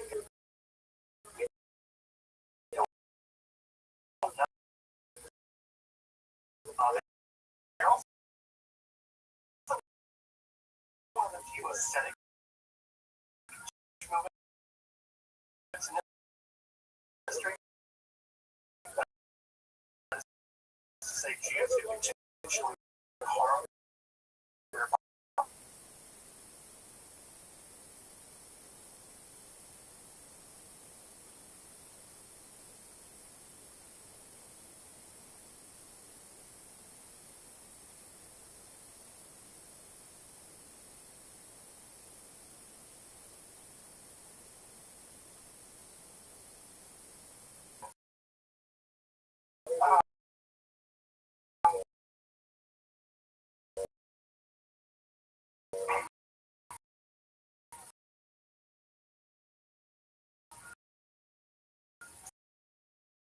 As I mentioned last time, also the other main text is also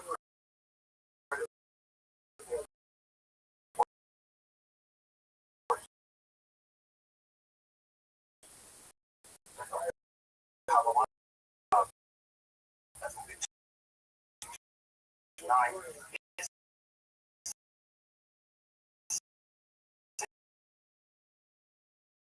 by here. The zipper by here is the first time in which we have the ID point where the zipper gets zero, right?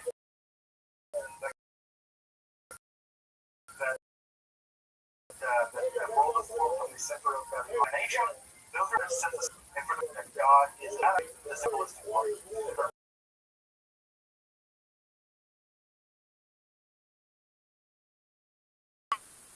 Multiple books about metaphysics. Why? Because they're inventing it, right? They're inventing the very language by which you describe things aren't physical.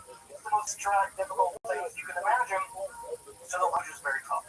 And so the cipher by here is notoriously difficult to understand. Now, again, is it always possible to understand? No, but it's pretty hard. It's pretty hard. But again, I think the Bahir is a perfectly approachable text in lots of other ways. Two things to say about the Sefer Bahir that are crucially important as we begin to get into Kabbalah tonight is one, Sefer Bahir is a pseudographic text. I like that I said pseudographic without making a single mistake.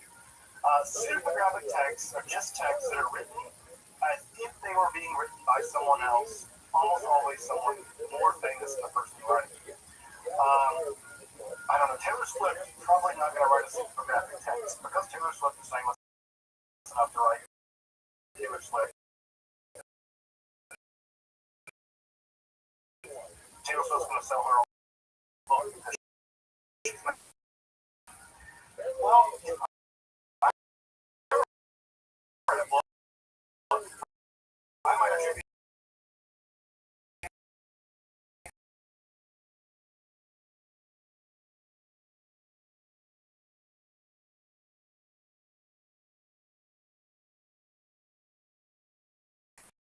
or the Sefer Bahir is attributed to a sage.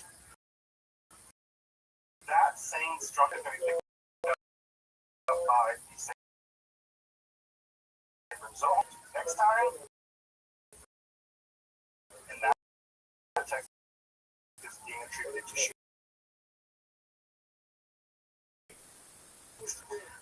Gnosticism, as you may remember, was a religious current in the late classical world. Yeah, the late classical world, that 2nd, 3rd, 4th centuries, and so longer, and some even into medieval Europe. The Gnostic idea is the idea that there is the world is fundamentally right. There's a good world, evil world, physical past of this prison world, right? We live in a prison past. We see some of that in the Sefer Bahir, and also, by the way, in the Sefer Bahir, we begin to see the idea of this imminent despair, of this wisdom, and that's going to be the key argument as we get into the Kabbalah proper, because it's going to be the time where the Shekhinah goes from not just being an gender grammar-wise, like it is in the Talmud, to being a gender divine-wise. It's the way it is in Kabbalah. So again, one thing about when we get into Kabbalah, not that it reads text, it makes Kabbalah very radical. It typically reads text very literally, hyper literally. And so Shekhinah is a feminine gender grammatical word. They say no, it's not just grammar.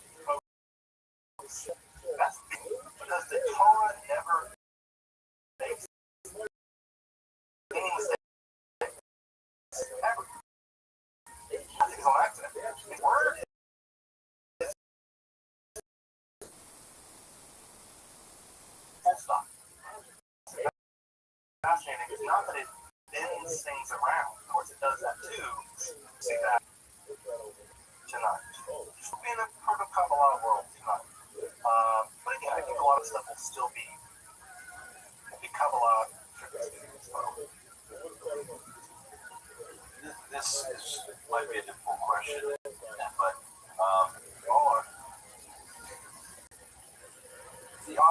these texts, or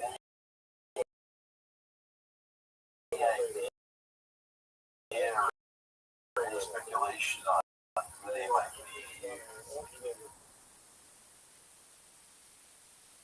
Sefer Yetzirah, Sefer Yetzirah, he claims being written in what he calls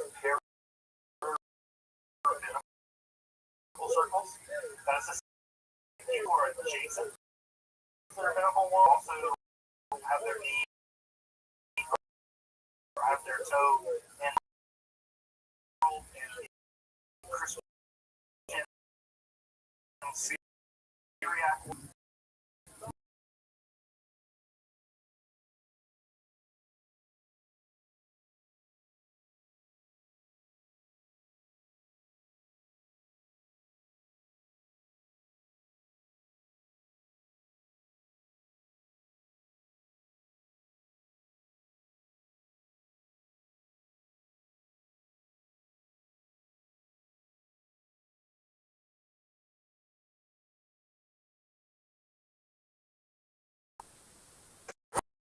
Writing in very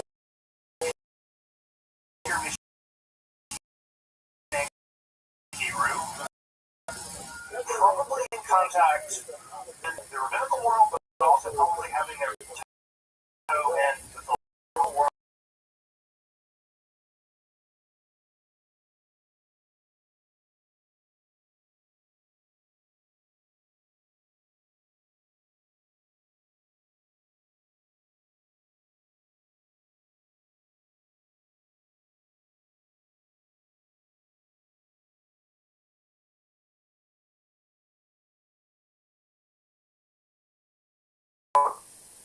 Learn some arguments that may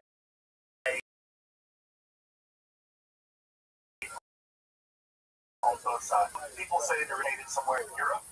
Some people have originated or originated somewhere in Mesopotamia. I've seen an argument that this is so the body here is just one text where no one really knows exactly where it originated. Much more asleep in the whole circuit.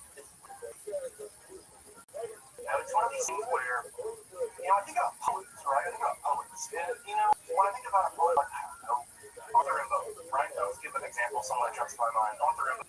Arthur Rimbaud was a poet who existed in poetic circles in the 19th century. The great poetic language, no one could have solved him.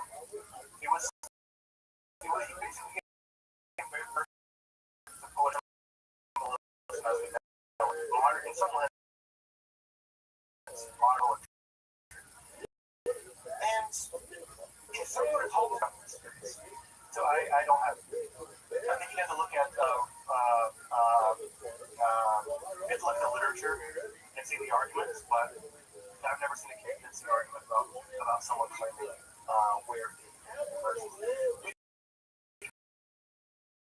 Do you know where it took hold? And it took really in Europe. And so for many people, that's a good argument for Europe, because that's where we see it flourish. Same for Yetzirah is weird, because it seems to flourish in 5 different places simultaneously.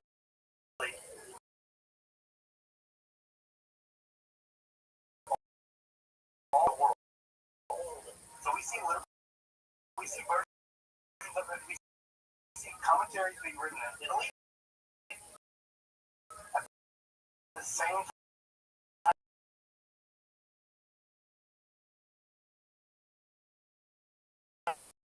In Manolo, and you go to Barzillai over in Spain. Hey, let's write commentary. You didn't even know they were doing it.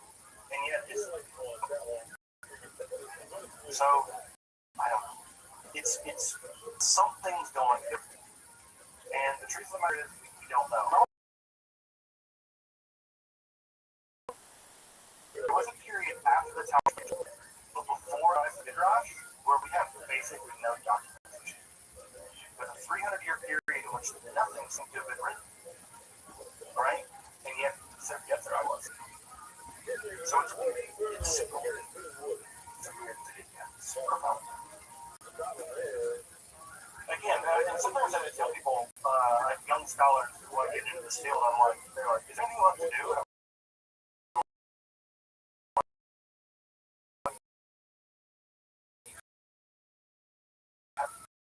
They're like, yeah,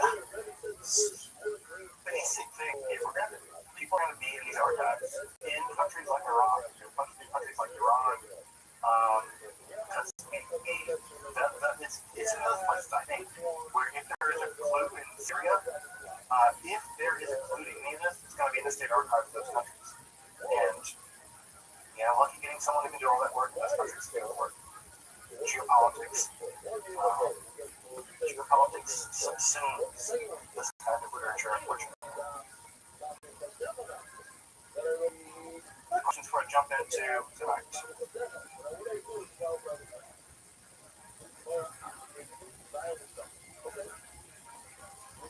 All right, folks. Let's talk a little bit about what Jewish mysticism looked like just before the rise of Kabbalah. Just a couple of social currents that are worth reporting here. I don't have to tell y'all, right, that already by the time the Kabbalah appears, Jewish mysticism is already really complex. It's already intertwined. There are already several currents of it. Jewish mysticism wasn't one thing by the time Kabbalah appears. You have lots of currents. Sacred Yetzirah, Hegel literature, Jewish magic.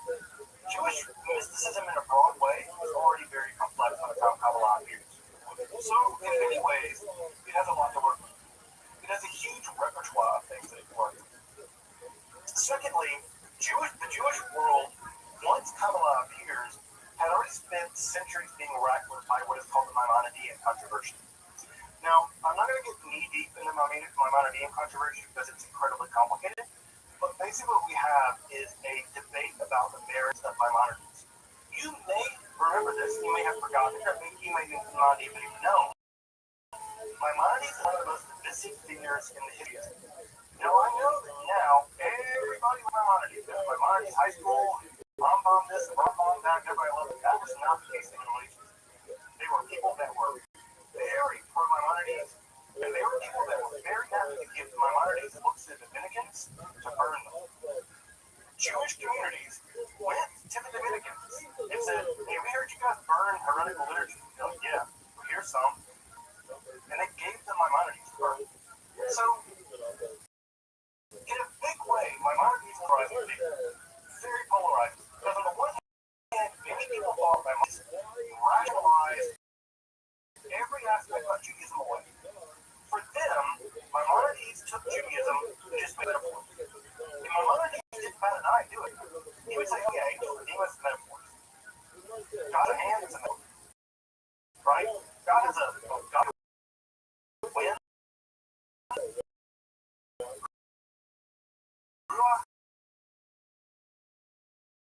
It's a metaphor.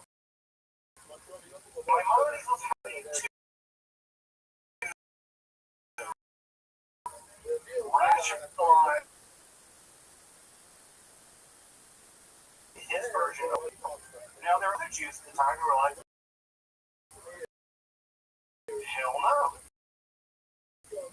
If text says they're angels, they're angels. You are not Maimonides. You are not better than the Torah. You don't get to tell the Torah me. If they're angels, demons,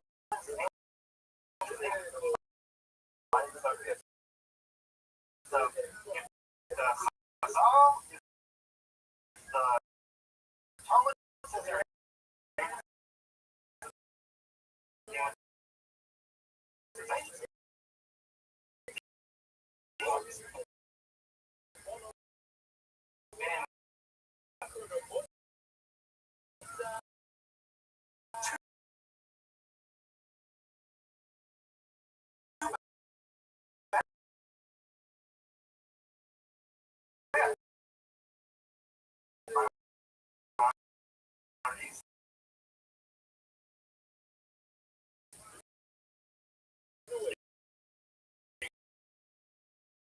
you be smart.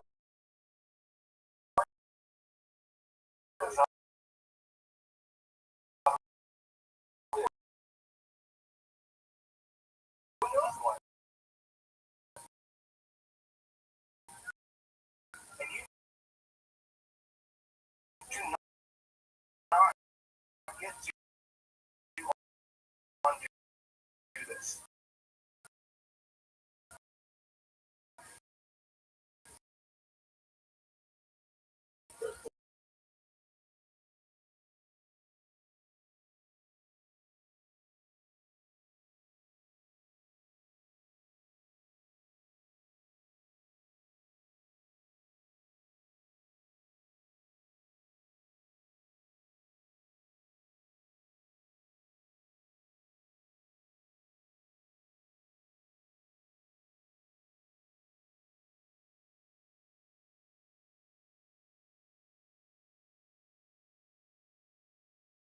In Spain are living the administration at this time are living under the administration of Alfonso X. Now, Alfonso X is one of these guys you probably haven't heard of, but it's actually really, really important in the history of a lot of things. Because Alfonso X was probably one of the most tolerant and curious monarchs in European history. He allowed for and encouraged translation between Arabic, Hebrew, and Latin. He encouraged poets and artists and mathematicians. He was probably one of the most benign, enlightened despot. In fact, if you want to think of an enlightened despot par excellence, it was Alfonso X. He was called Alfonso the Wise. And again, when you get these epithets right, like when you're Philip the Fair, or Philip the Bald, or Radu the Ugly, these typically are kind of accurate. And Alfonso the Wise was a pretty wise dude. And it's in his administration that Jews were probably allowed the greatest amount of civil freedom until. So if you want to think about it in those terms, right, then probably allow Jews more freedom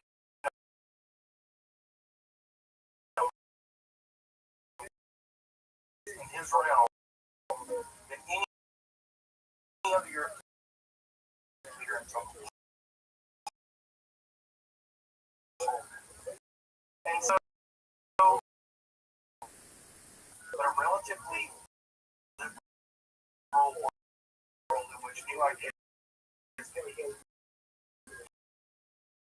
published, Jews can travel.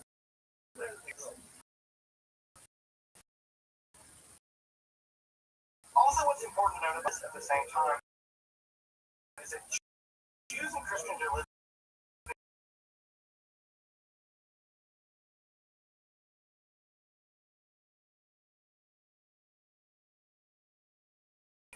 in dualistic, live at the very margin of Catholicism and maybe even outside of it, and they were in the Albigensian Crusades. Crusades were not Christians against Muslims, they were Christians against other Christians.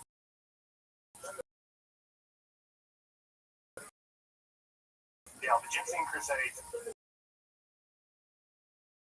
were a crusade against many ways of Christians.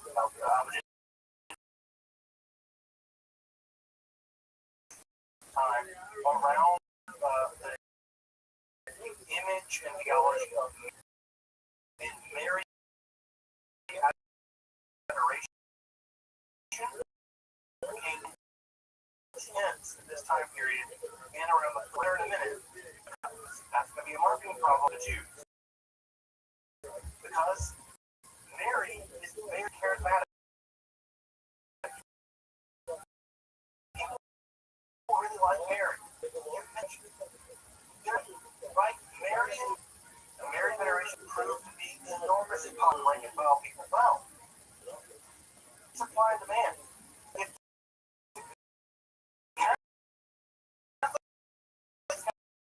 the Mary thing, what the Jews going to get?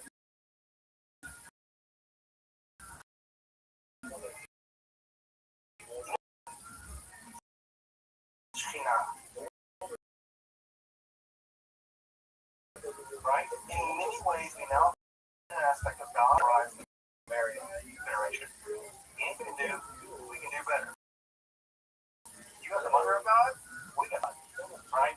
This is a kind of theological entrepreneurship, maybe, and the development of Kabbalah. Back there on the left, you can see, a previous Spanish mention.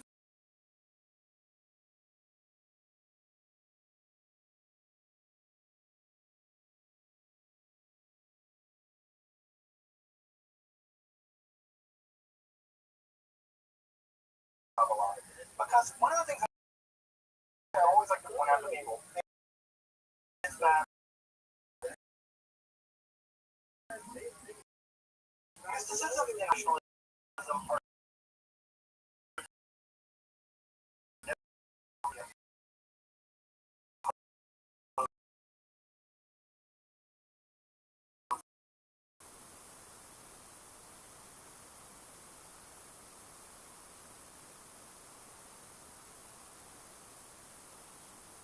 period overlap with theology. So it's like philosophy. It's not quite theology. Something in between. There was already developed Jewish theology, and there was already developed Jewish philosophy. Modern society, right? And there was a traditional vision of God that had been inherited from the Talmud. Well, this is a kind of, this is something in between. Sort of a cutting edge kind of thing. So the question became this. This is basically a neo-Platonic question for folks who know a bit about history of philosophy. It's a neo-Platonic question because Neoplatonism is now moving into Europe from a context for the first. And that question is this. I don't know everything about calculus. I guarantee you. I don't know everything about most things. 99.999. I don't know anything about anything. It's a basic philosophical problem.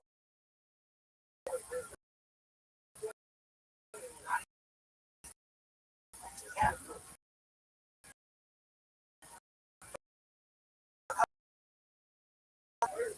This is a basic math. Infinity minus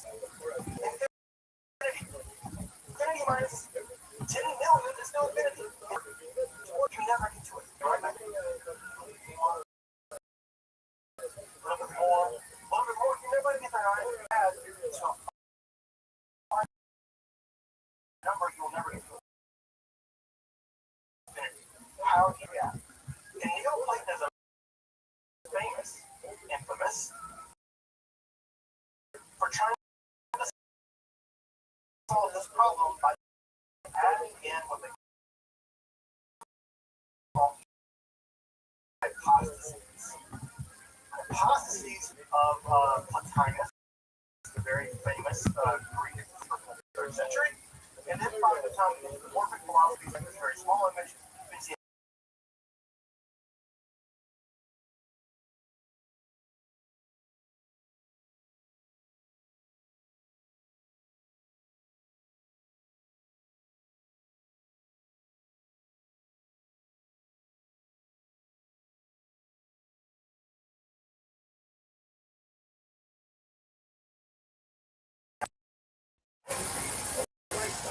how these look the same?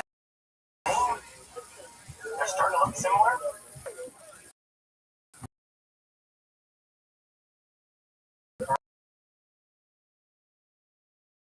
Right? Again, we have to end this video together. Always until recently. And this is a great example of it together.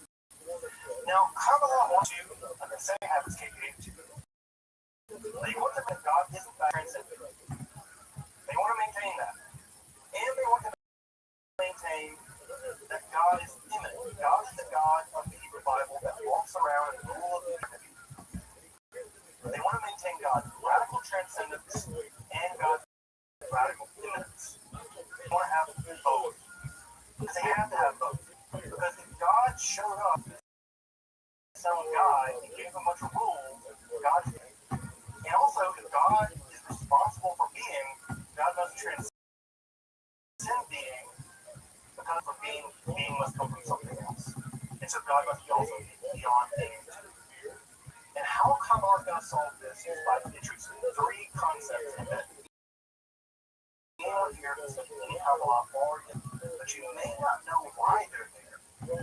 If they're there because they solve these three philosophical problems. Now, solve them is a strong word. In the mind of the Kabbalists, they solve them.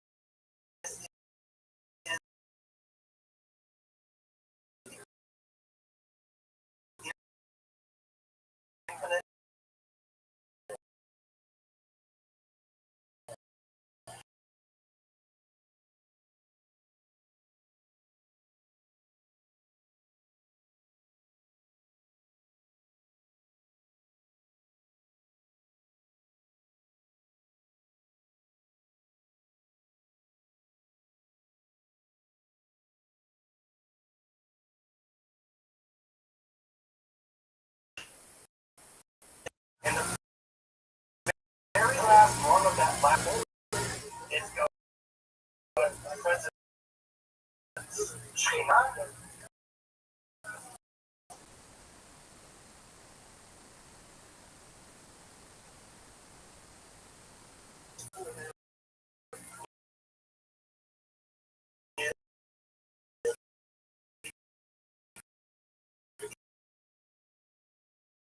Imminent reality of God in this world that is this world.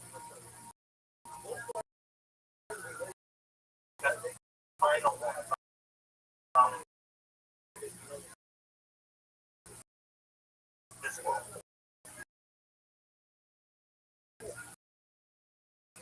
So the solution to this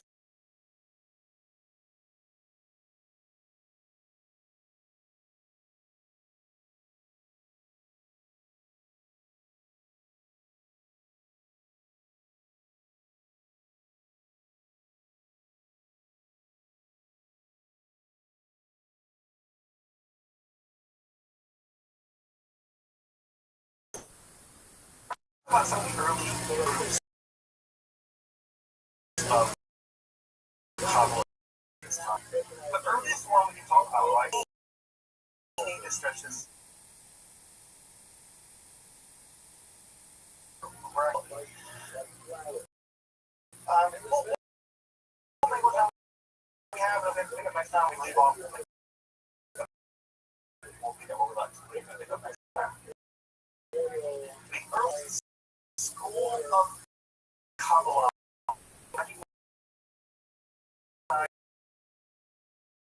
As such, is what we're called the circle speculation circle. This circle of folks existed somewhere in southern Spain, or more recent scholarship puts in France, although more recent scholarship puts in this group of folks seem to have been a elite. They gapping the river that they went the road contains 3 additional. They're trying to solve another problem, and that other problem is that there seem to be 13 attributes of the mercy of God in the biblical literature, and everything much more attributes of God.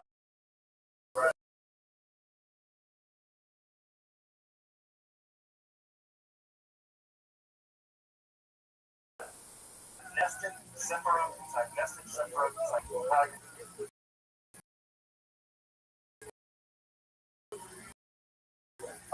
they're really big the inner circle really why things like fragrances, right?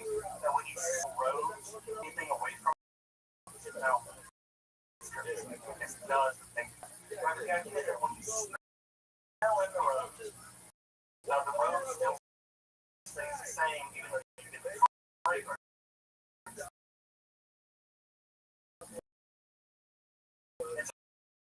So in some ways, you can think about the road.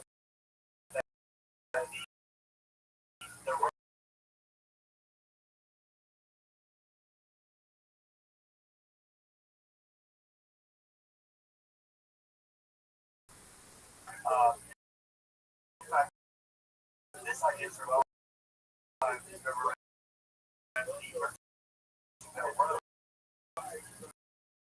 idea that the fragrance is given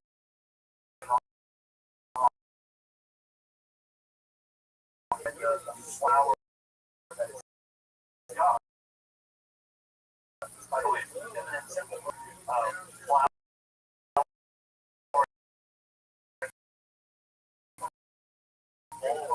Always connect together. Or anything in this clear and aspect of the nature of the God is imminent and at the same time, but an active force right goes on passive that the human are the ones smelling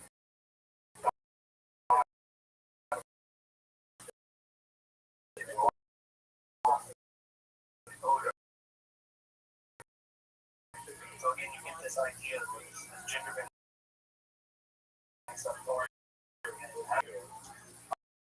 on.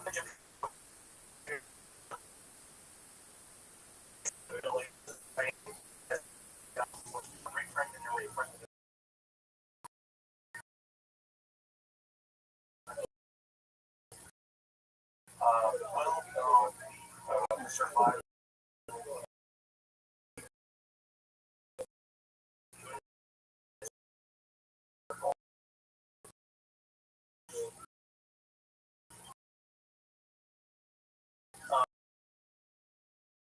There is a book.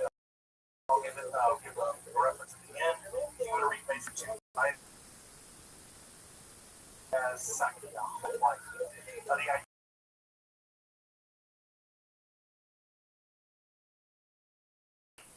See with his soul is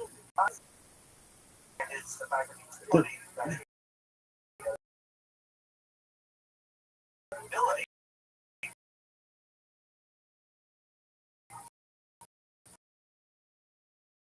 Because talking to horror wasn't necessarily more it's the inner reality.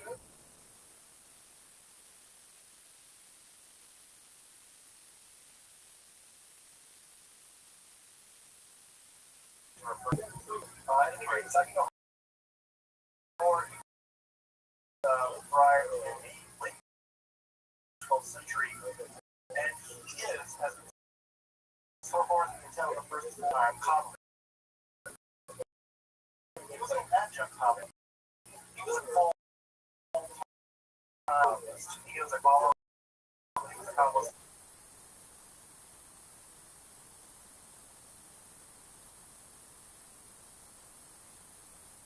So it's more basically sets the stage for the Kabbalah in terms of eliminating the amount of separate that there are. Is that there are actually existed prior to our world. They're a bridge to our world. So God exists in it, and God's utter transcendence, the second nature of their world is what is connected by the separate to the world of transcendence. So this will be a debate, by the way, a lot of talk is does the separate exist in our world or beyond our world, or are they a part of our world? Do they transcend our world? In what world do they exist? Do they exist before or after creation, right? When God said yes before, does that inaugurate the development of the separate, or do they exist prior to that? So I get a whole actually argument that are really dramatic and really ingenious, there's no word for it.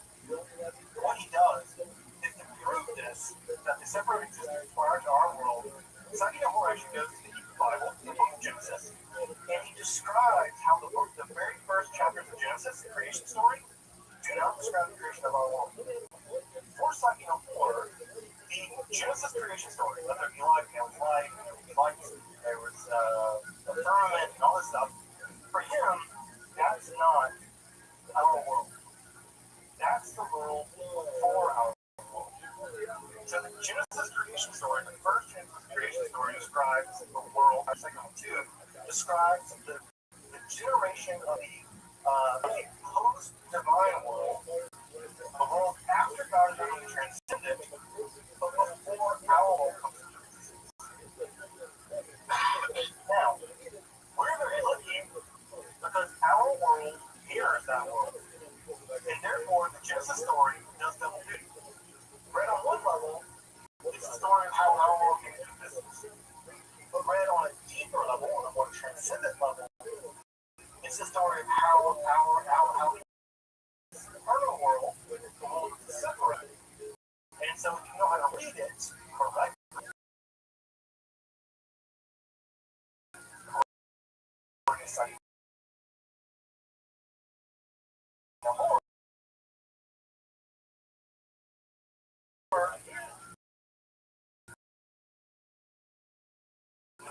way, you can read into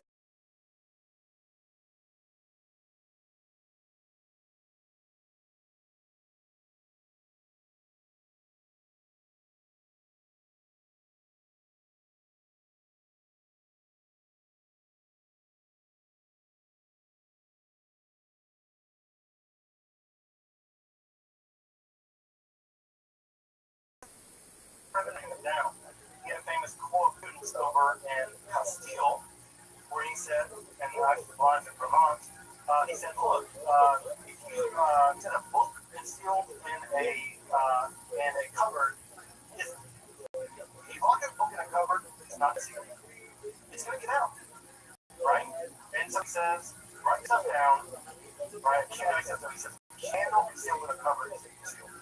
Why? It's the light shining on it. If you try to conceal a candle in a cupboard, someone's going to see it. Well, if you conceal this stuff, it's not going to work, right? We're going to publish the book.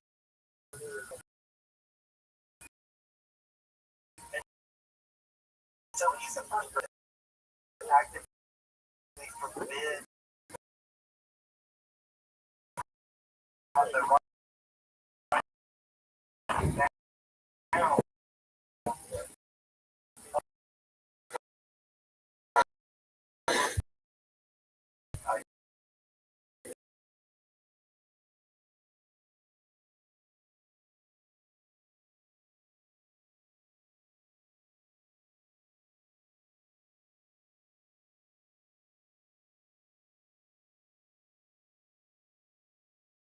Geronimo and the copies birth there. It's just like a cuddle up.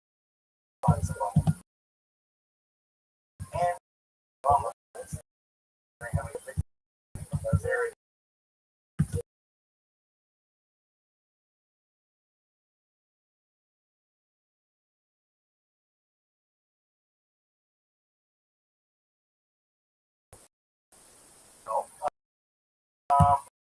What else?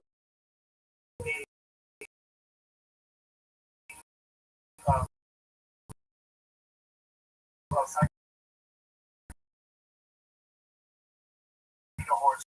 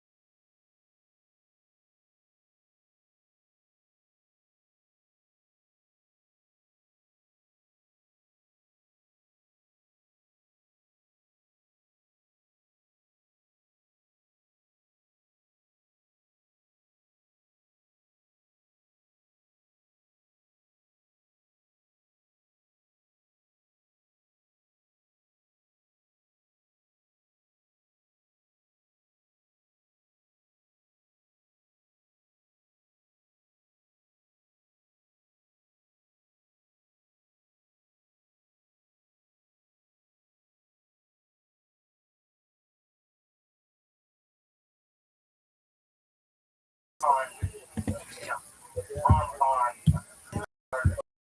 pages and this for pointing out this but in his commentary. Now his commentary itself is overtly mystical, but he always says, right,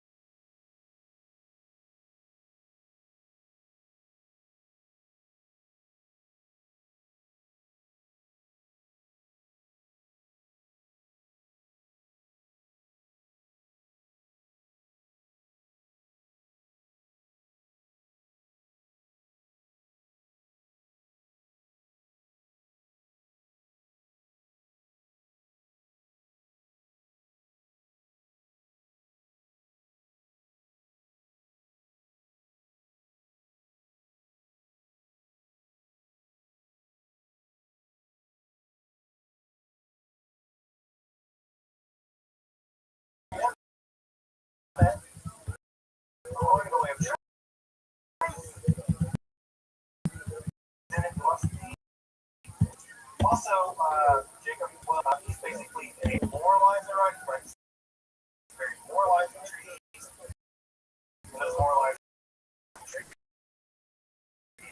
moral system was an attack on Moses by the word of God. It's very important, right? Because one of the things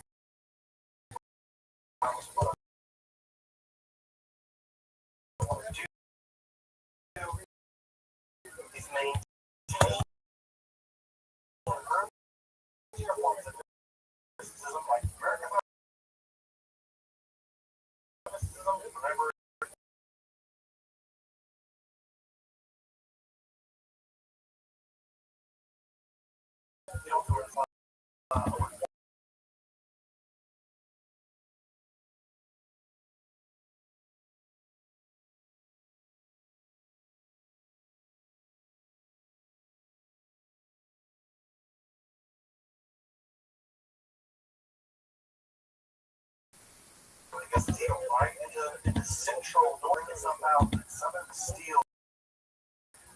Like a steel circle.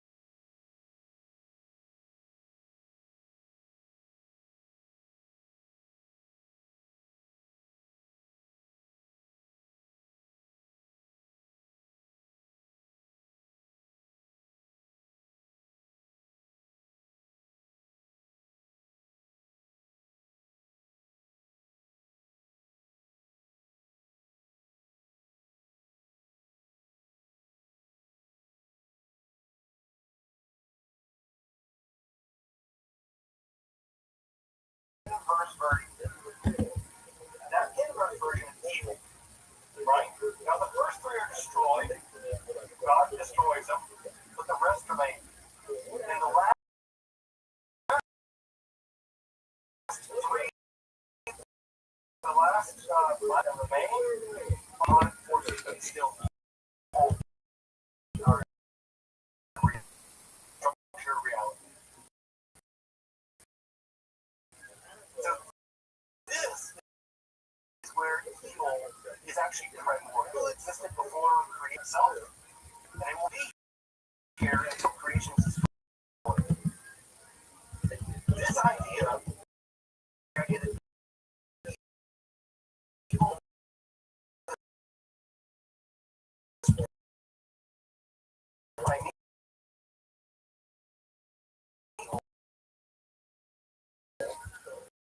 seems to really been much more than over come alive. And the idea that evil is for reality is going to go directly into the so hard. So what's going to end up happening is this is going to be here basically until the Messiah comes, and this will transform courage. So it's a reality that is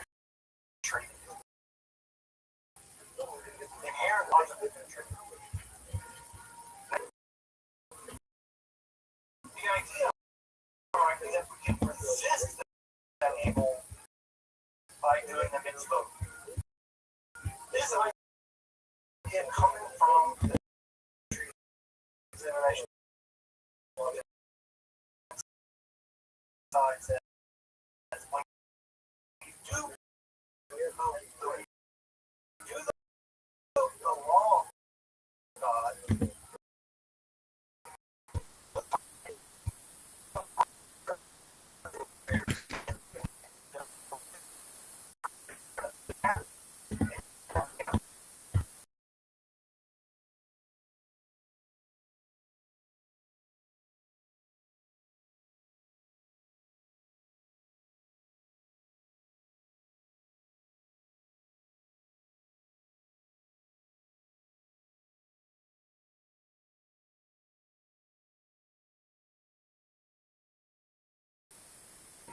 some Christian theologians in relation to see also there's some relations, right? The art of crucifixion, right? You can see that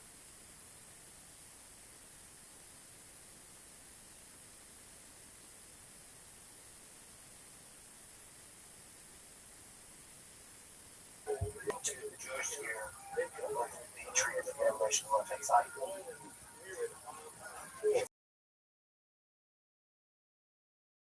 In this circumstance, folks, that they took around a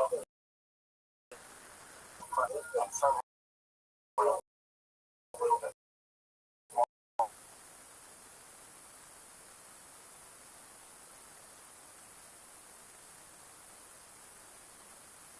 Middle of the book called the Sacred Zohar.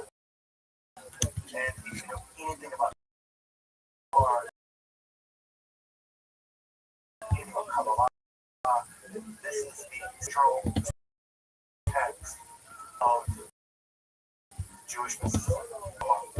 And I will say text to gain universal recognition by all.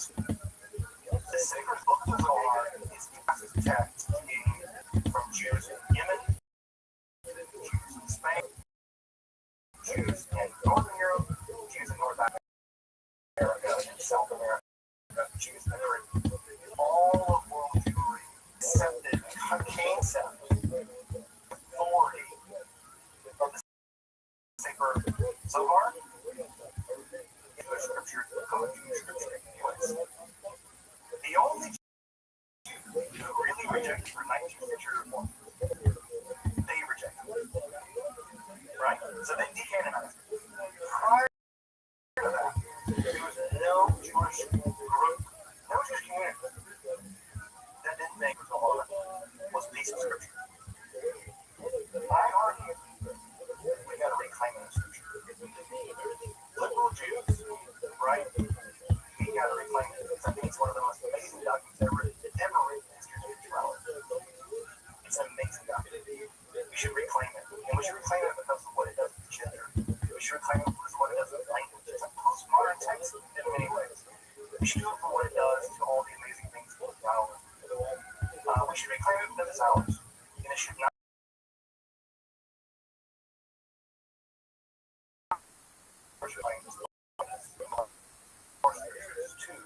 Get to it starting next time. Just sometimes here on Early Kabbalah, if you're interested, the Joseph Don book, Early Kabbalah, I would say is found single best book of Kabbalah, Early Kabbalah you can get.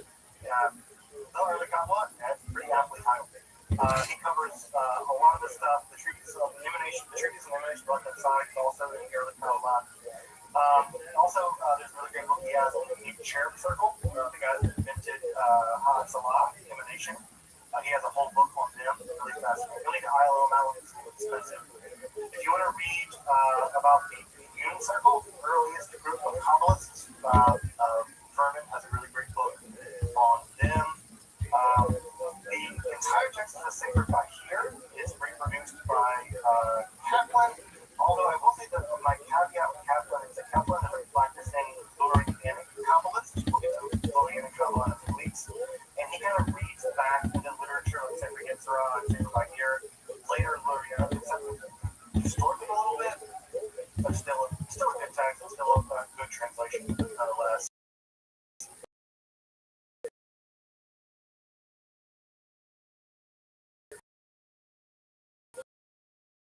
and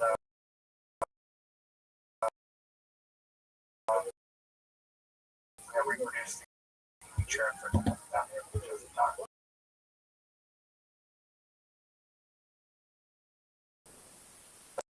oriented to it so that you can feel confident at least getting into some of the sections. Because it is an intimidating text. Now admit, it's the single most intimidating text I know of. Like Hegel, Fisher Price, compared to the second right? Like just spirit.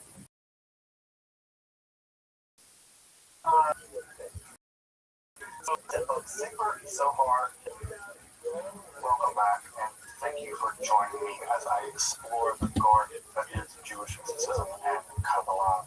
Again, if you'd like to support my work for providing accessible, free, and scholarly content on topics like Kabbalah, alchemy, and the occult, magic, Hermetic philosophy, consider supporting my work on Patreon or perhaps with a one-time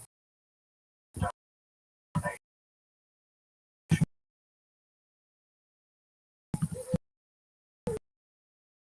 You can find links below. Until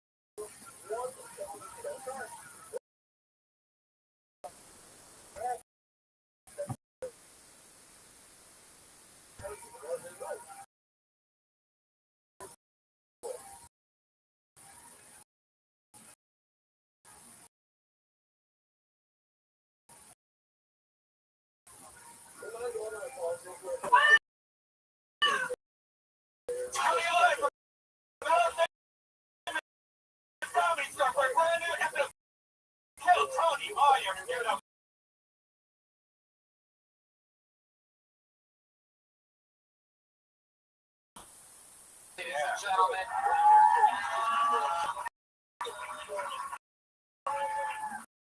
That sweet saxophone is here tonight. Jeremiah Watkins was featured on Kimmel last week. Reagan, our favorite little goofball to bash during this show.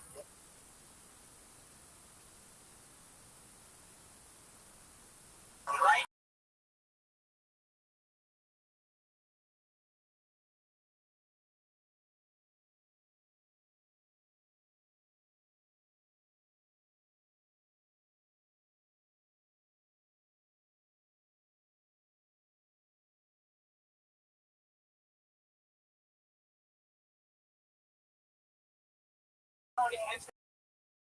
Netflix special Rothschild. Damn.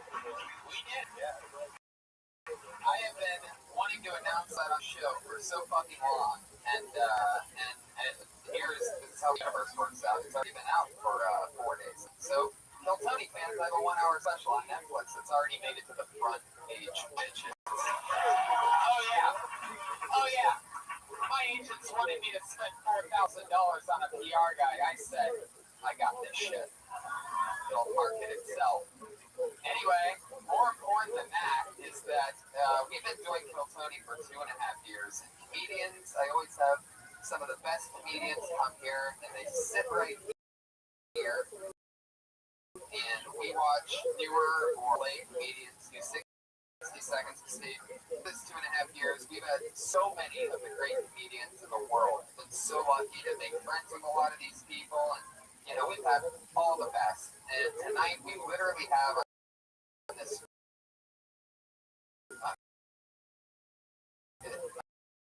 triple panel.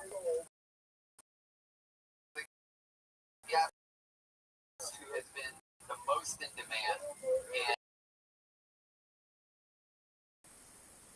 yes, Steve Susie, Jeff Garland, ladies and gentlemen. Oh shit! Oh my god!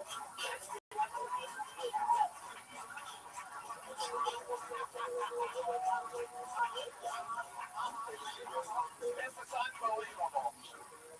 Holy shit. This is ridiculous.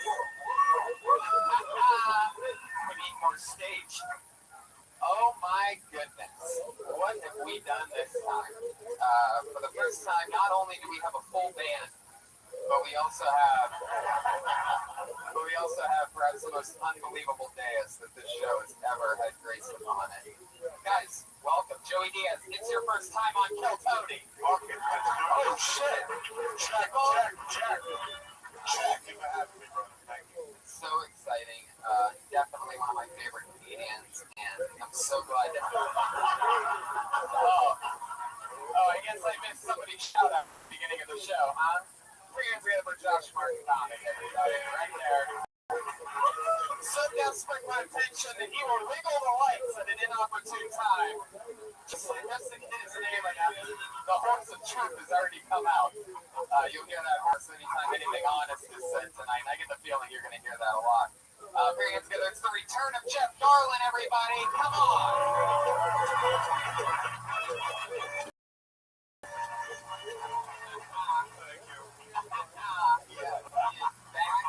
Thunder, lightning, and welcome back. The one, the only, my favorite. C-rated easy.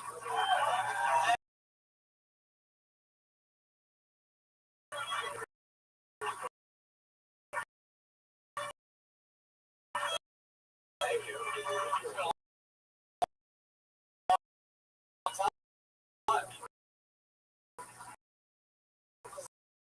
So good to have you guys. So much fun.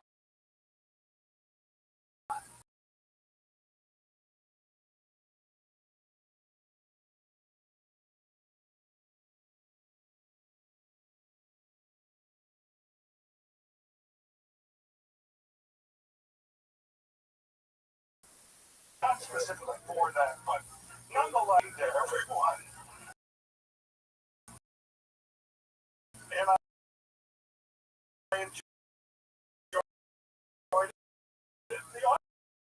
it's enjoyable. Never take into account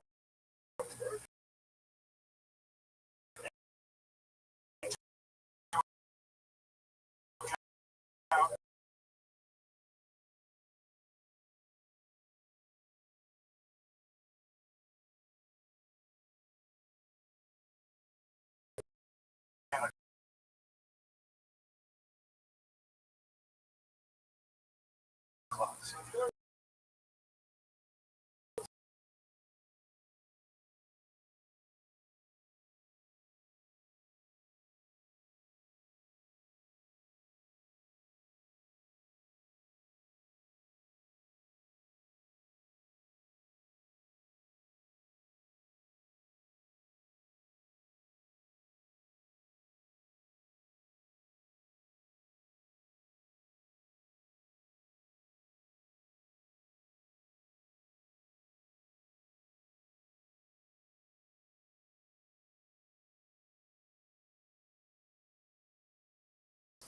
Yeah, I've never traveled.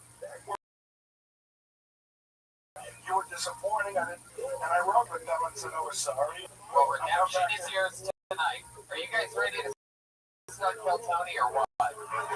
Absolutely. The bigger the band, the bigger you say. So, comedian with names of people that signed up for this show.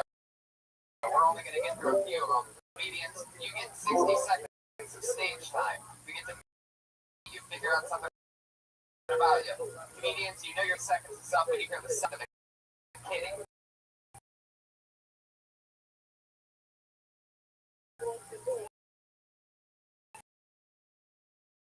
Aw, you can barely hear it. Let's hear it one more time.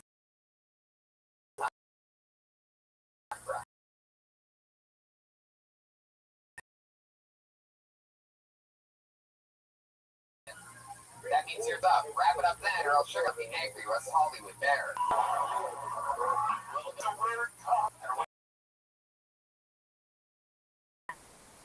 Anytime a name isn't just a real voice, something a little bit special. Put your hands together for Just Jack.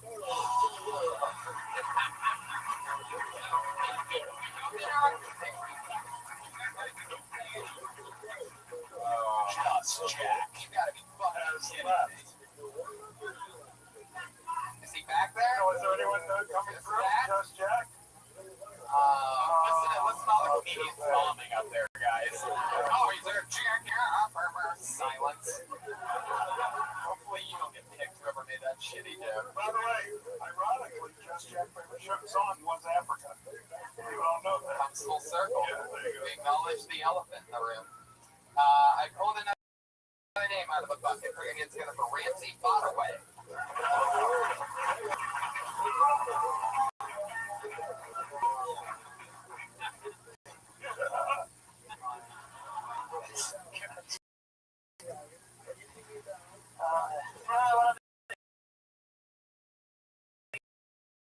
Guilty today.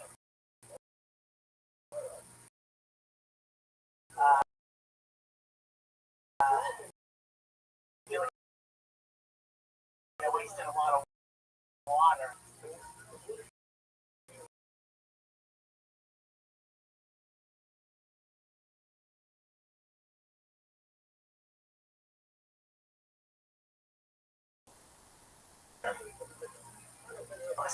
More water if I threw a pipe bomb into an aquarium.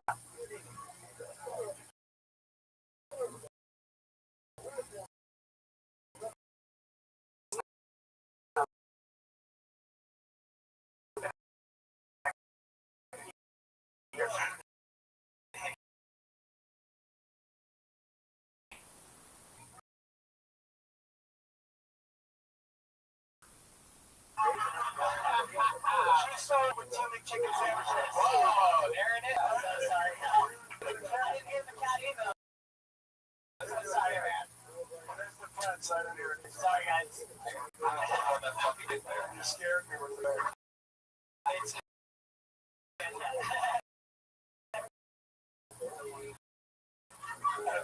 That came off as me. Fucking.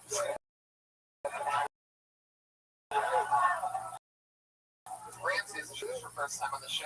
Did it one other time. Oh, very memorable performance. That already got an almond milk joke. Singing well. I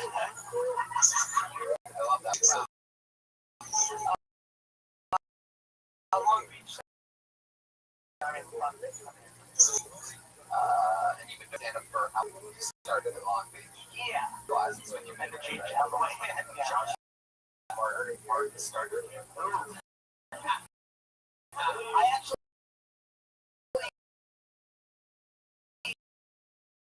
somebody uploaded a picture of him recently and it tagged me. Is that true about almonds, by the way?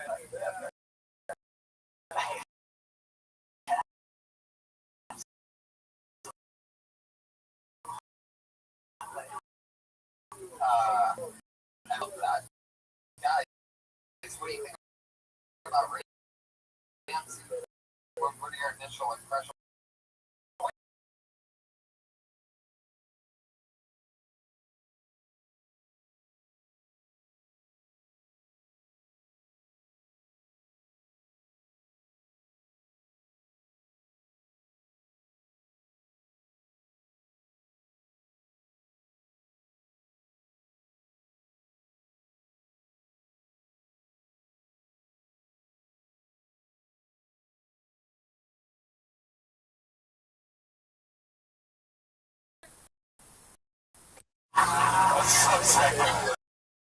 So I wonder how long it is until we'll have a certain daily sitcom. I wanted to make Like all these are all smoke cigarettes right in the pilot right now for you. really? Yeah, oh wow. Cool. He's so likable. He should be a huge hit. Who's that? Likable. The most likable guy. Putting a note to a pilot that says, and no problem.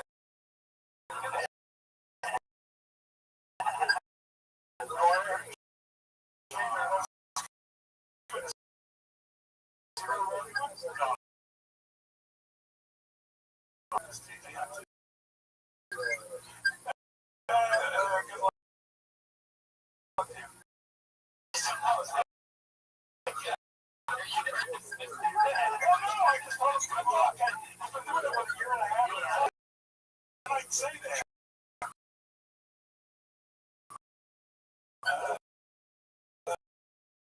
Exactly.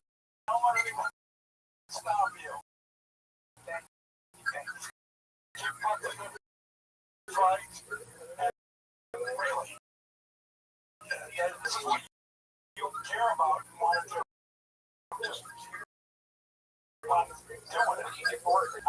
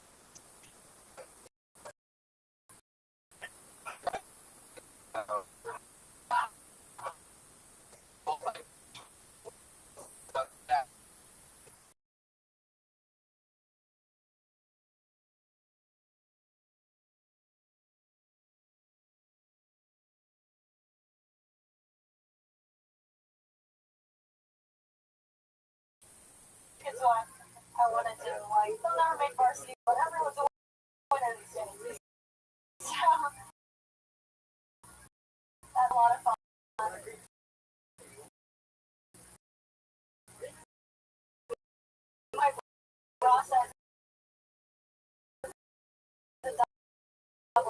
guys. You know what that is? That's my double S. Yeah, Sierra, it's a cow. Now, Sierra, remind me, are you still in college? Yeah.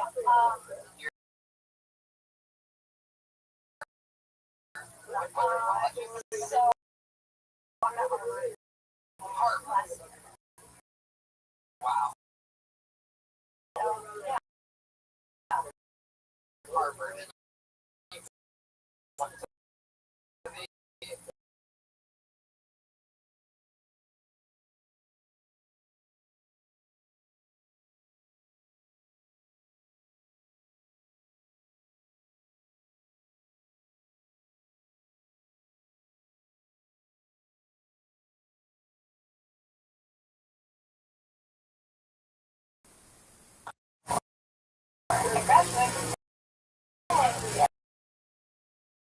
Very cool. And what's your degree in? Right.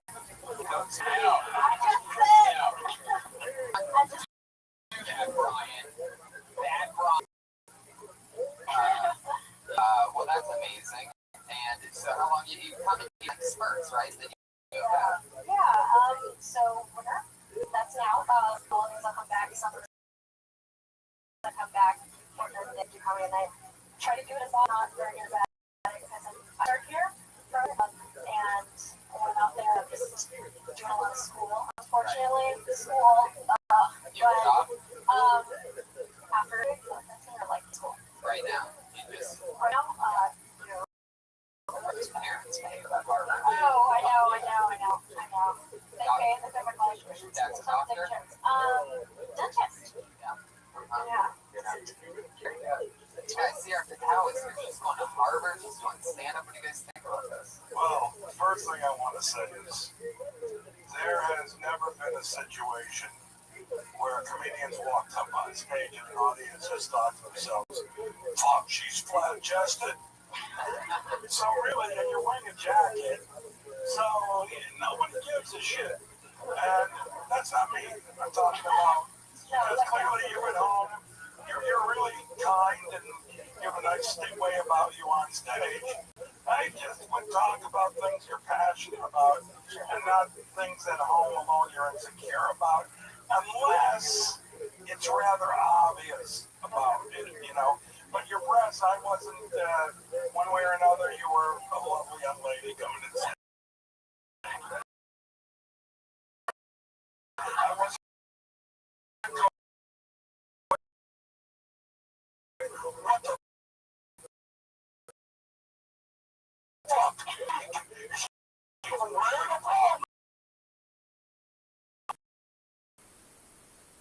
Anxiety, you know. It's about nobody cares what he sees. Alright, there you go. That's pretty good. That's true. I mean, somewhere right in between you and Brian, in that I think that, you know, if it has to be acknowledged, I mean, if you're going to acknowledge it, then it should be sort of semi-blank. You know, like, Topless, come on, topless. Oh, wait, hold on a second here. If they're that small, you come up topless, they're going to go, she a boy? And then you go, no, I'm a girl, look at this. I'm like a little girl in a kiddie pool. You know, let's try it that way. You know what I'm saying? So, you know, I say enough with the bosom. well, I think she's definitely more fresh off the boat than Goldberg's.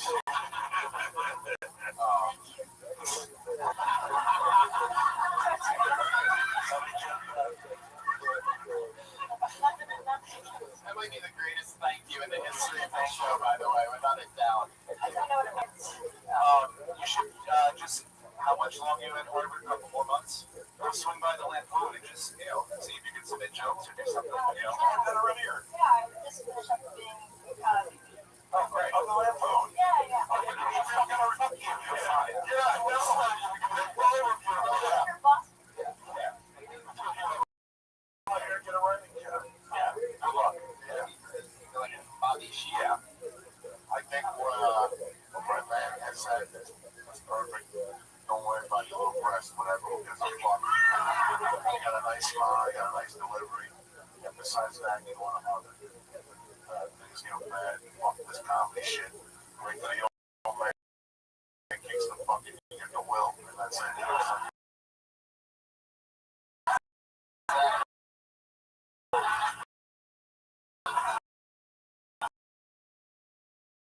He's a fucking,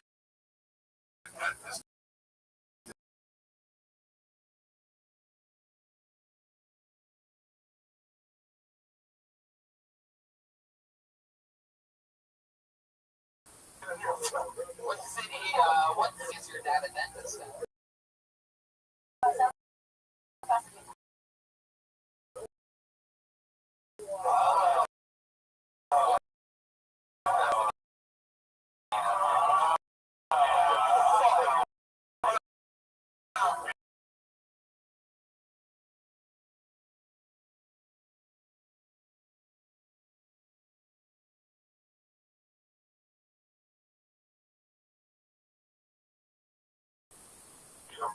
fishermen, same thing.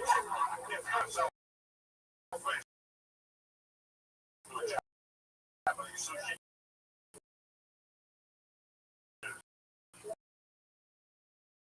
I'm telling you right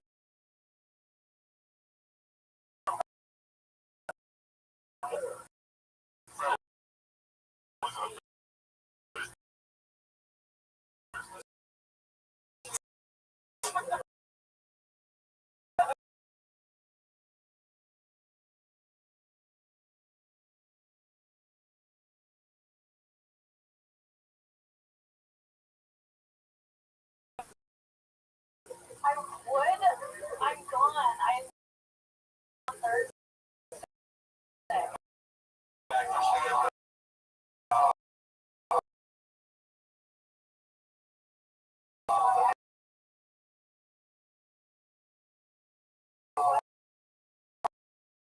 Like literally, I've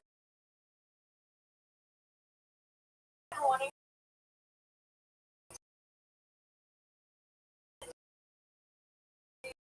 to ever since I'm done.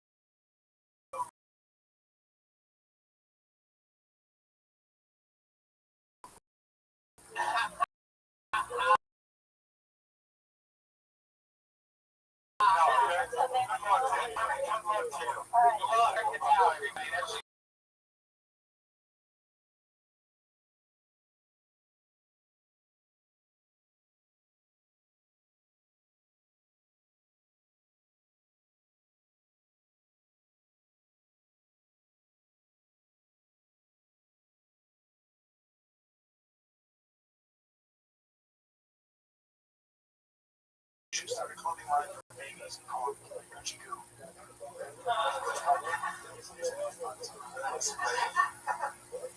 I got fat years ago. Sort of weird. It was 240 pounds. It was pretty big. It was weird because I didn't know that I was getting fat. I don't think I've ever experienced that, but it was too gradual what was happening. I didn't know what was happening. I just one day realized that I was fat. I remember that day too. I was going to meet some friends and drinks. I was in my apartment, stopped and checked myself in the mirror. I saw a t-shirt, some skinny jeans. And I remember that I've never purchased a pair of skinny jeans. So that was the alarming moment. Shit, I'm gonna eat salads. That's all I got. 53 seconds. Don McNeely.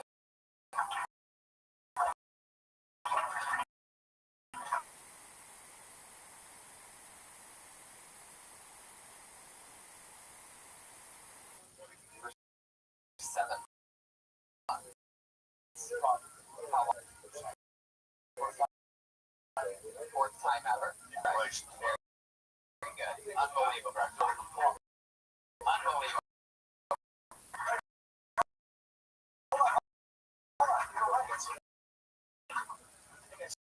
Started 7 months ago, but that's exactly what I was.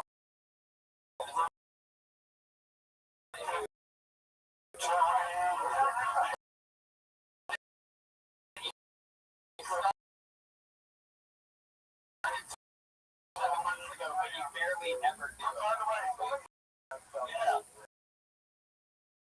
Really dig it in.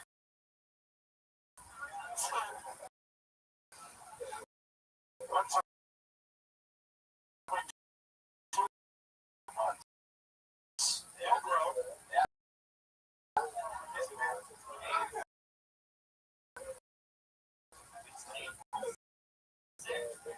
Stand up.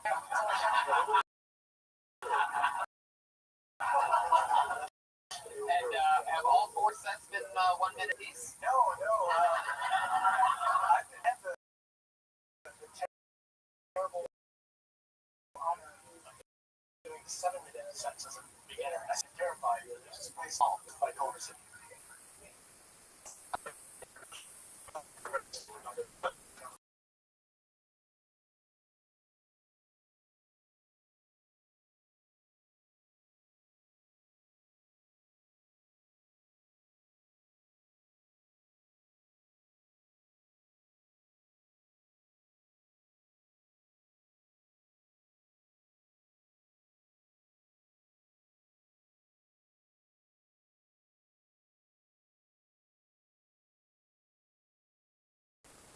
For a friend. And much so that when you put it on your skin, you go,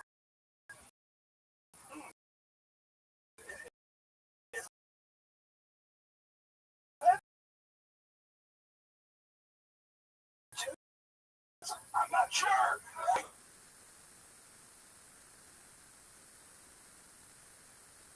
Once in a while. I put one in once every 2 months. I sling it out of a heliotrope. Yeah. Lotion in the bath. That does have a catchy ring. Against the hose. Oh, we did. Easier to get after. Just never. Oh, I see what you try to do there. It is the shit. I love this. I'm getting bashed from the lotion guy. Who usually doesn't even use his own phone. He's nervous, so he's defensive. You know, he's so nervous. You know, but here's the thing. Not many comedians can say this. Well, I'm trying comedy. I do it once every 2 months. And if I don't, what? I just love lotion. It's not my comedy. Never mind, I was going to go down a whole avenue and I just stopped my car. Yeah. I stopped my comedy car. Stopped it. What?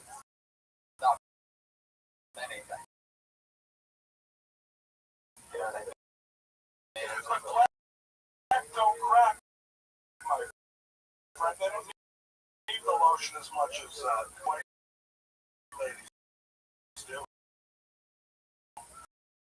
You really think that's true? Oh, I know that's true. Really? That's a big hole. Never look down that lotion for you. Don't look down the lotion. Joe, you ever use any lotions or creams? I was thinking about how good. Anyway, no. The 4th time, I can see you have like a sense of humor, you know. Just how you have a hard time putting on paper.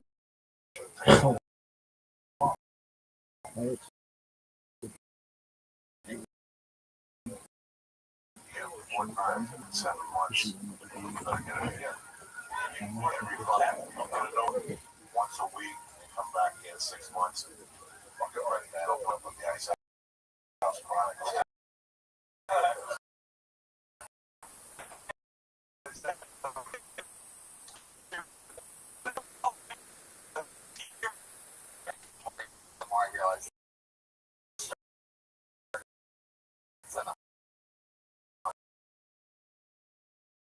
good. Just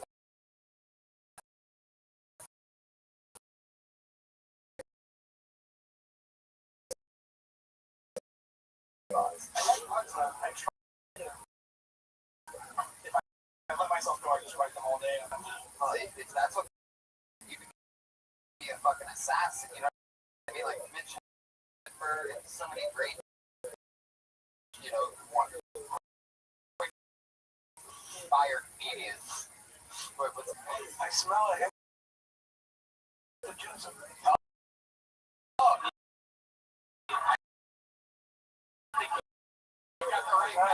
not.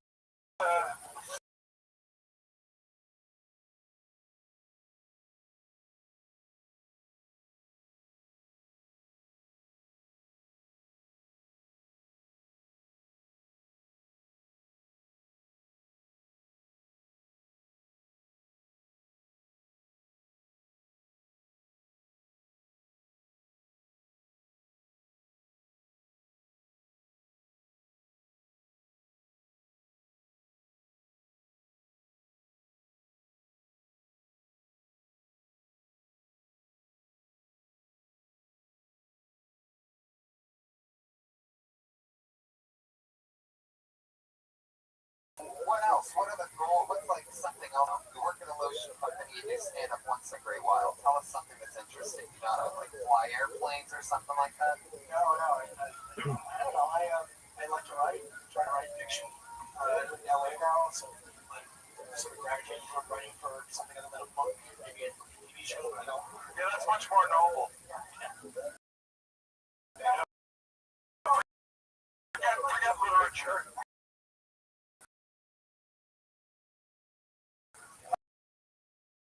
I will write for A&E.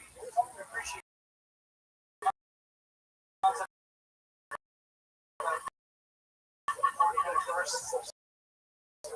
Oh, okay. Yeah.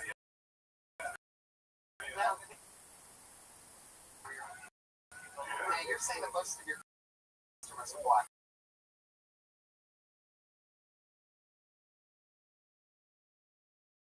When?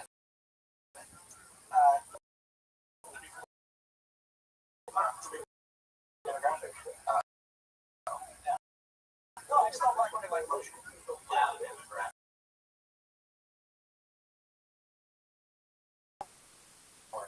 Yeah. Young puppet shows.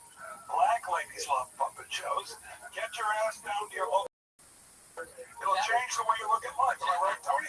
How many puppet And shows he are was the executive producer and creator of my favorite comedy show, Curb Your Enthusiasm. And his advice goes a long way. I went to a puppet show, and that's how I got my special on Netflix. So it was the day after. Actually, I was walking out of the puppet show, and it wasn't even a human being. It was one of the puppets. They're just like, you did it, buddy!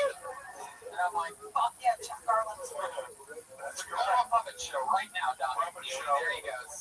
Don McNeely, everybody. Anything else for Don, guys? Parting advice?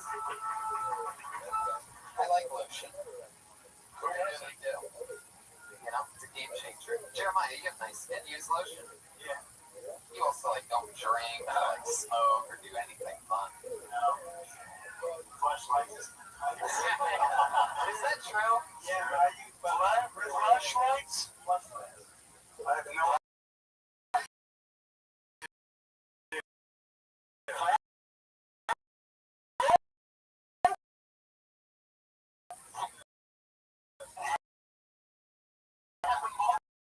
I have no flashlights. What kind of are you doing over there? You guys ever use a flashlight before? I've never heard of them. A flashlight, it looks like a flashlight, but it's a fake vagina on one end. You just like fuck with it. There's one on the front patio. Why do you need a light attached if you're going to fuck a flashlight? Crazy is part of the You don't flashlight. need a light, Jeff. There's actually not a light attached to it. It's just called a flashlight. It's shaped like a flashlight, but there's no light. It should be a lightsaber, like a flash saber. Do you guys hear something? Because I don't hear anything right now. I hope there's almost like a fruit fly or something in my ear. I pulled another name. You know, I'm going to finish this thought that I had, though, and I want to talk with you about this, because I was on the front patio last week, and they just said Sam Tripoli had another naughty show, and I noticed that there was a flashlight sitting on the bar with all the bottles of liquor, and it's still the box, but it's a clear flashlight. I was ordering a drink, and I saw it, and I go, it's not a fucking clear flashlight. And Toby's like, dude, it's the #1 seller, bro. And I'm like, there's no way that the clear flashlight, he hands me the box, #1 seller. Why would people want to see what they're doing? Some people like to look at the dick when it comes. How much? Are you serious? And so sometimes you'll like what? You'll talk to Don McNeely, squirts fucking cream in that bitch. Yeah. Well, Rabbbi told me that you're not supposed to use lotion. Yeah. Oh wow. Yeah. You guys know how to use like it's in a long term. Just say something now. Yeah. Lobster. Tony, She looks like pink on Melrose. Tony, Yeah, Jeff. can we introduce the next comedian? I'm not comfortable with the direction with it. See, I like hypnotism, and a little drop of flashlight. We don't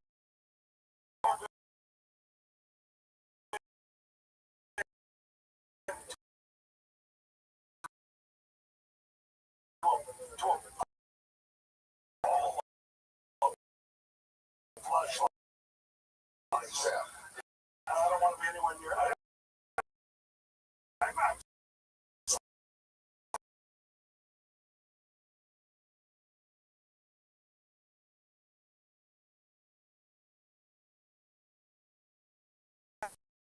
Based lotion. Okay, Brian, we're moving on. I don't know if you're any podcast producer. Jesus Christ.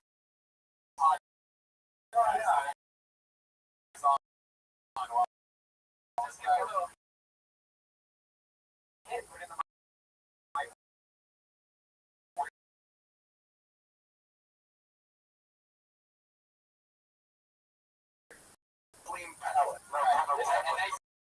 Nice place. See, now what?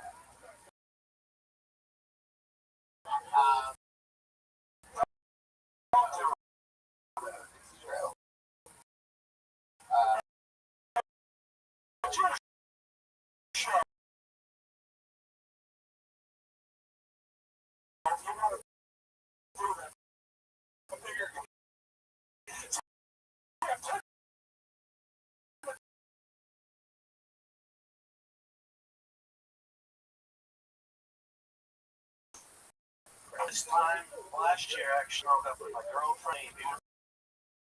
I just felt that I didn't need that in my life anymore. And I never broke up with the girl for the first time, and it was kind of emotional. At one point, she looked at me. She said, but you're my best friend.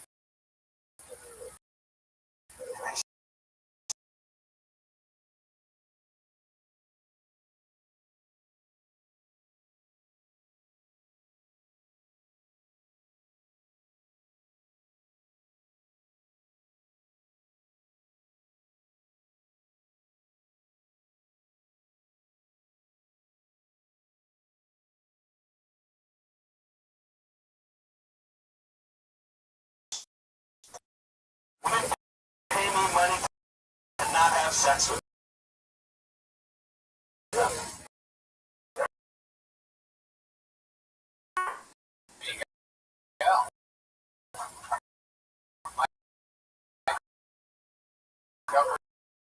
Brian. I like your style. Alright. I'm gonna get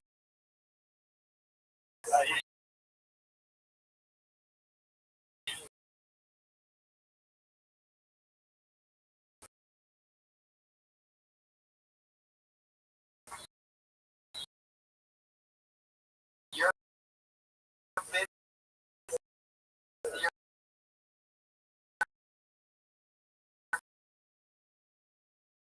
visiting or just moved out. Like, you've been doing stand up for 3 years somewhere else. 5 years in Boston. Yeah, 5 years. So you have sort of close. Yeah. 5 years sort of spread out, right? No, I just, I wasn't expecting my name to get called. I was a little jittery. I chose.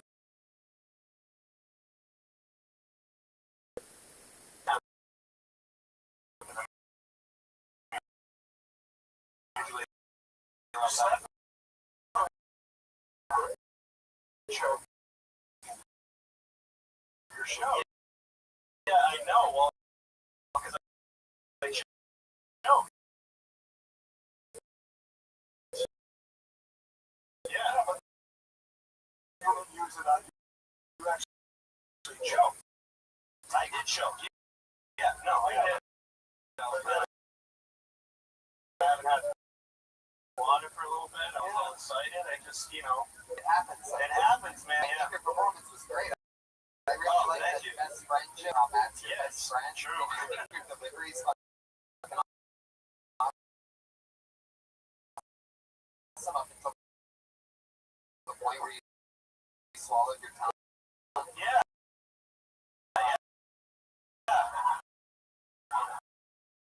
You know.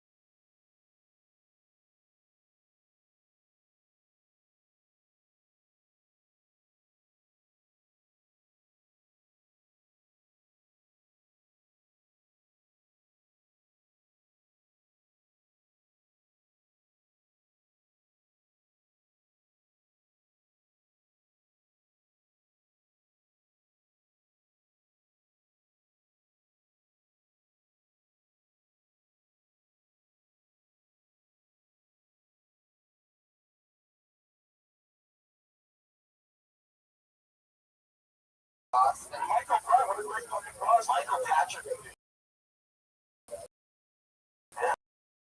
And that's Joey's right. Again, Jerry, I like you say that.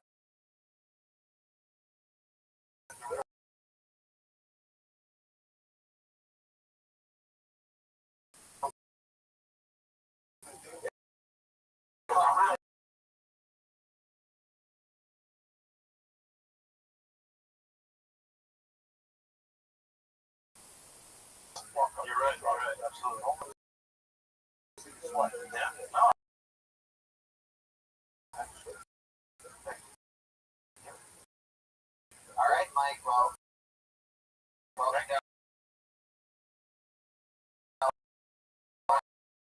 like, have fun.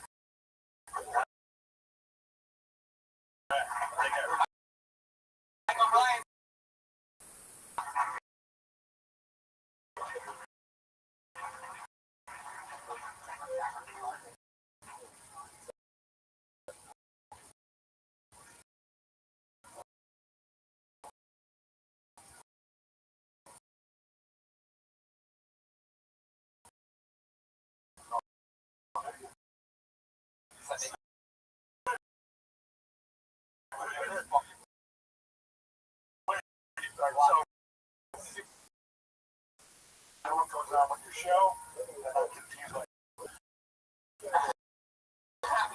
What is he doing? He's drawing tonight's episode paper. He's drawing. Start off. He's drawing tonight's episode. It was drawn by Cells. He's over.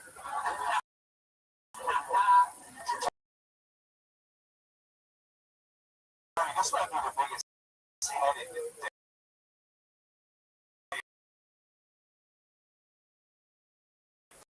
After these fucking trannies don't get it. You know what I'm saying? They don't get it. Just because you switch government, you look unbelievable. But fucking great.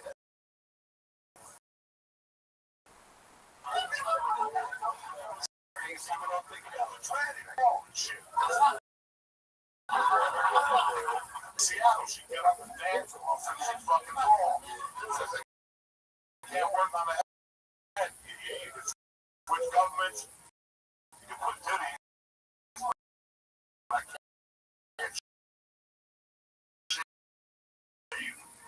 Like, what are you doing with that? Herman wants the head. You can't fucking things are busy, so I don't give a fuck. I'd rather die of a heart attack than be busy now.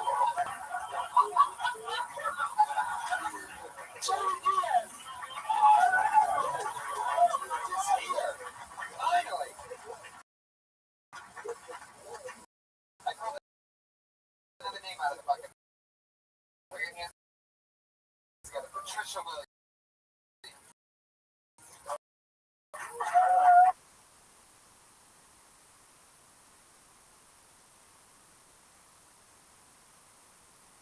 People just missing their spots. Never gonna make it show. Alright, let's try.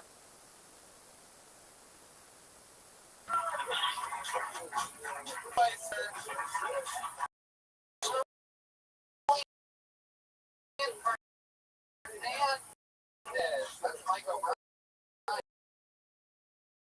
again. You motherfucker, no initiative. Just somebody come up here.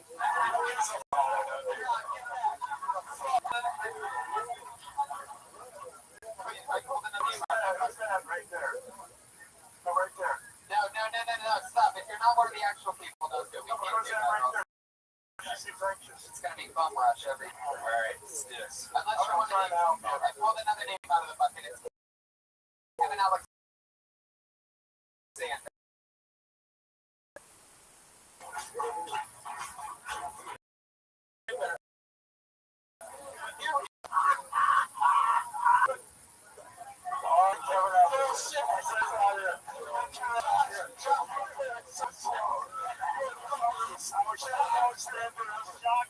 Check his ID. My first time. Show me your ID, Kevin. Is Alexander ER or AR? Oh, it is Kevin.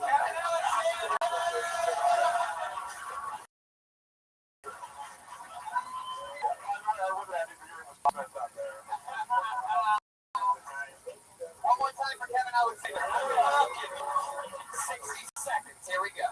Going back to work after not winning the Powerball jackpot is kind of like doing the walk of shame, isn't it? I mean, because the night before, you have the opportunity to do nothing but party and fuck. What up, Miss Aquarius? You got all these plans on what you're going to do with money. We're going to buy a yacht with a helipad. And walk straight into HR and I'm going to ask Cindy to show me your tits. I'm going to get a different chick. Just chilling. How about you? Okay, this You don't win. You end up back at work the next morning. You Move unlock the it, front yeah. door, There you go. turn on the lights, brew that first pot of coffee like, ah, ah. And you have that awkward moment in the hallway where you see Cindy. Morning, Cindy. Yeah, no, I didn't win either. I don't want to see those two. There it is. No, I was listening for the cat. It was there. It was there. Brian does the thing that only Brian thinks is funny when he plays the cat extra low. Nobody knows. Brian, that's not funny. I didn't hear it either. It was actually a different cat. That was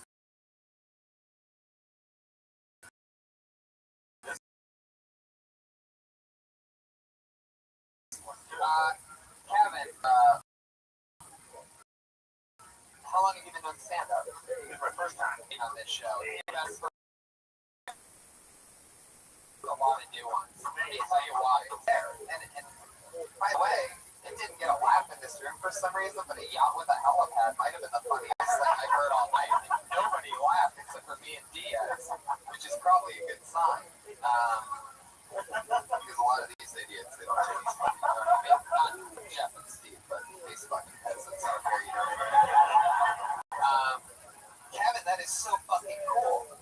I'm just going to get this out of the way before everybody annoys you about it. The mic stand always has to be moved. That's the number one way for people to know that it's your first time on stage, is standing behind it. It's just a funny little weird eclipse thing. Kevin, that's amazing. What do you do for work? I joined the Navy a long time ago as the aircrew survival equipment. And that'll be right there. is Yes, after ma'am. I actually joined, after I got in, is a parachute rigger. Whoa. Yeah, that joke invented itself. Right. Is it a dirty job? Nope, very clean. Nobody will ever call you dirty.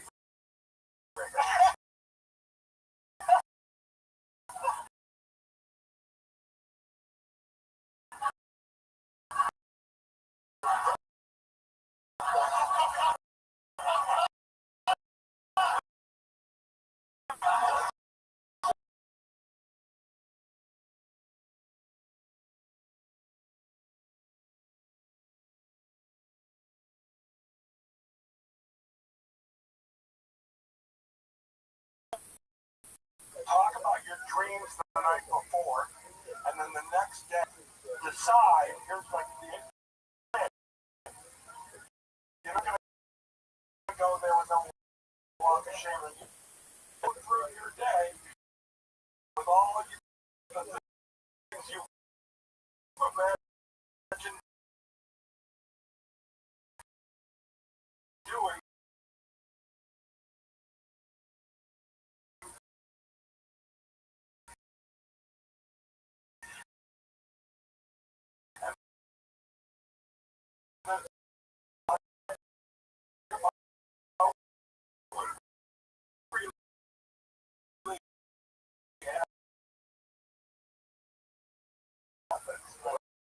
Right.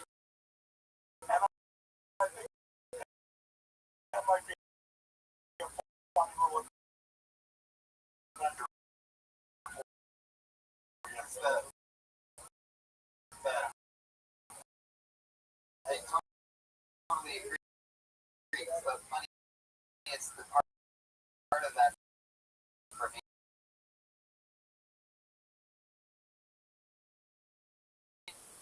And stuff like that. oh, You know, like those setup stuff. HR lady, but then you only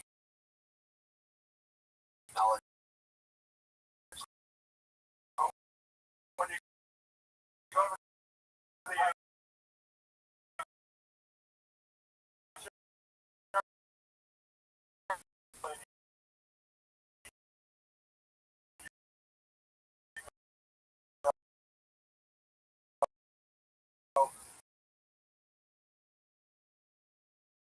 look,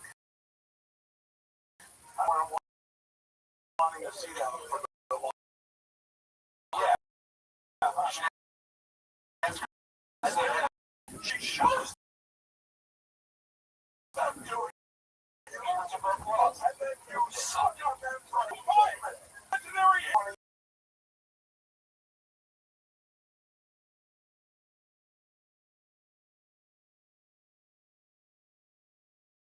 timer. One more time for Kevin Alexander. Come on, Joe.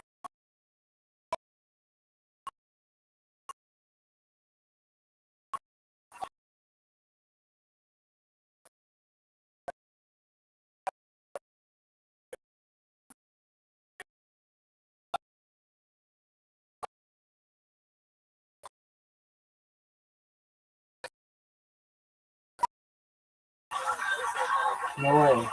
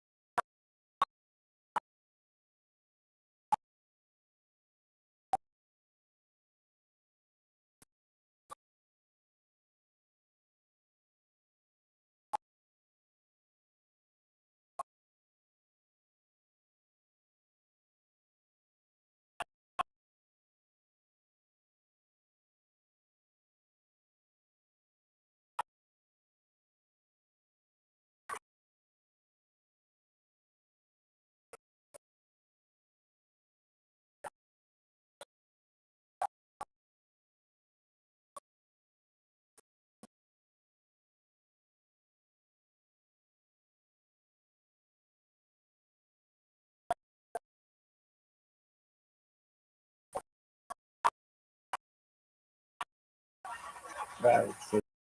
What is that?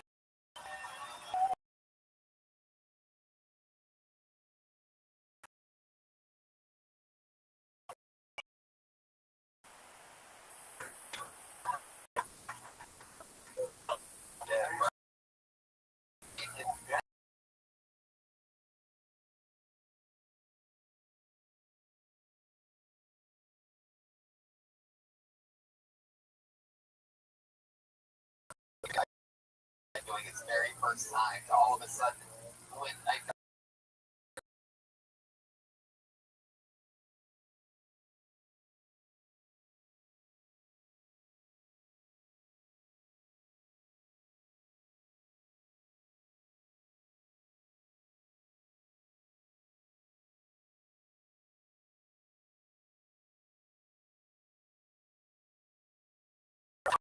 just like either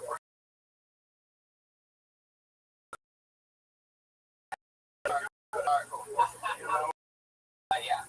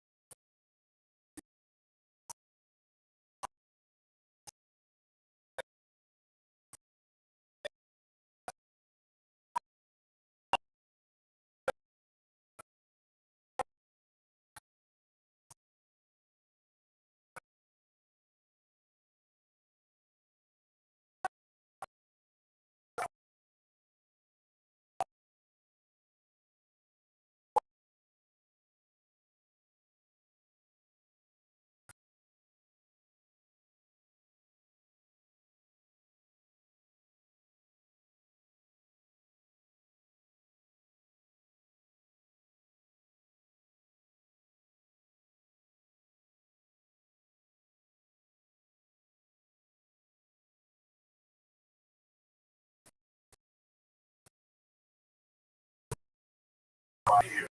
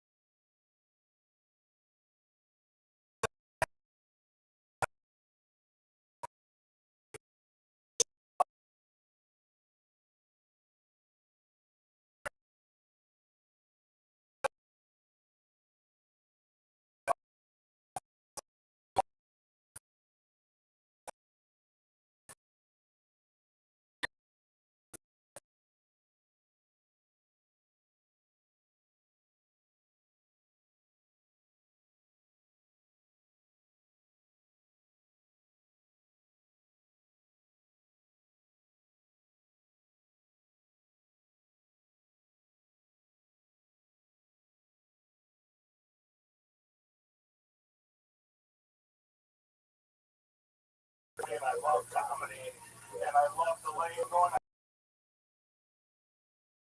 That's what I feel like.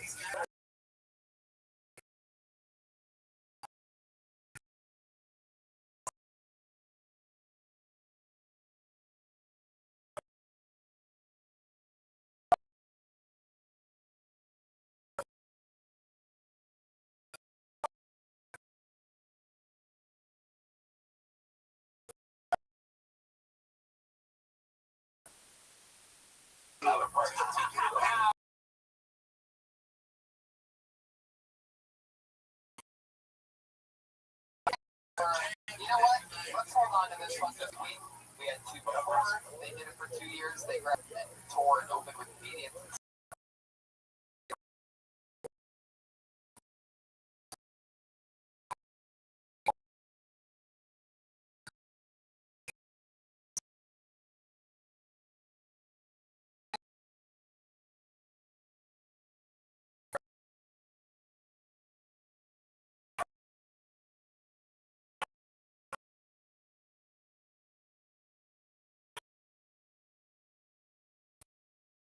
It's busy. It's really busy in here.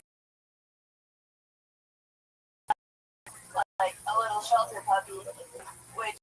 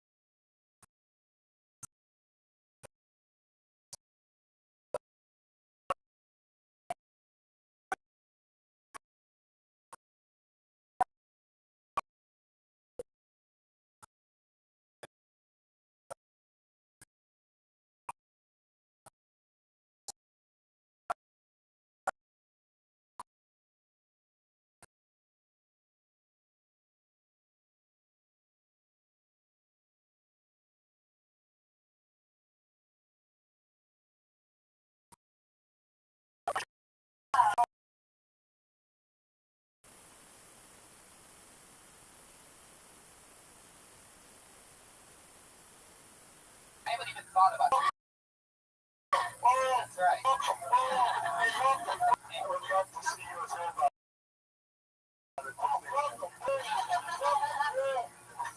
That just created a new gap, everybody. That was new.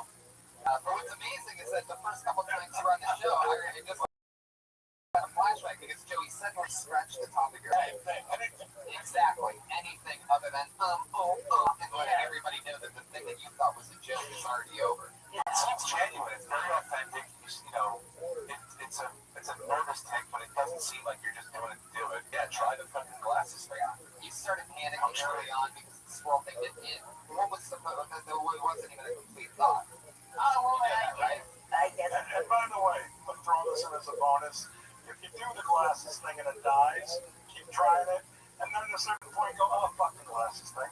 And you know, something else maybe. You know, it's like it's a long journey, and you seem like you're on the right path. I do it twice. Fuck them. If they don't get it the first time, hang in there. Do one more time. The same joke? Fuck them. Fuck them. That's the laughter right there. Second hook, fuck them. Joe, I'm sorry. We're going to play boxer. If I was a boxer, I could have used you in my corner. Yeah. Oh, you're not think that's not a good ring strategy? You're wrong if you don't think so. Tony, get serious with the boxing. I am very serious. So, Melissa, you have been doing stand-up for how long now? Maybe almost 9 months. Yeah.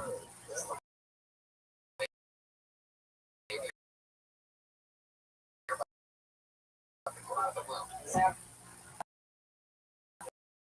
When I was 9 months old.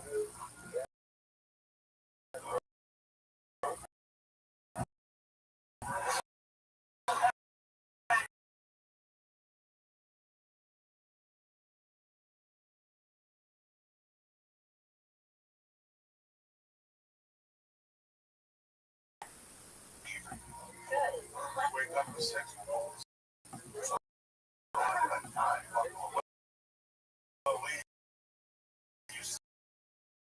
Say age is a number. You know. You're a fucking savage. 9 months. What?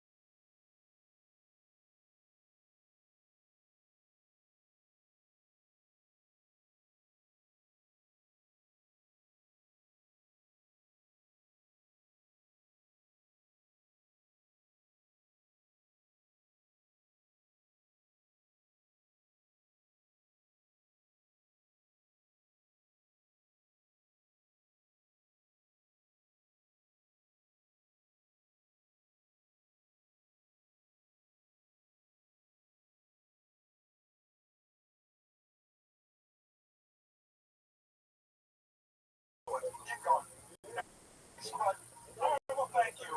I'll get this moment and I'll be okay. Thank you. She didn't realize it. She gave me at least a good 20 minutes extra sleep tonight. I really would have liked that.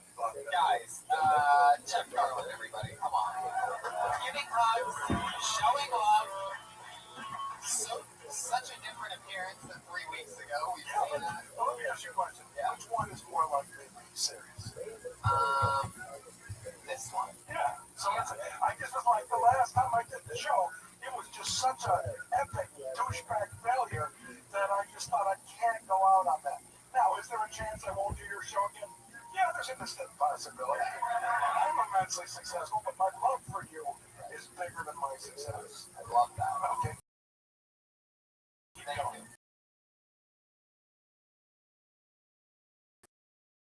Thank you.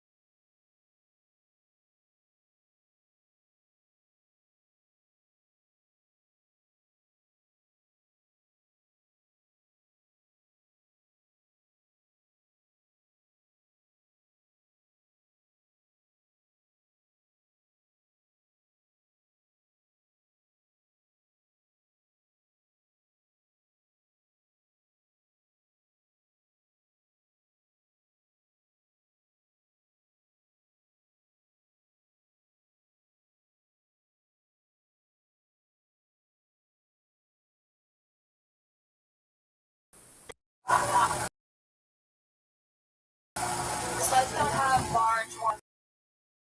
They only own mini vines.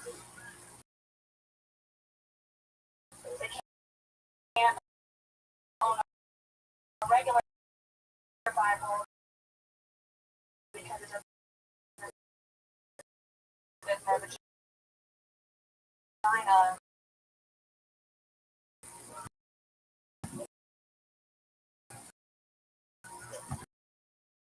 Every girl's vagina is special and unique, like a flake.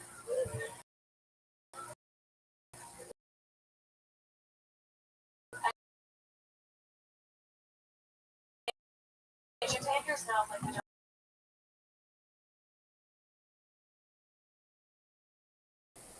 Get that premise. And you didn't even really get to get into that. You know what I mean? Yes, Jeff Garland. Use your microphone, Jeff. I want to hug her. Confidence. So what do you think you mean by that? I mean, I think that just people shame more. I think it's stupid. Yeah. And I'm not even like a slut, but like, I just feel like it's like a fuck show. You know what? When I was a young girl, and let me tell you something. I'm shaming I got from Vanessa and I say,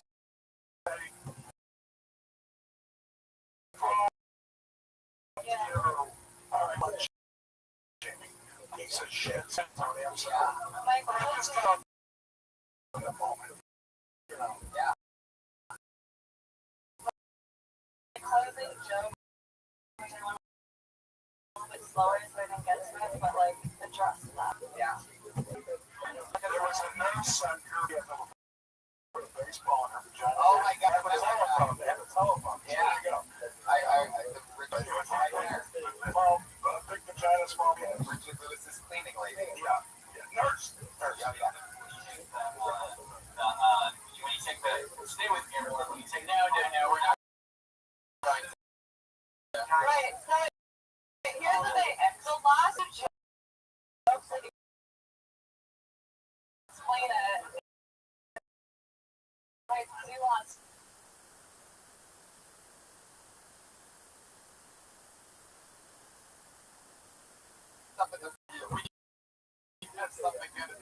the last like two jokes like come from like they like to you, but to God, the life insurance policy, which comes from like where the guy, well, going from the last joke, it makes sense, and then like my closing at least does what my Bible teacher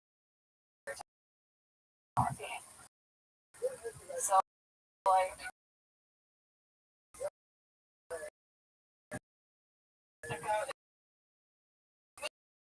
Sense within his life, that's where the Bible comes in. Like, Yes, this is your first texting Vanessa Johnson. What's your take on this situation? Brand's thinking new, right? Like a few months into the game, as a full-time pro smart person day job.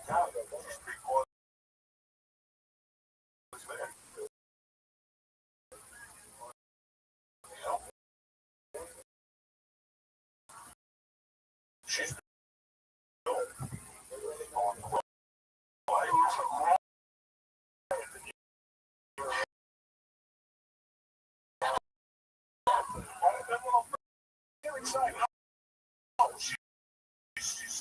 Earlier, he's not into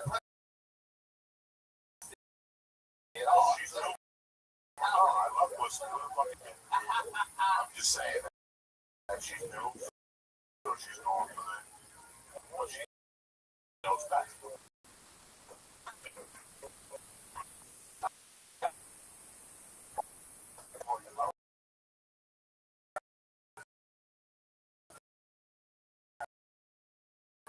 But you're very funny. Good luck.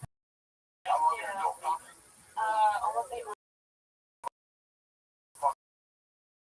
There's a way ahead of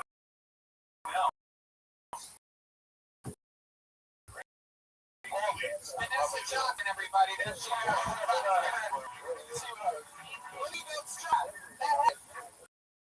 holy shit, Joey has Jeff Garland, Steve Rannazzisi, me and Red Bucks, the best Jeremiah Watkins, and Jeremiah Watkins. Guys are doing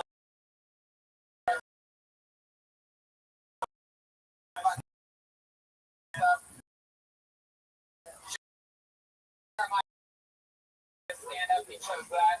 Jeff Garland, what do you got to promote? Anything? Anything crazy?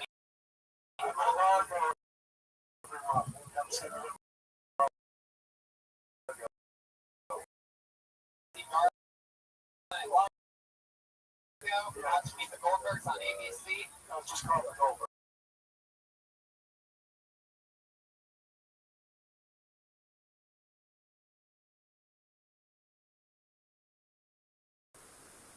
Guys, thank you so much. Live audience, make some noise. We did it.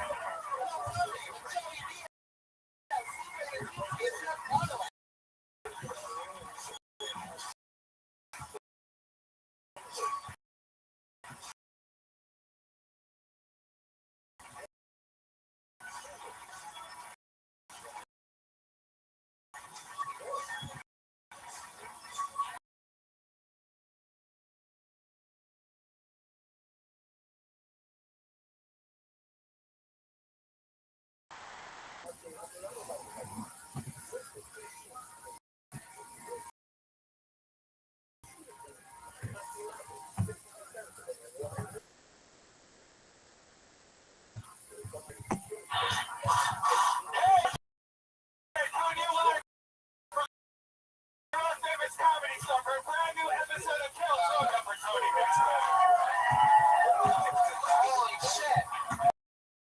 It's really happening, everybody. Oh my goodness.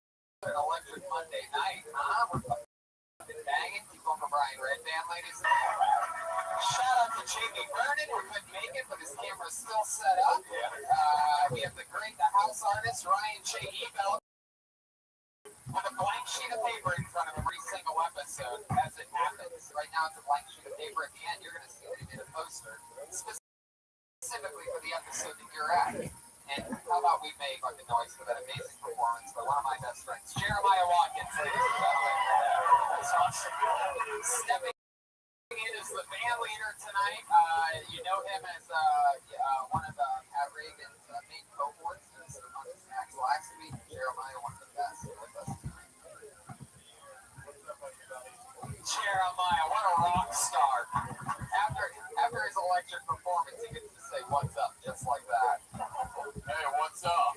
Remember me from 4 minutes ago? How's it going, Jeremiah? You excited? I'm pumped. I have a saxophonist as the band leader tonight. Matt Reagan's going to join us at some point throughout the show. Guys, huge announcement right now. We've been doing Kiltonian live on the road. We've been selling out every single city we've gone to. Pittsburgh, Columbus, Dallas, Austin. We have been murdering. And now, we announce March 24th, Seattle, Washington, everybody. There you go, Seattle. Bang, bang, bang, bang, bang. We're doing it. March 24th, live at the Parlor Live.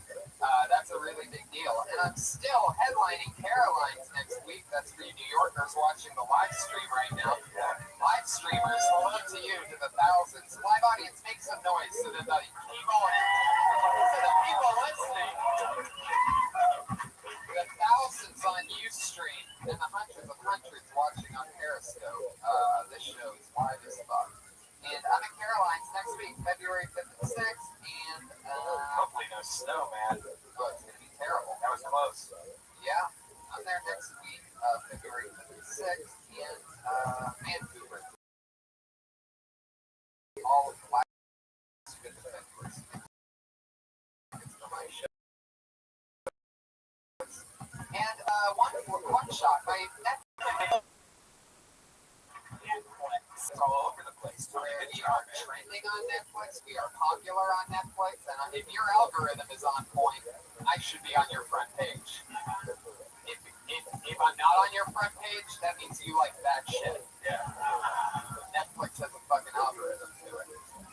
So I'm so excited about, one of my favorite things to do is every single Monday for 2.5 years, we have this awesome show where we get to talk to brand new comedians and some established comedians that just landed in Hollywood, all shapes and sizes of different types of comedians that are newer here at the Comedy Store. We're just getting to meet them, and every single week I have 2 of the funniest comedians in the world, sometimes 3, but usually 2, on the show to talk with these comedians with me. Always 2 of the funniest. You know these guys from Comedy Central, Workaholics, HBO, Comedy Central, some network shows, some movies.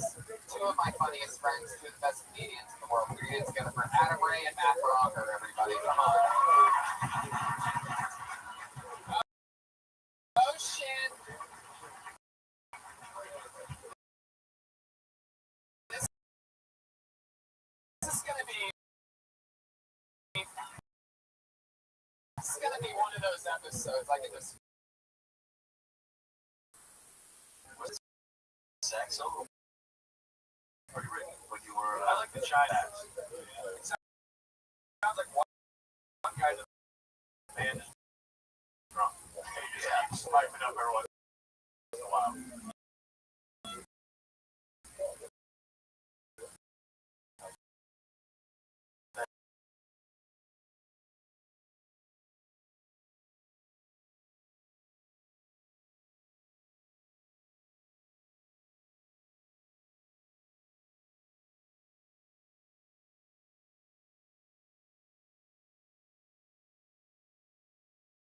what's going on?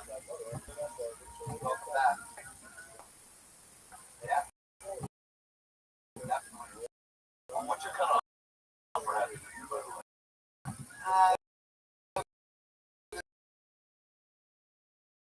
It's New Year's Day. It's not like birthday month per se, but once the day hits, Yeah. You look pretty good at it. so Yeah.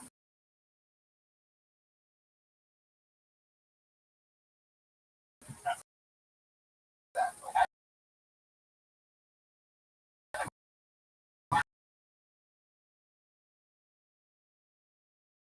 I'm like, now people say happy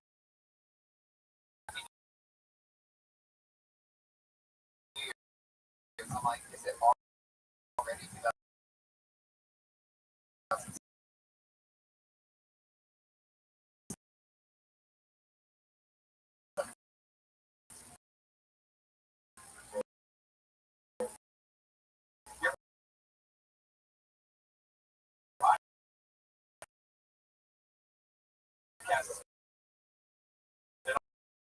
All over the place. This shit on TMZ all the time.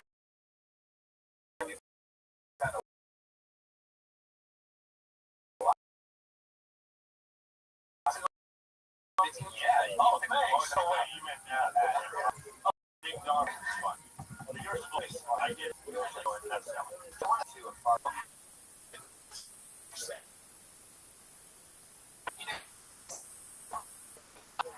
feel like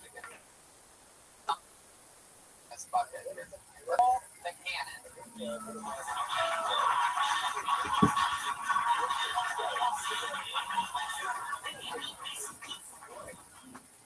Hi guys. I'm a little worried about my dad's health. We went to the movies a couple weeks ago, and I heard snoring next to me, but when I turned, he was awake. So I was like, oh shit, that's just how you breathe now. Like a bulldog.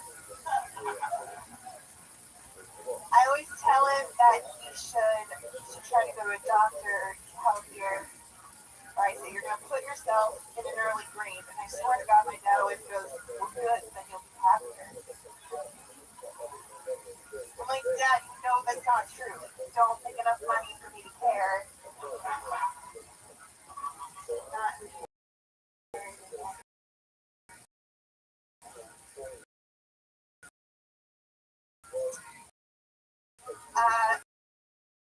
No, my family loves me.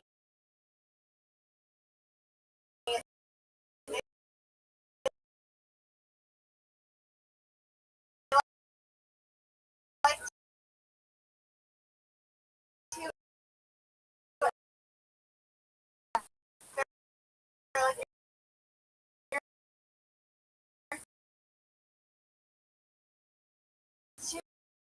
too picky.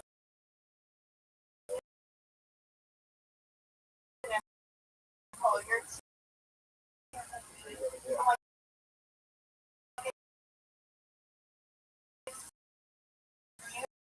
excuse me? I don't know, I can just imagine most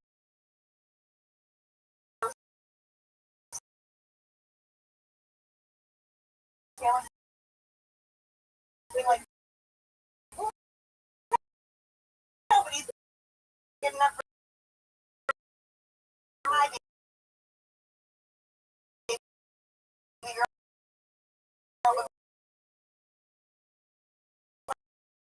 my family's like,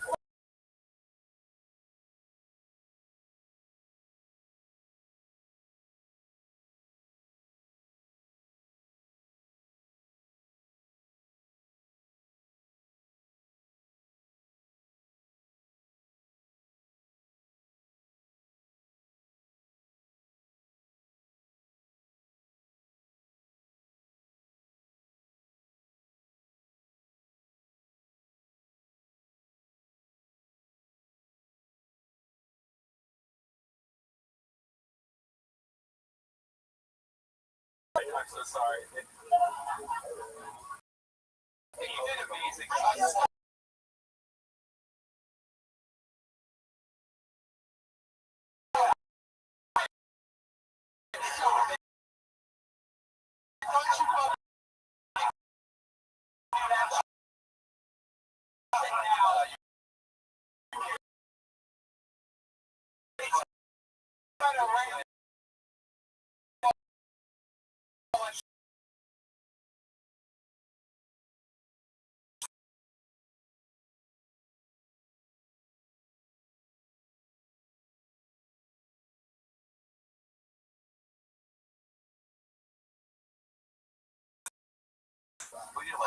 It's smart not to leave it out there.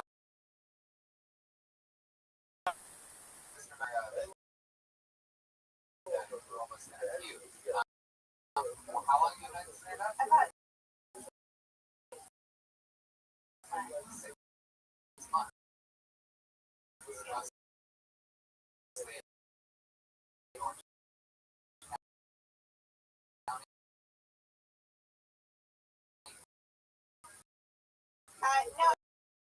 no, I go to UCLA, so I've been doing it. I love that. What do you do for work? Wow. I'm a student. What are you studying? One of my things political science. What's it? So you don't have a job, you don't know making money. What's in the bag? What do you? Could you be stuck in? What's? Have you ever seen a? It's like nothing. There's nothing. I got my.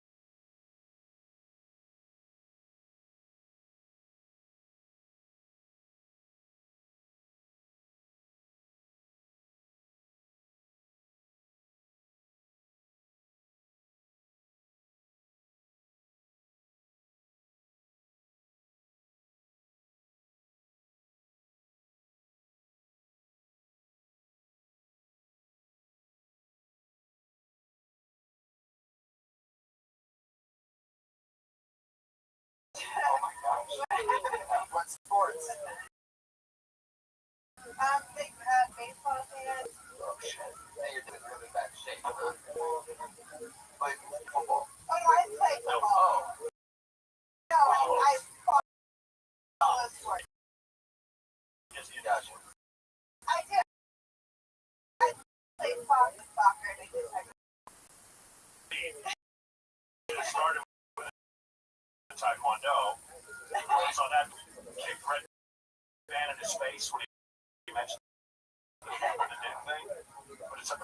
right. I'm just saying. So, Nicole, you got the sports to impress your dad, but your dad is so out of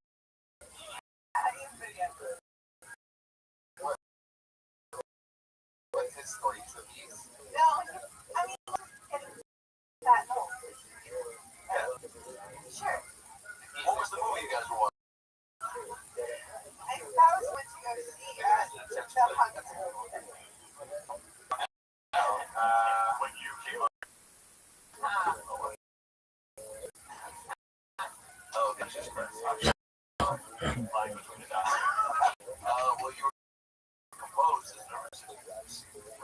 I tried. You've come a long way. Now you're doing the reach around on the head. Hey, you're chilling out. Yeah, totally. You're very comfortable. Thank you, and come back again soon. Nicole McKay. Perfect man. It's adorable. It's got an after-school special vibe to it. But like all the kids are. I'm gonna pull him out of the bucket. It is the name of Kayla Bernadette.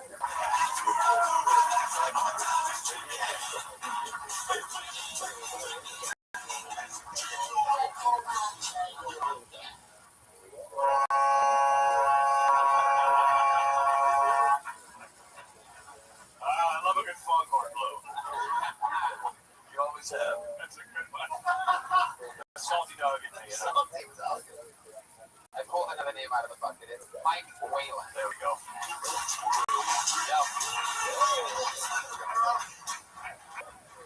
Hey, how you guys doing? I know what you're thinking. He doesn't look Mexican.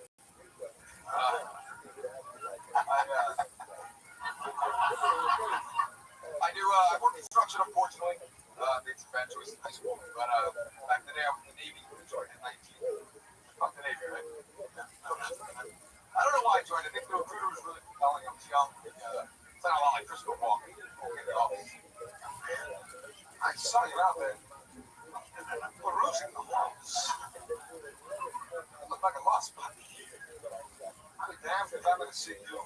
Chasing the buff around. Smoking dope. When I was your age, I was. Long story short, I watched some of the mass. It took me around 126 minutes. No, that's not a story. Then, man, I want you around. And he was right at the see the world.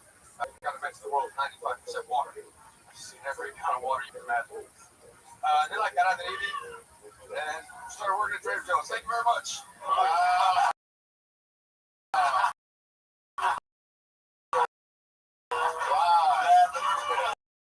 Like the best punchline ever. Mike Whalen. Welcome to the show. How's it going? Well, how long you been on stand-up? I was there about 2 years.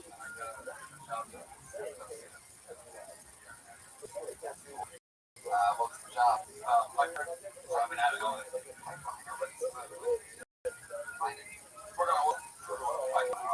Last job in Colorado. Oh, yeah. That's funny because it's Sunday. I got another job. And like you can do gym stuff. You can just pipeline and whole right. You're just out there, right? Like, yeah, I was living in a motel. Wow. And that's how often after the year is that? The next job in Texas, I gotta get 600 all together to get the labor. Don't want to pay that. That's all part of it.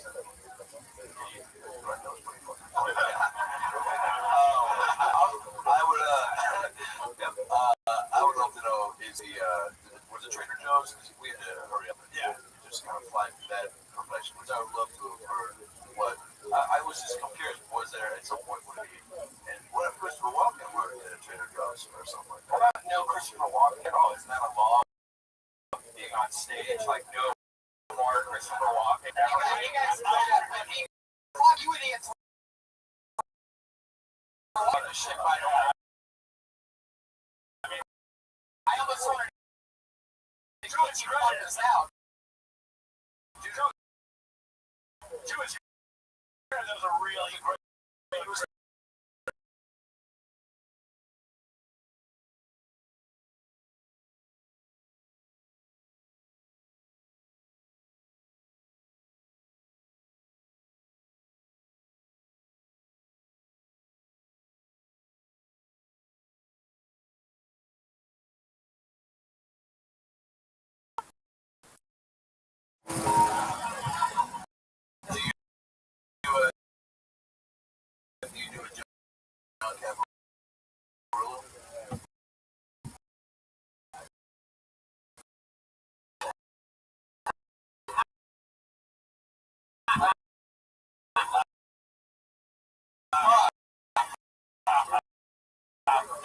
great. Yeah.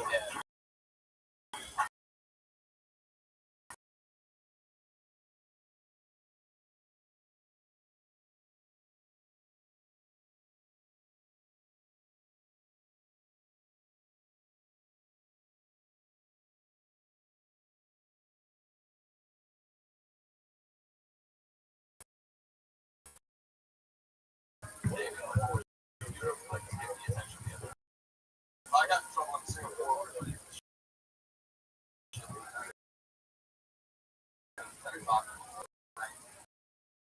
So I held up.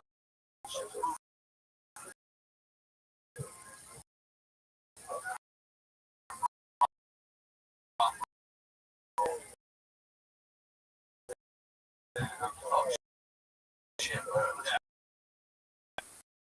Stop there for a second.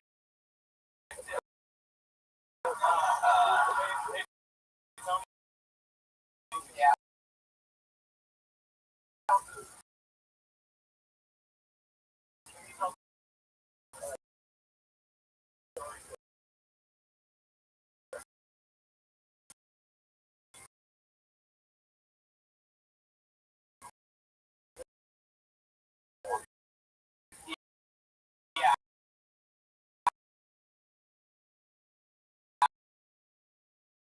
I actually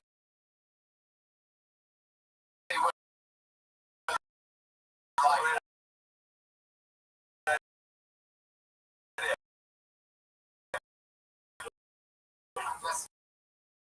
just like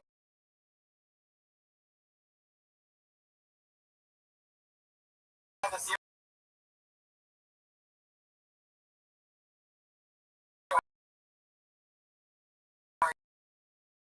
Give us a moment, Bravo. Like, just paint the picture of how big the problem was. It was really you in that voice. Yeah.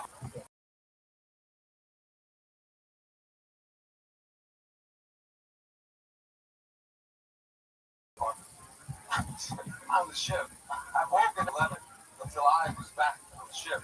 Oh, so shore patrol march speed around 400 or 500 people. And their pajamas, boxes. Can you stretch out those words when you say them again, please? Pajamas. Yeah, they're funnier. Very funny. Thank you. All it takes a little direction. It shows about it. It's about the little fucking pump. That's a tiny adjustment. Once you realize the tricks, it's all there. So, Mike, when exactly do you go back to Texas again? Where in Texas are you going to? Victoria. I actually wasn't expecting walking on that one, but he's still there, and I love that. Maybe that's your thing. Maybe Walken impressions are hacky, but becoming Christopher Walken and just doing him all the time, like in life, I think that's pretty original. Haven't seen that yet. I mean, it's not really an impression if you're just talk that way. Have you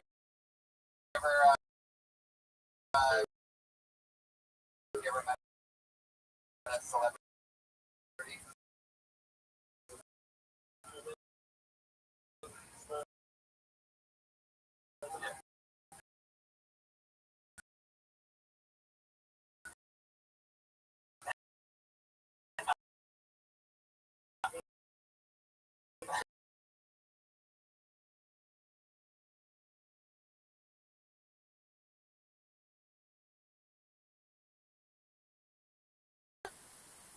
See? Open with that next time.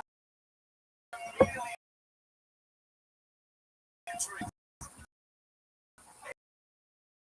And you're going to say, so I rented a survivor.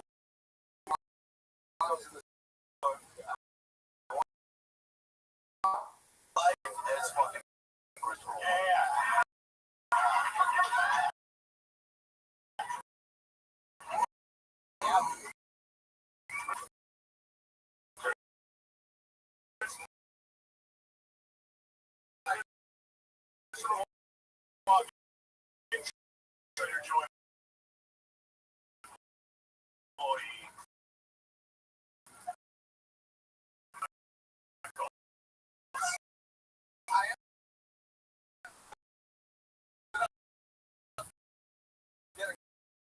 fired.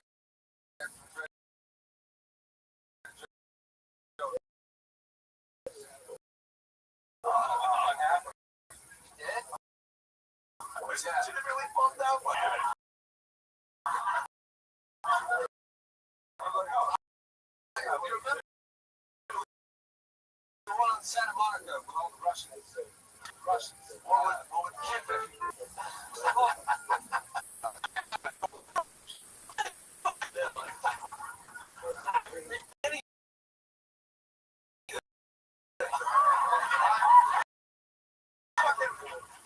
And the manager was like, and they were like, Mike, what'd you say? I'm like, well, for one thing, apparently.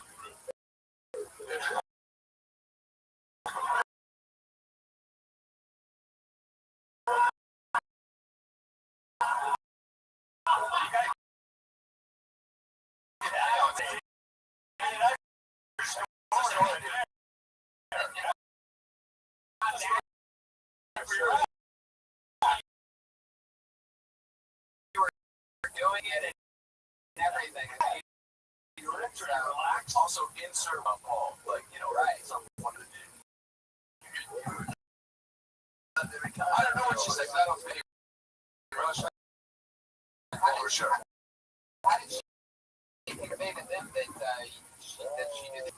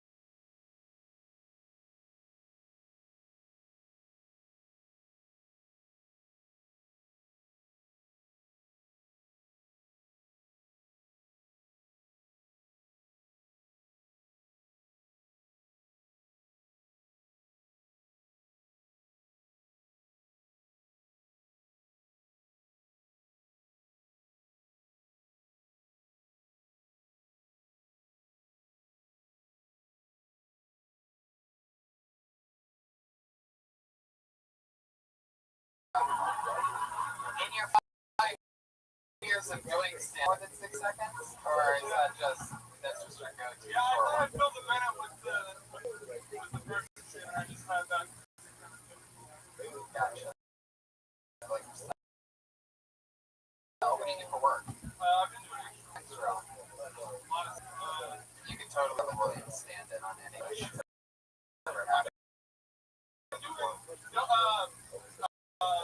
Body double for Vanna.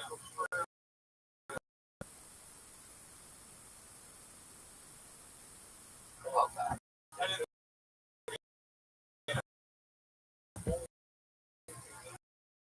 Wow. They Bro, you don't have to be a dick. Get to know you, man. Are you, you look like a somewhat aloof vibe, is that? No, I don't know. No, the mustache, I don't say that. The mustache, don't answer to you look almost accusation. Super aloof. Oh, yeah, you are. What are like the 3 and 3 favorite things you do in LA? Skateboard. Ride my skateboard. Is ride my sport number 2 on the list? Did you go from skateboarding to riding? I think you nailed the first one. I was clarified. Oh no, I think you did it. Don't worry, so it's alright. We don't need to act like animals up here, don't worry. Is the third one going to be holding your skateboard? Skateboard. Oh, what else are you? Is like the only means of transportation that can also be confused as a hobby. Yeah, you know what I mean? Yeah, it's cool. Are you good? Skateboard? Okay. You do like tricks and shit in the car? Wow. You do like have contests and stuff? Trying so hard to think of a skateboard move. Well, that was a bit. You ever done a backwards? You done the chocolate chip? Or not? Ever done a hot chili grind? Ever done a baby Glover? Ever done a beef? How about a beef nachos? Beef nachos. Maybe. Are there like skateboard battles that happen into that? I mean, I don't know. Skateboarding. How about skateboard dance battles? Yeah. Show up to a spot. Is there like skateboard horse where like somebody does a trick and you have to do this? There is skate, yeah. It's like flat ground. It's just called skate. You ever roller skate? No. Or I have before, yeah. How long ago was that? I did inline hockey when I was like 30. It's been a while since you got on the skate. Yeah, it's been a while. What do you think your skateboard friends would say if you showed up to the park wearing rollerblades? They would laugh at that. But they'd be like, they'd be like, yeah. Does any of your material like involve like you and like telling a story or something like that? I mean, I think I said the same thing last time that kindergarten thing that's so heavy. You need to kind of get away from that shit. If you just Google kindergarten, there's a billion things I need. Okay, let me ask you this. What's the most personal joke for you?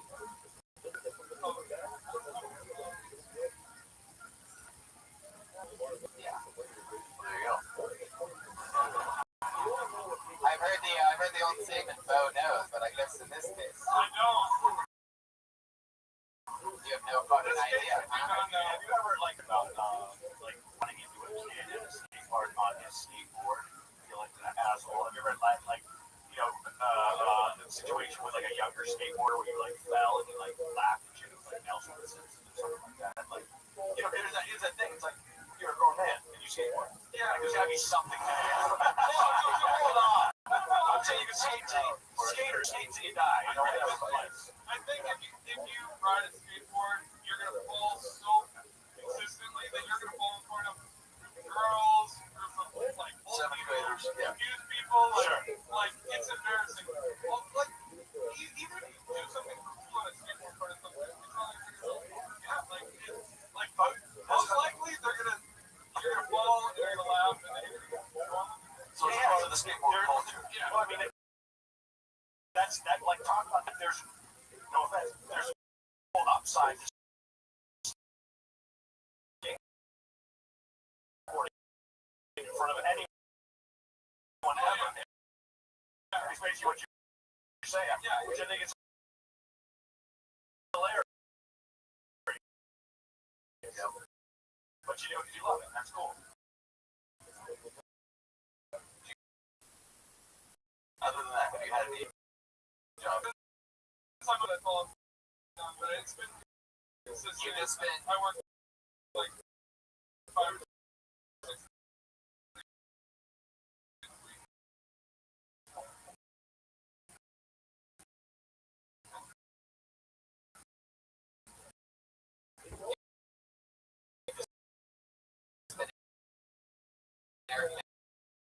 6 guy. That's the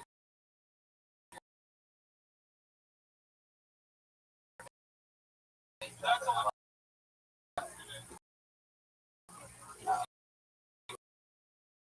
Talk about that. I think you should try to. At some point. 2 days ago.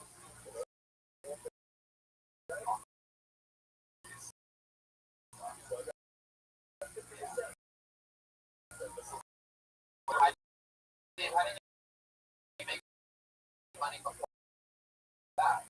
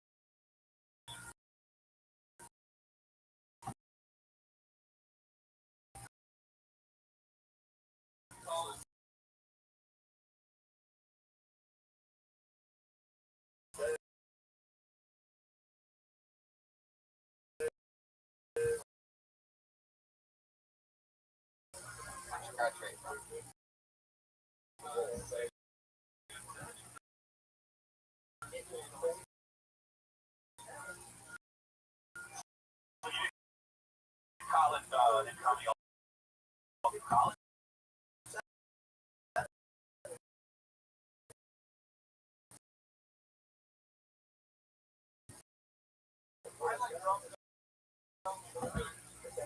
But I was an awful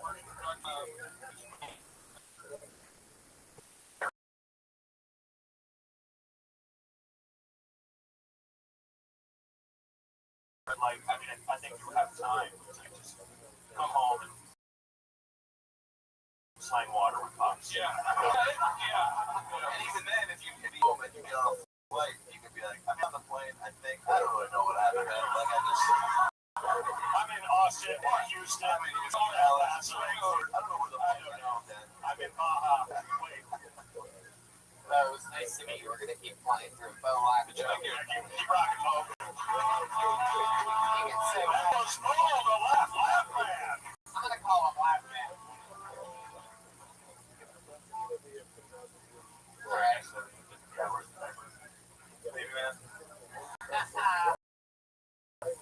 I pulled another name out of the bucket for you. Yeah, that's okay.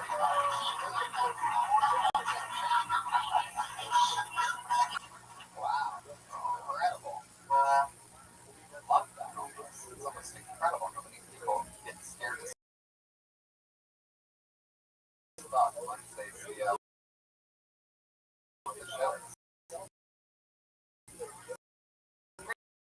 Your hands go.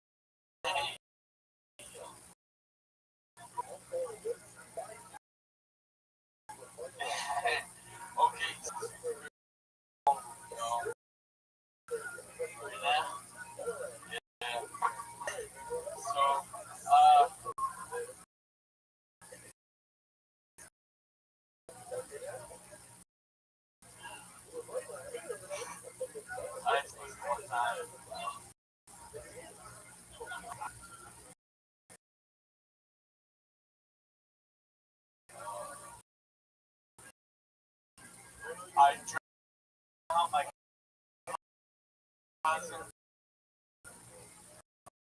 a lot. Like,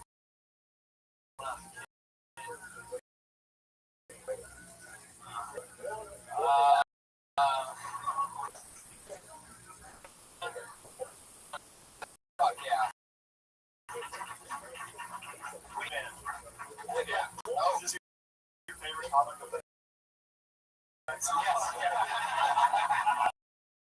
What do you say to that, right? Mindless jokes. I'd like to thank you,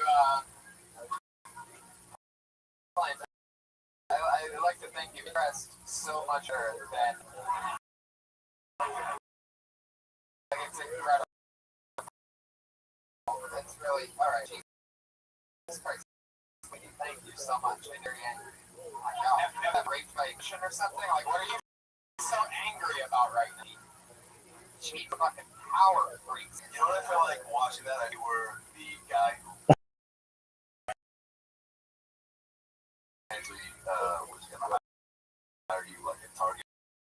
Like that was like job interview. Yeah. And all we did was say, so what's that? Go by yourself. And she was, I feel like you've given off that.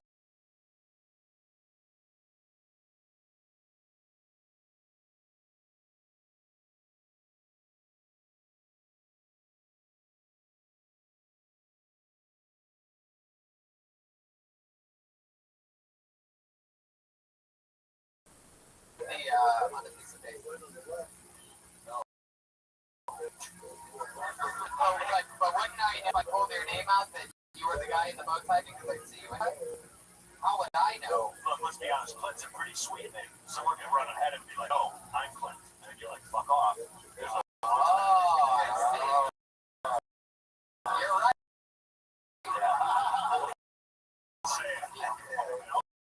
So you should have said, "That's my name." What asked you?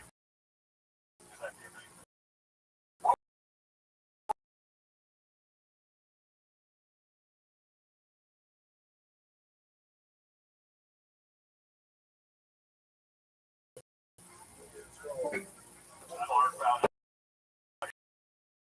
Yourself. On stage. Are those all actual stories or bits?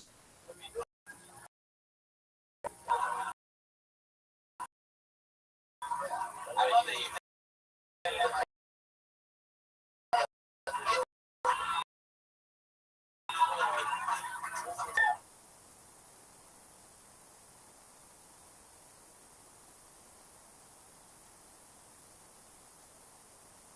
it's important to go, you know, go real.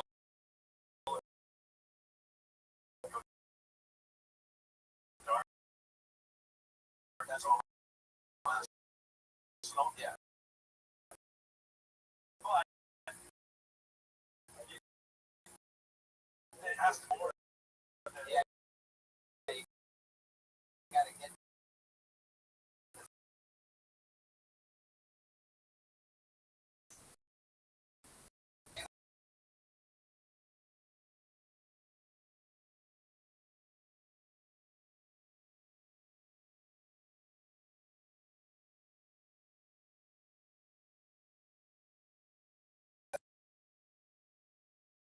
Yeah, I know. It wasn't a clothing store. You son of a bitch. I did do that to Bay. Really? What? Yeah, like I did. Because I didn't have. I didn't have a lot of stuff. I was on my own. Around, yeah, right. So it was like, I'm just gonna go into the Bay. Arms closed. The Bay. Which is you know, what are you talking about? The Bay. Oh, it's yeah. Oh, okay. You're from Canada. Yeah. That's why you're dressed like that. Hey, You know, one of the big, hardest things about comedy is getting people to just listen on that page right there. I think most people say, "Fuck it, what else you got?" Yeah, man. Let's talk about that. I haven't heard anyone say, "Yeah." Yeah. But everyone just wanted to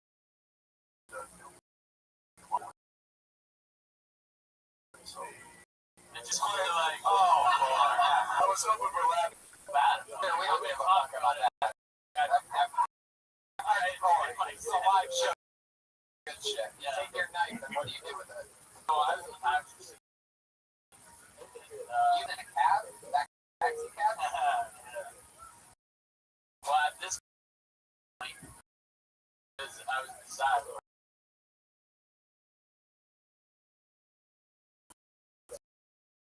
I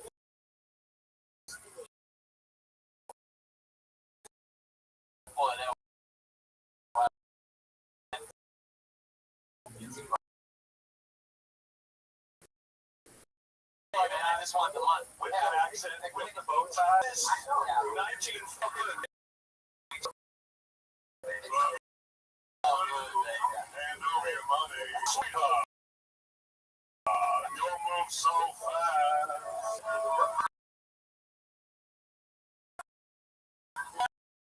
Hand over your money. Dude, crazy. I've never heard of robbing. Like, what part of Canada are you from? Like, what do you want? No, Toronto. But I can't imagine in Toronto. But Toronto lost. But I'm Canadian. A taxi and fucking iPhone, you know? Just like.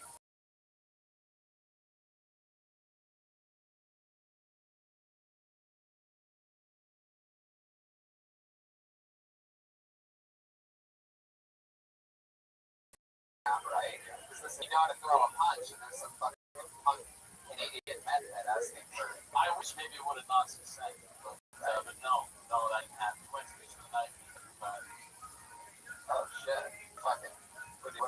How bad did he get cut? It was bloody. It was bloody. I don't want to tell some last week. Yeah. That's the best. That's the best. From your material. Right. We know that. All the stuff you started with, you know. Yeah, well, I like your style. I'm transformed, though. It's good that you're not doing any of that stuff anymore. You're definitely. You share that you touch dogs' pussies. We got better. It's progression. It's a progression. I think there's going to be something there. You know, I think that if you really like, if you become a comedy addict, you know what I mean? Then you use this as an outlet. Like, how many times have you done this stage? This would be number 3. Right. Yeah. Well, if you count Martin. I went to Martin. No, we don't. No, man, but I don't want to do that because it's an amazing place. And it's really everyone really seems to be awesome. You know what I mean? Like, I don't want over there. And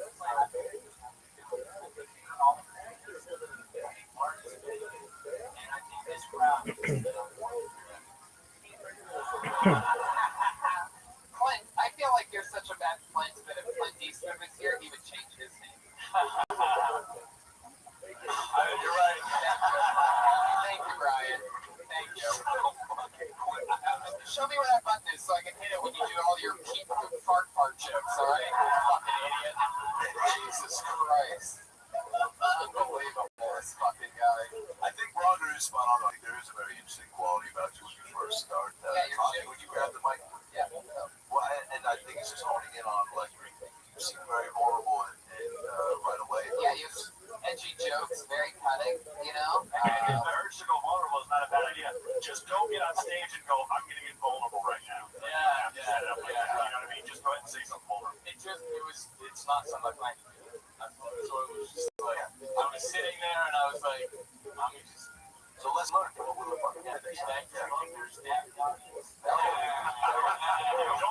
Don't do it, Bowtie. Don't do it. Yeah, remember, you're you're more than just a bow tie. Like, I wouldn't always write bow tie next to your name. But you said that's your only suit. Yeah, now it is. What do you mean? I had a lot.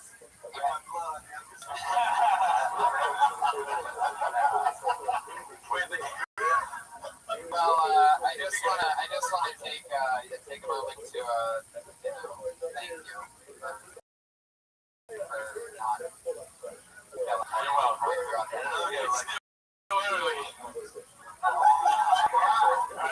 Your skill's too real. Now we know, man. Yeah.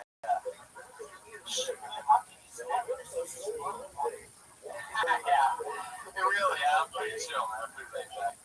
I love that. What do you keep in that pocket? What is that? It's a hanky. Oh, wow. Yeah, a little hanky for your shanky. Only half a laugh on a good shanky. Do you ever blow your nose in that thing? No, that was a very aggressive move. I was wondering if you were waiting for an applause after you did that. Improvising. Do you do a lot of hanky work in your nose? Yeah. Now, if you were to meet the cab driver that you attended just last night, what would you have some sort of like apologetic? Would you have some remorse, or would you be like, "Oh, you deserved it"? Oh, absolutely. I'm very sorry. Yeah. What do you think he would say if he saw you said that?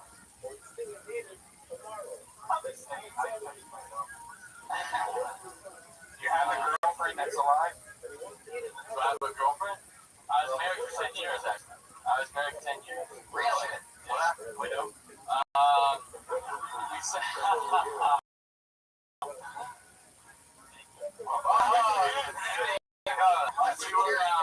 We started seeing the world differently.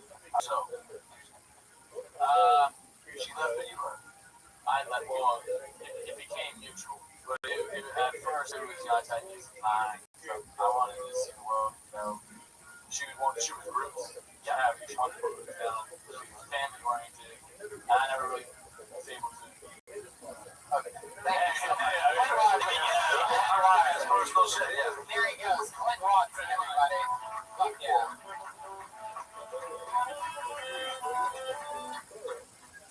The young Billy Crystal.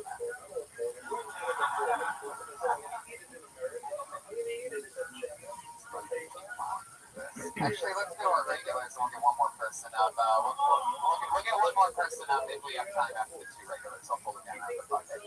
Going first this week out of your two regulars, there's two people who write and perform a brand new minute every single week. Then after we get through those two, we're going to do one more out of the bucket. But going up first, just got back from doing gigs in Las Vegas. No dial, writing and performing a new minute every. Always nervous, always jittery, hopefully better. Put your hands together for Melissa Esslinger, everybody.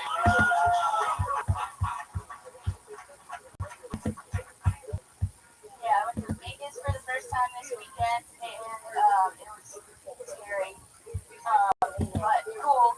I got my thoughts better.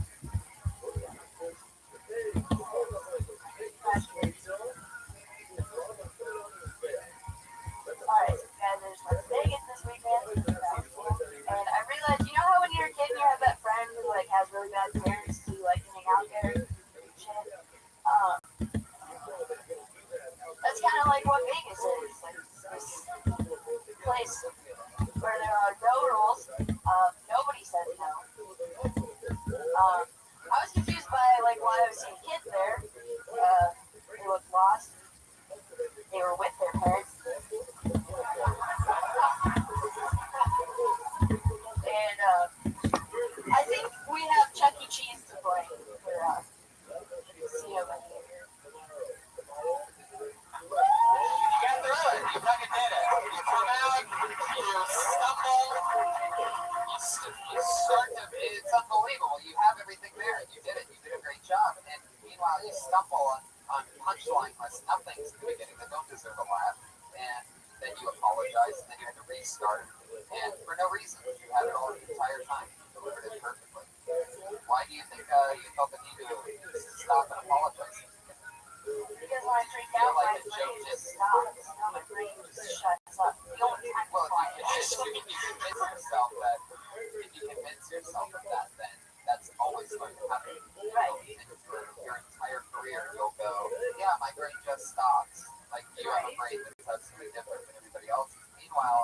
and you just took one more breath instead of I fucked up. I lost my thoughts. I'm sorry. Because that's sort of a repeating thing that we've seen a lot in psychology. Trying to get don't apologize. And here's the thing: every comedian forgets jokes all the time. Yeah. And all you just do is just take a second and wait for it to come, and just don't. Because nobody knows. No one sees what's going on in your brain. No one's like, oh shit, the record's skipping. Yeah. No one knows. Understand that, you know what I mean? So you have protection. And the beginning is the part where everyone's going to judge you for the rest of the show. So if you say at the beginning of your set, you fucked up, it's really hard to come back from it. You can literally say anything you want. Anything other than I'm sorry. It's just simply the two words you can't say. Like, have you ever been on stage and said the N-word? Right, but you laugh like that. But let's just say that I'm sorry is the new N-word, okay? Because there's no need for you. I know it's mind-boggling to you, but it's not an I just throw it around so carelessly. No, I'm sorry for the N-word. Like all comedians are white. It's not that way. Yeah. Like no one can say that N-word. Right. Yeah. What I'm saying is you should literally not say that on stage anymore. You've given more I'm sorry in 3 months to kill Tony, but it just doesn't come out. It's not an option. It's been longer than that. I mean, seriously, if this can't be fixed, you're never going to be able to progress past. One of the interesting spots that you're in, what this live audience is witnessing right now, is that you're in a position as a regular on the show to where we have to, for viewers' sake and for our own, eliminate the shitty habits that happen when we all start stand-up comedy. We've all been guilty of, but we have to eliminate them as hard as we can. The I'm sorry thing is it's almost becoming your get or done. Right? And it's like, and you really don't want that. People don't want to buy I'm sorry merch after your show.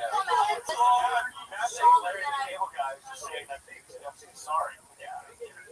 And it's one thing to like take this and go down and act and try to like not do this next time, but obviously like just doing it in repetition of when the scenario presents itself again, hopefully you're cognizant of like, all right, I fucking like trying to talk through. Murder's always like staying in the positive, right? So just like try to force yourself, even if you were like, I forgot, like just start talking about Vegas, like I'm sure you had some other opinions and stories, just like start, just not fail, just like tell yourself like don't fail on anything. You start with that.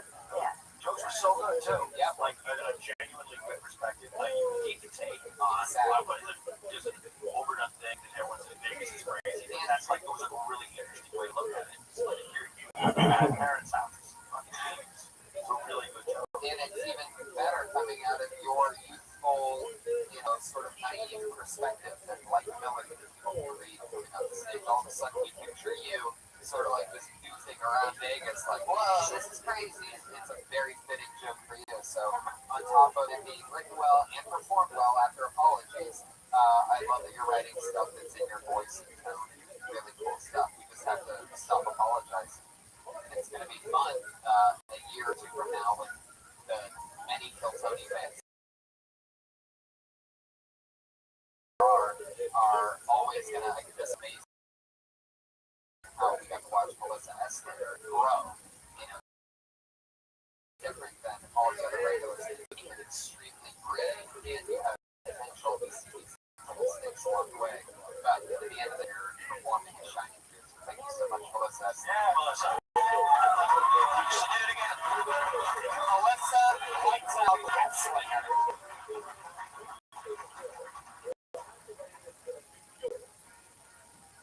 Ladies and gentlemen, our other regular has been writing and performing a new minute every single week, not out of the bucket. He's been with us for a couple months now. And here we go again for your hands together for the Silence. You know her from Kill Tony. You love her from Kill Tony. It's Vanessa Johnson, everybody.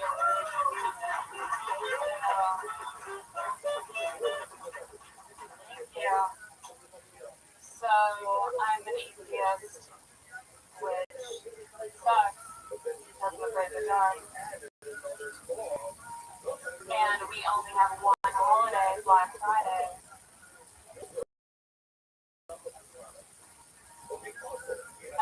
And we're across to celebrate the death of Jesus Christ.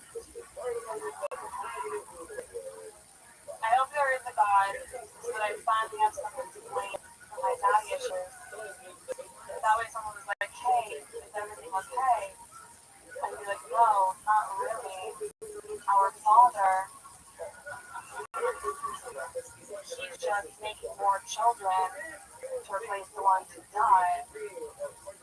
There's 7 billion people on the planet. How many times do we have to come?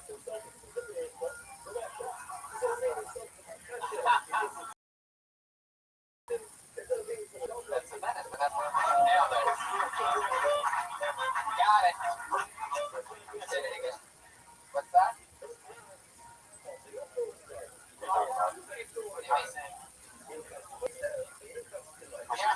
Yeah, that did on a lot. And yeah, but we do this a minute. You're right there. That's an interesting thing. You've only been regular for a couple of months, but I feel like you already have your finger on the pulse of exactly where a minute is. It's always fun to watch.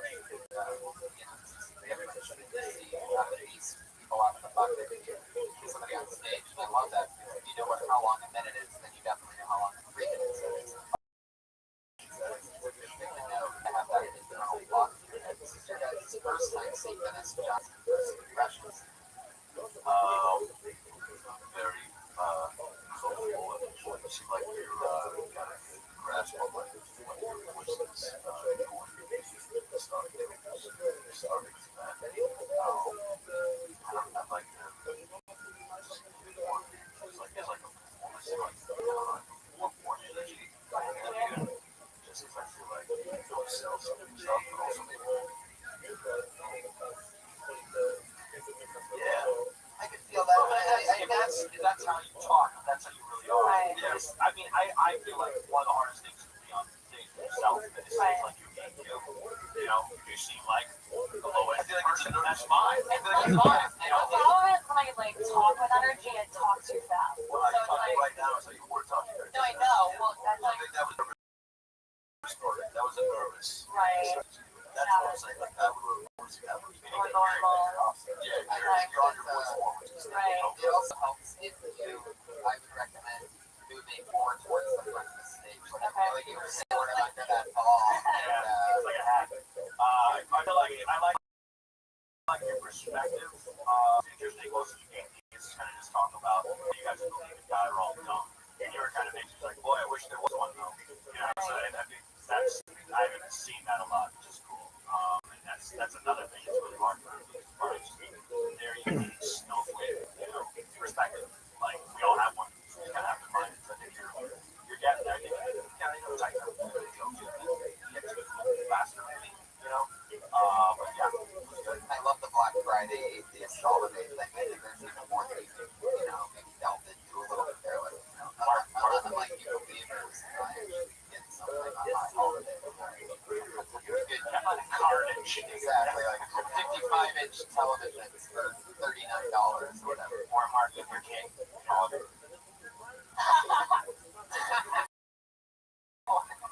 You get Luther King inside joke. Me too. But another great new minute. Very impressive as always. Vanessa Johnson. She's on Twitter, Vanessa Johnson. You guys want to go to the bucket one more time?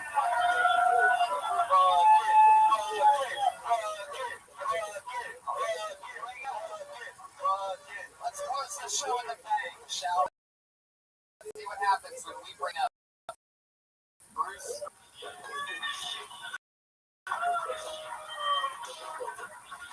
Guys, I showed in Bakersfield recently.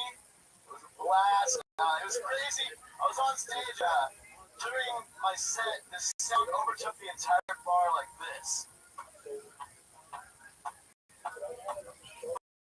Sorry. And, it's like, hey, to the bartender, I was like, can you check out what's going on?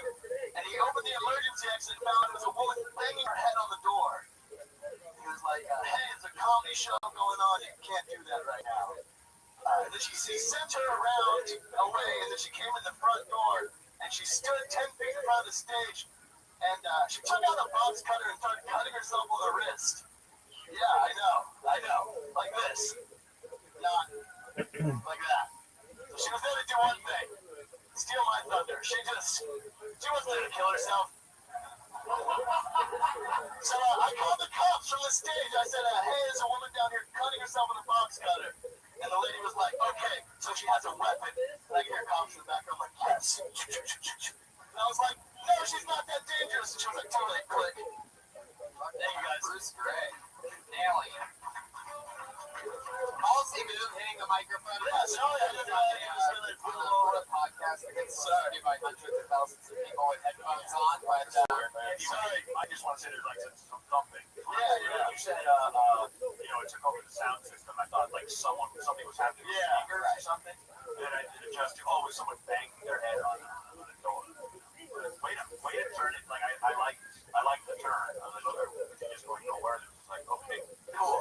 Yeah, I feel like there's really nowhere. It's ironic how all of us know exactly how to slash our wrists. How not to. Downward, not to the side. I like you. I've been a fan since I saw you as the catcher on the Sandlot. Thank you. I'll take that. Thank you, Jeremiah. Very aggressive for you. I felt like it was going nowhere. I looked over at mid-set, got disapproving looks for hitting the microphone. Oh, yeah, of course. Yeah, it's annoying to the listeners. Like, you're not going to get the tweets that we're going to get of this. What was up with that fucking giant lesbian at the end banging the microphone? You know what I mean? We're going to get or your comedy influences. Really funny to say, when I was like, I don't know how old I was. I stayed home from school. I lied from being sick, and I saw that brother. Robin got them. Really? She got booked in like 2008. Yeah, it's you, Adam Devine, Tommy Davidson. Yeah, man. Okay, very fun kill. That's cool. What? Did you preview here at the end? Yeah, thank you. Yeah, I've actually really like your cool voice in here.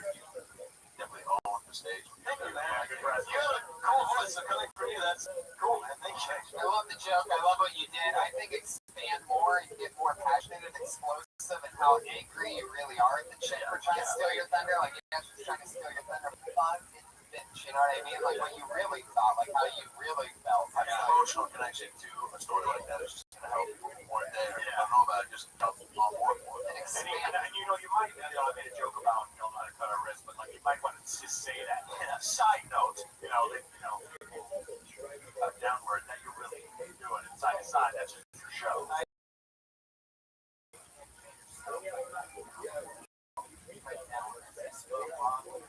That's Owen Wilson, he did the sideways. That's why. Bruce, it was so nice to meet you. You're the last one on Bruce Gray. He's on Twitter, Bruce Gray, Bruce Grae. Guys, look at this. Remember that blank sheet of paper? RyanChainbelt.com. Buy your Kill Tony poster bits. That's everybody. Adam Ray, Matt Bronger. Guys, what do you have coming up that you want to promote? Adam Ray. Team Brad Williams about last night. I've got a show on TBS coming out with Elijah Schlesinger called Separation Anxiety. Love that. Jades. Yeah, it's beautiful. Adam Ray or Matt Bronger. I've got a web series right now on Comedy Central Digital called White Flight. Checks out. And I'm going to be on A Carter. So fucking cool. That is amazing. Congratulations on that. One of your newest X-Men, everybody. Jeremiah Watkins, Patty Reagan on Twitter. What's guys?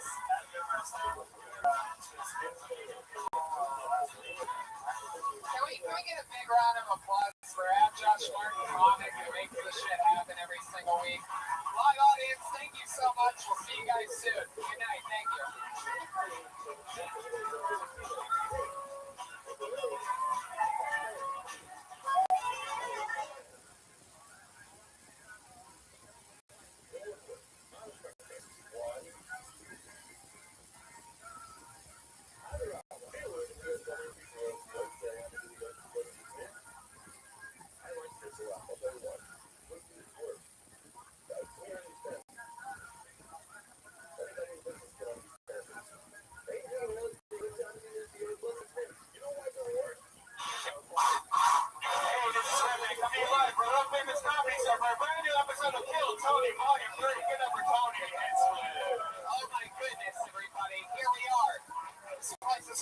Jerry's already covering his ears because the applause are so loud. His ears went his fingertips for that, ladies and gentlemen. Hi, everybody. Welcome to Kill Tony. It's Brian Redman, everybody. Hey, guys. Live in the flesh.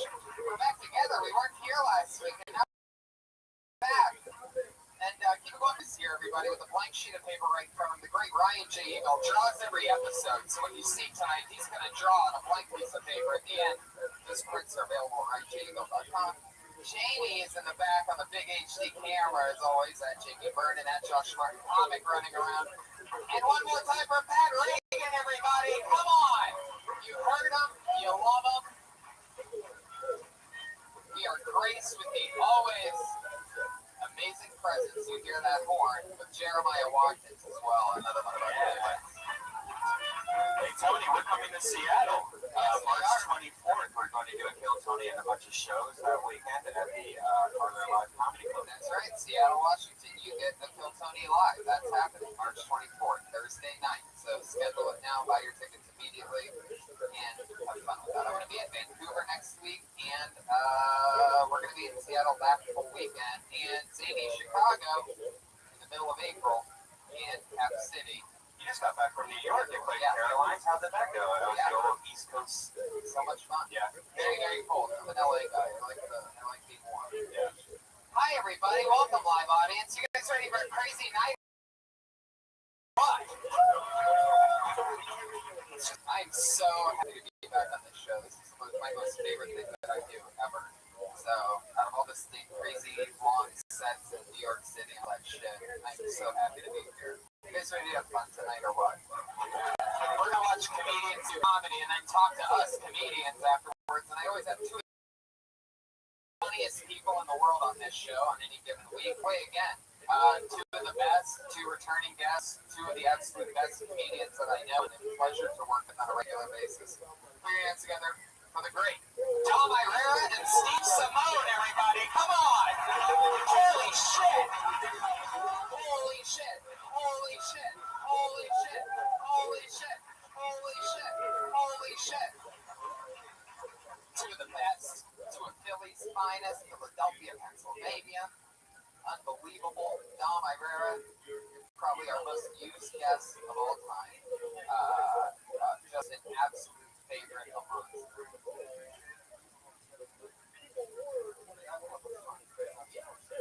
I don't like his attitude. I don't like the look he does. I think I like his personality. Like a pro. He had to tell the old man. It's a podcast. I just wanted to hear that. Amazing. Sweet kid. I'll see that line on my girl.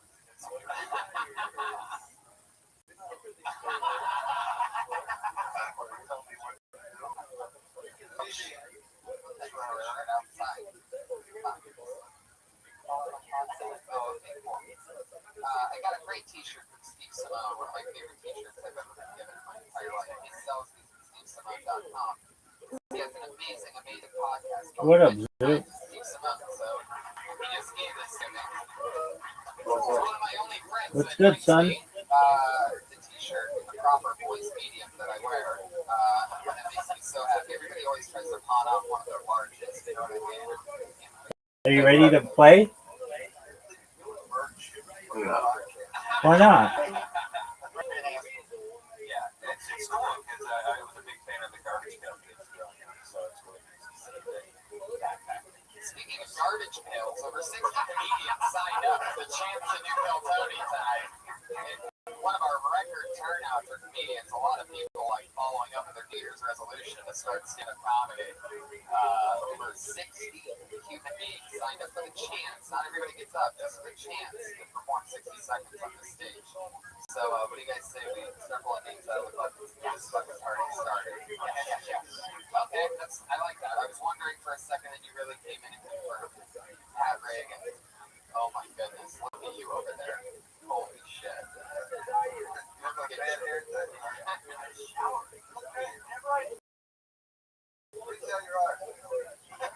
Very Earl Skakel. You look like a baby Earl Skakel. You almost look like Stephen Hawking with a guitar on him. Something like Stephen Tyler Hawking or something like that. I love that shirt that you're wearing. Wait a second, what's happening here right now? You guys know that's something to say. Oh, you know, we took a chance there. Nothing happened.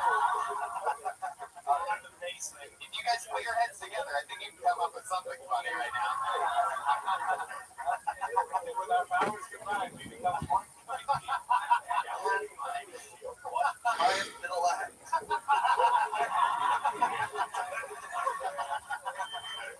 And this is why I text this man every single week if he's available for the show. Oh, fuck. Do it, guys. You ready for the bucket? You ready for the comedy store? Somebody didn't sign up tonight, so it's important that you know. You get 60 seconds if your name gets called on the bucket. You come on stage, you know your 60 seconds is when you hear the sound of a kitty. You hear that? Adorable. Come on one more time. There it is. That means you have to wrap it up then, or else you're going to break out the angry West Hollywood bear. Ooh,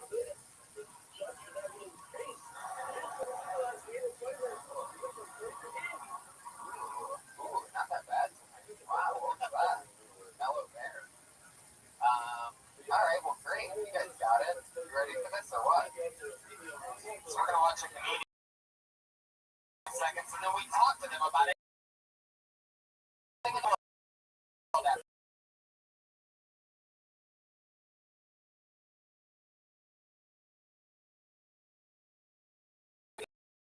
Give them a tag. Maybe we find out more about There she is.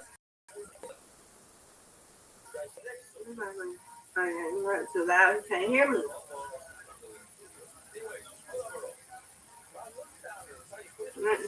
One this we got tired again.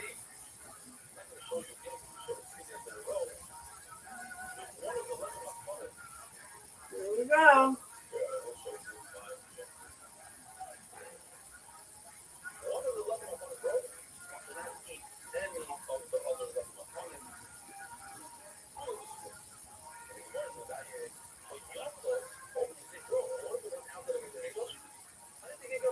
Nice bear. Thank You're welcome. What split? you. One of the most difficult splits in the history of the game.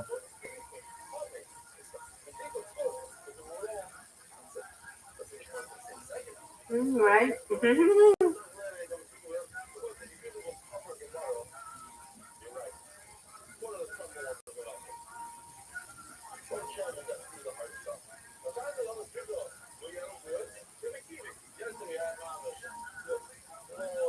Nice bear. Thank you. That's right there. Yeah, you too.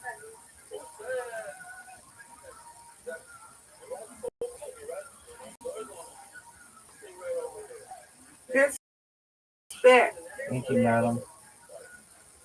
You're welcome.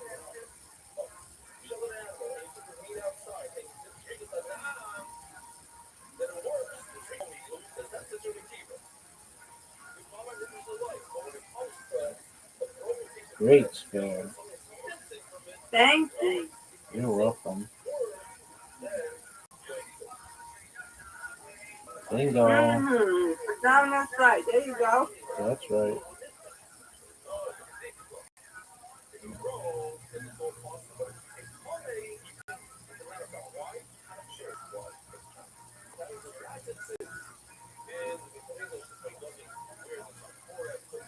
Ah.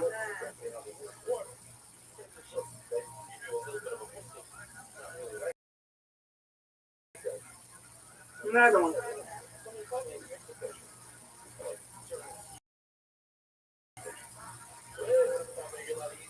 Get Mr. Chris is one of the best throws in my life. Yeah.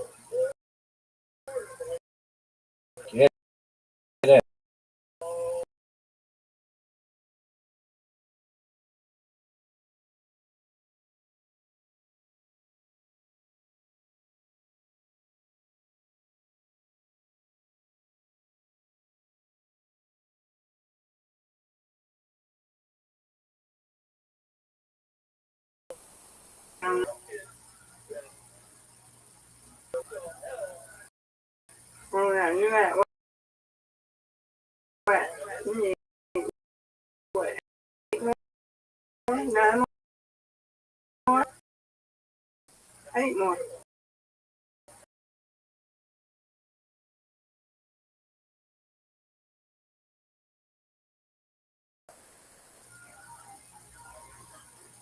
Get it.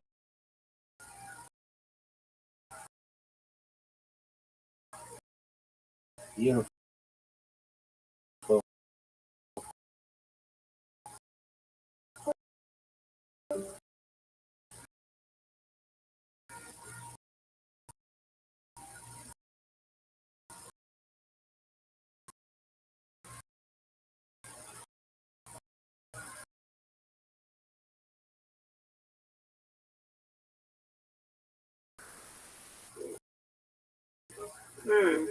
Ooh, that was a late one.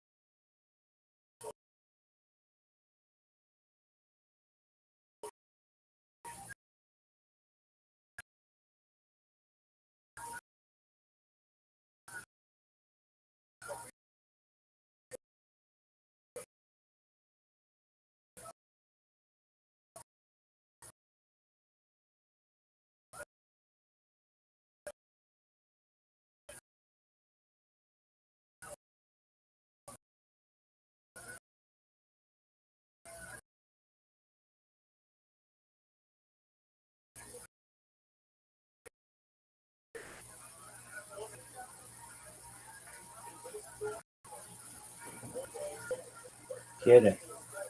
Nice fair. Thank you. You're welcome.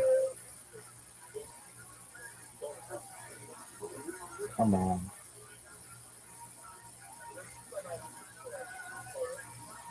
Get it. Okay, almost. Thanks. Give it some water. There you go.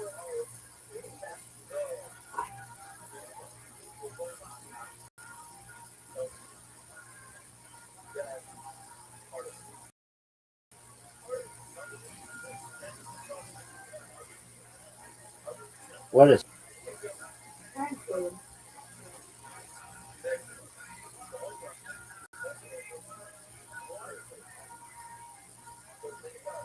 Ready, Daddy. Let's go.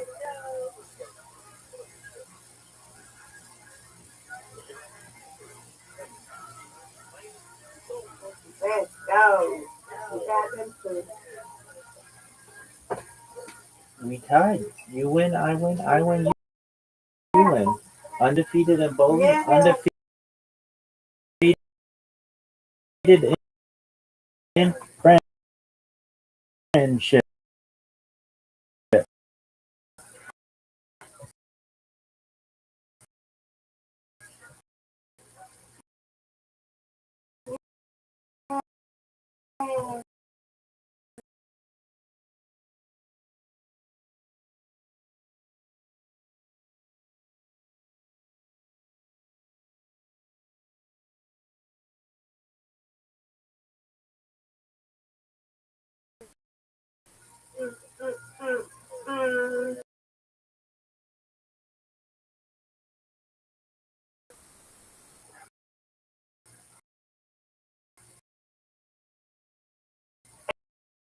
Everyone that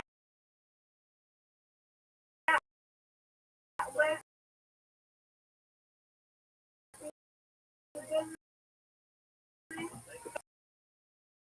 We're gonna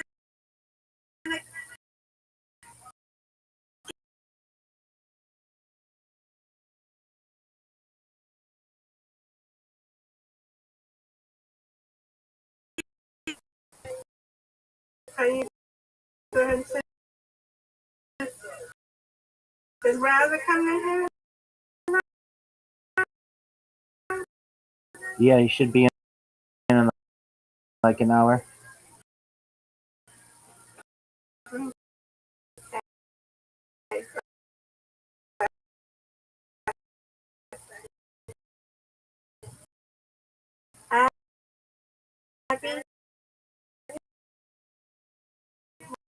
I'll see you in the morning, guys. God willing.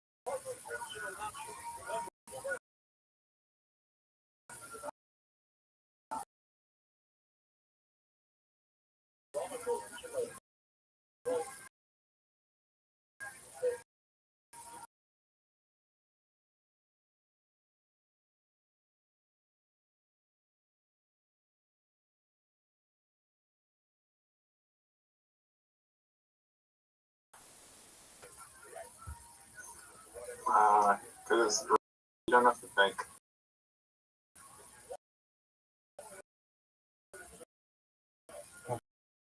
Okay. Is it your favorite?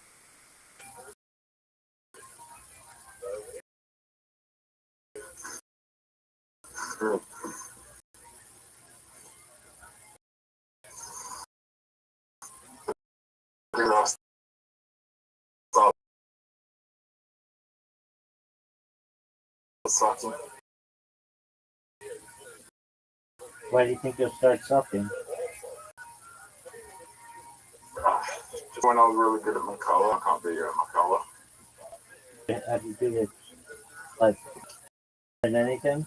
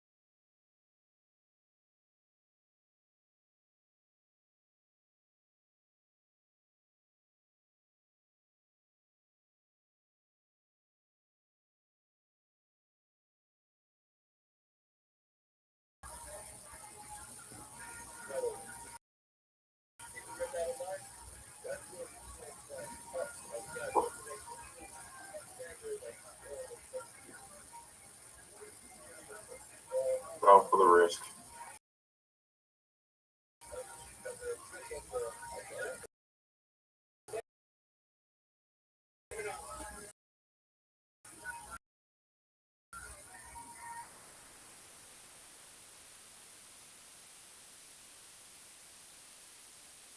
The five.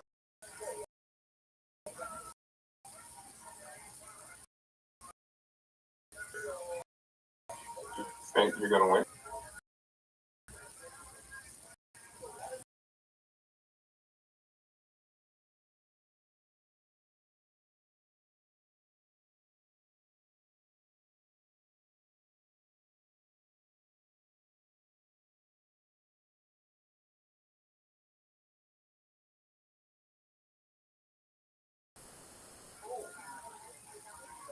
Yes, so what?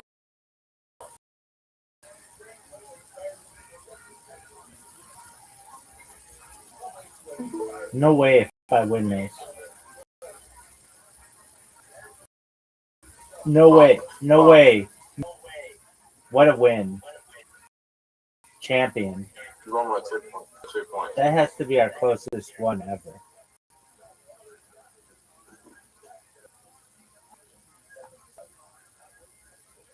Is it? I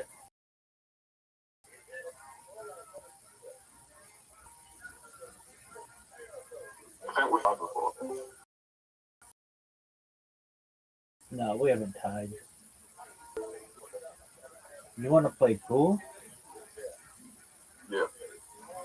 Do you know what game we never played? What game did we ever play?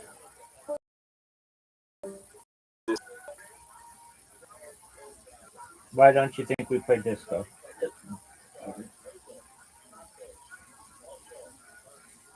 Sucks.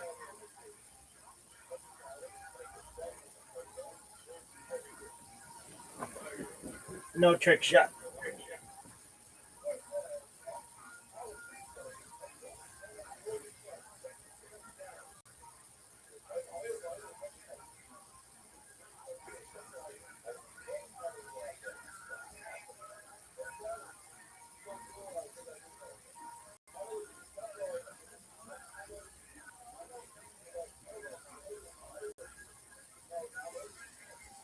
Are you gonna go?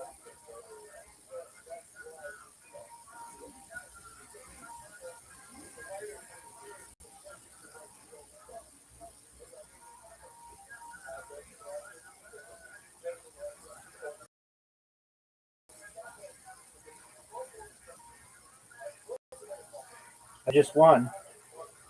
It's over.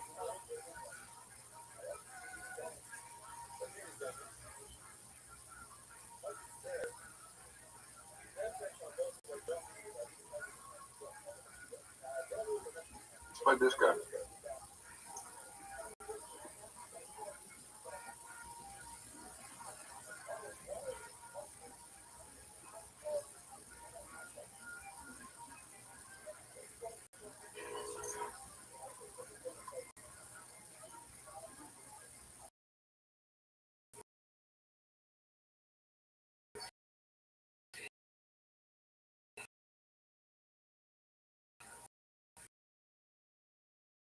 You know, I only won one game.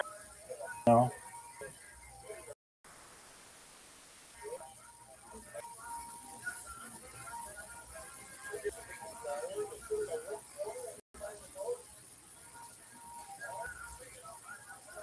Oh, was that a good show or not? Perhaps. Fuck. Please stay in.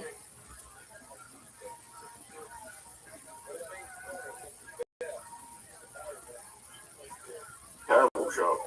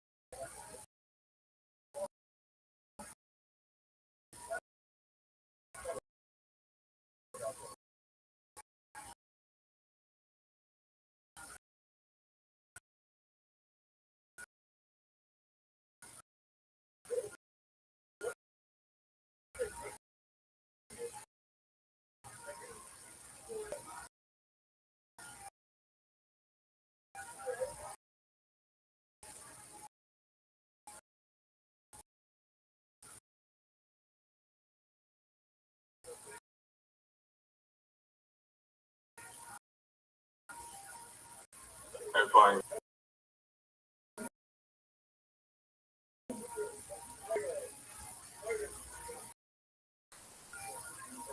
Yeah. Rabbi, Yeah.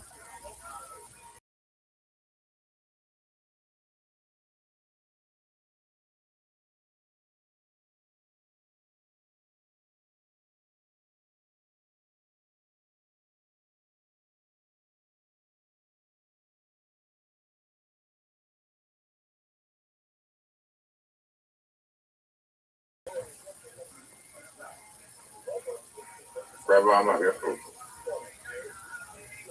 Like I said, I'm not reacting to that.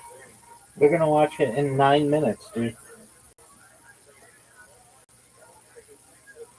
Illegally? No, dude, we're gonna watch it legal. How? Why do you want to know?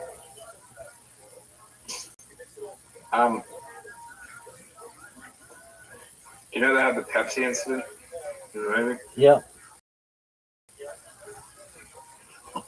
Did that happen while you were alive? No. Or maybe it did, but I was too young.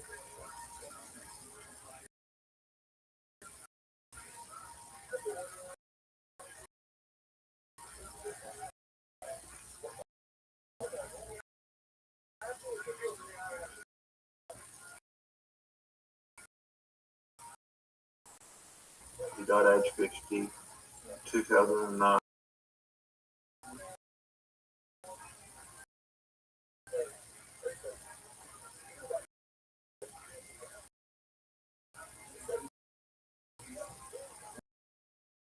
Nineteen 1984.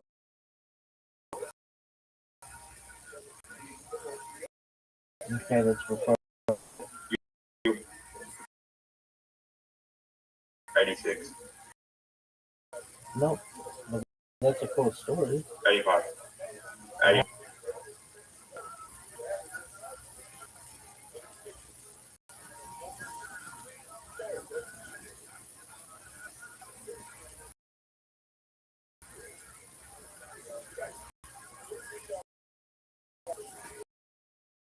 This is not good for me.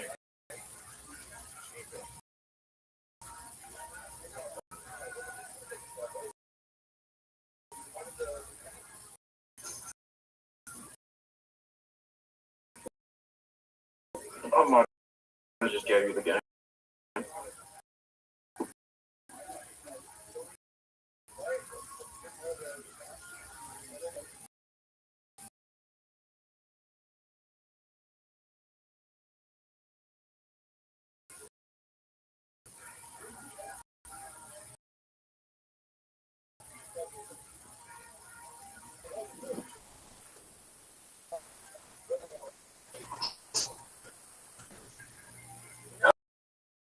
Thing pretty tough.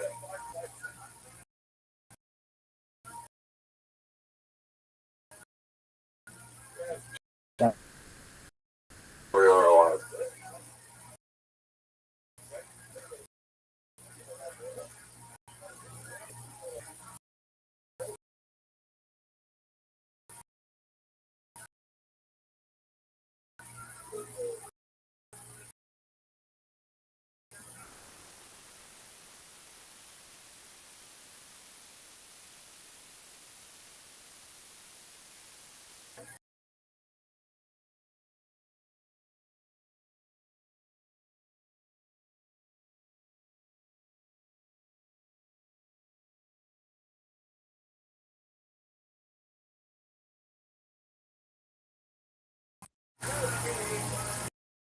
Other than phone man. Okay, what are you gonna do about it?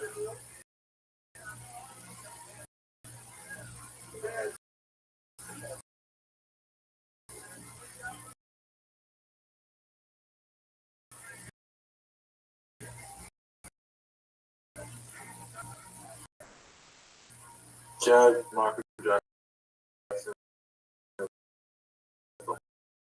5 deaths already. Oh, and Elvis? Elvis? No. Marilyn Monroe.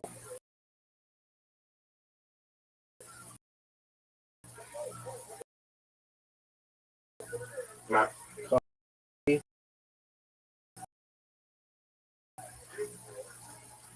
No. James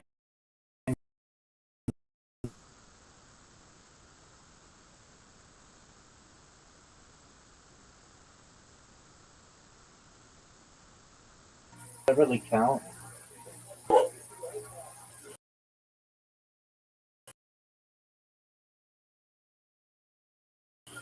I mean, okay. It's a celebrity. Okay.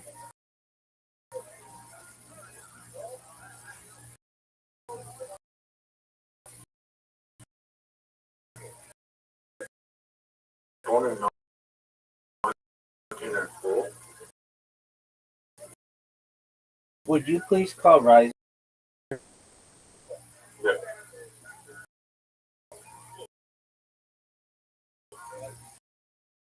Thank you. Do you know his fifth?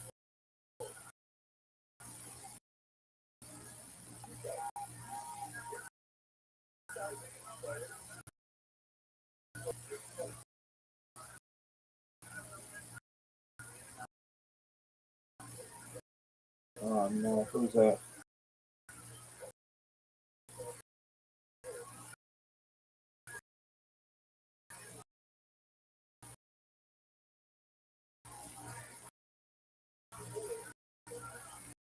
Theatric. Okay. Will you please call Lizer?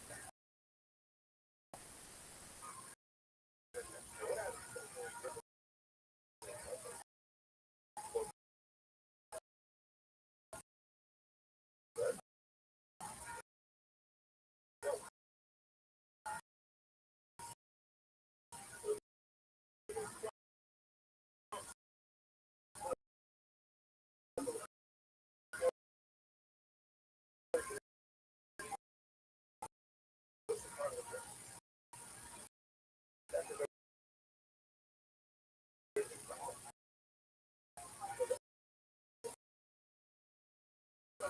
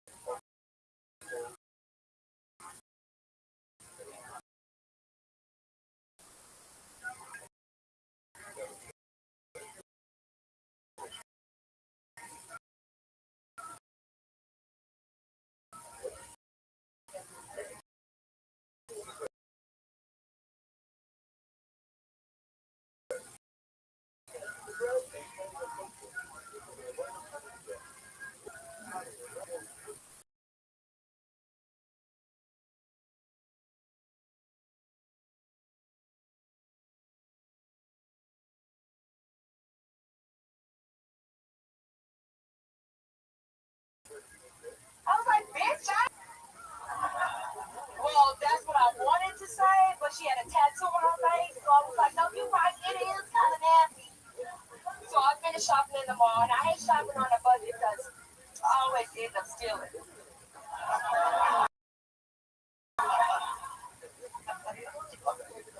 Really? I just found out that my best friend has been lying to me about her age. I thought we were both the same age, 25. And then I realized I was like, wait, we went to the same elementary school together. She was like, no, I was working there. I was like, we had a sleepover at my house. She was like, no, I was fucking your daddy. I was like, damn, this bitch is home. There it is, exactly a minute from Nico Williams. Bam. I like your style. You're fun. Never seen you here before. How long have you been on comedy in LA? 13 years. Wow.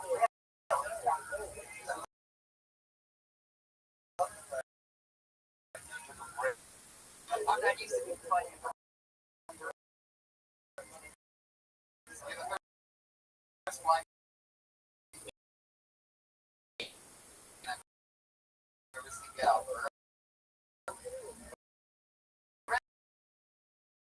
Yeah.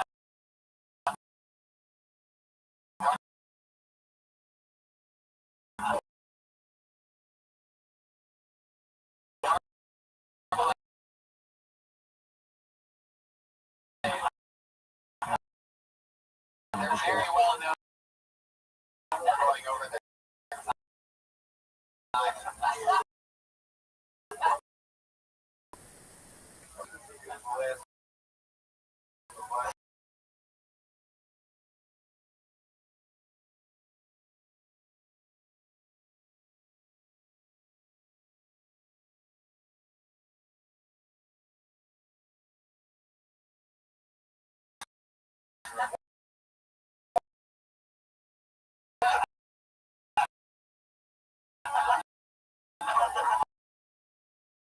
I'll take it.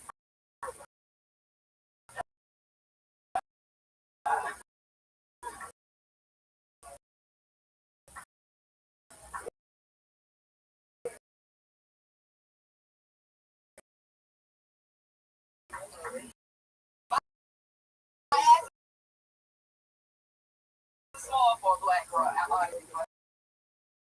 I'll take it. 13 years. I mean, it shows. Very likable, very cool. Where do you perform?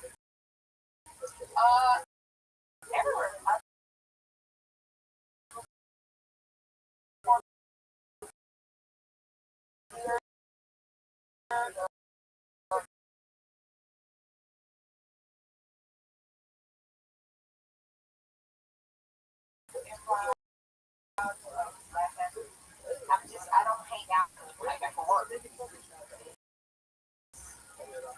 make a living. Commercials. And then for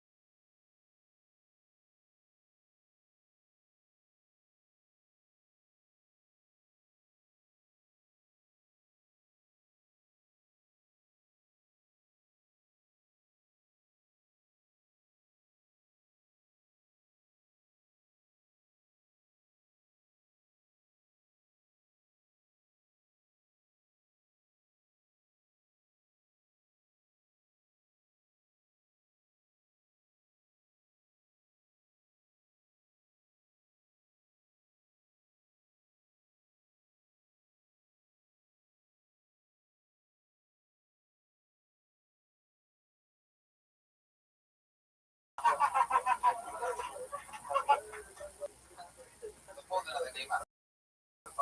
Looks like a new one. Bring your hands together first, everybody.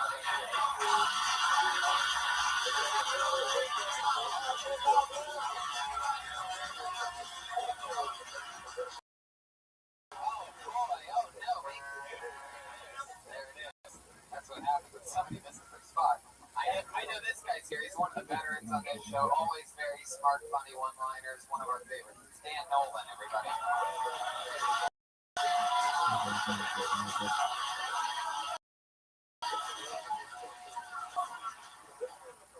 What's up, guys? I'm about to be celebrating a year clean and sober. Thank you. I used to have this heroin. None of them would just sell it to me. It was so annoying. I was like, come on, guys, it's ridiculous. Oh, you got to read about the jerks right now.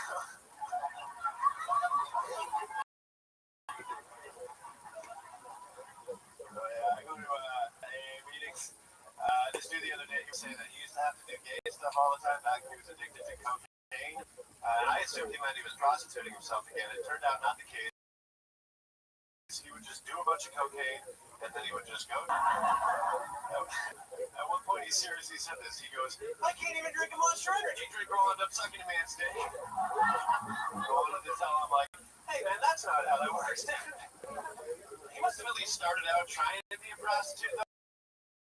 If he was not worried about rationalizing it or whatever. Give me $1,000 to suck your dick. You know?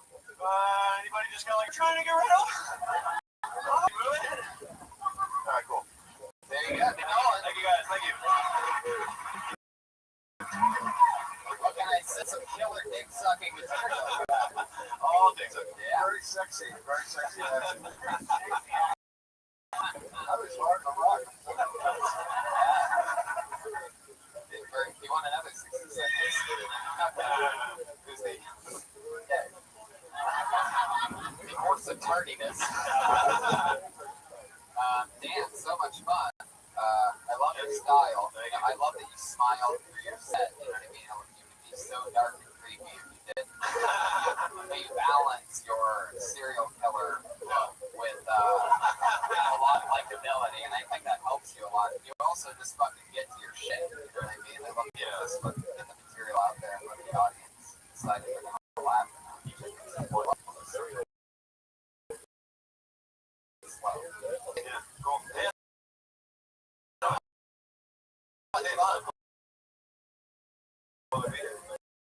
Yeah, polo shirt.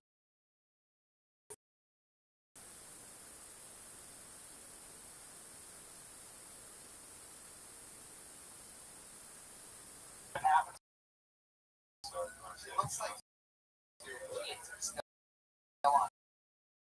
Arrow.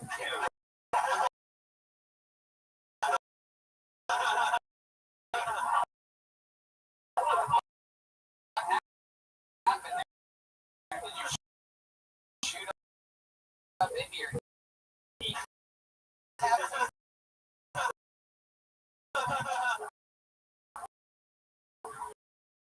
Were those the jeans that you wore when you were sucking dick?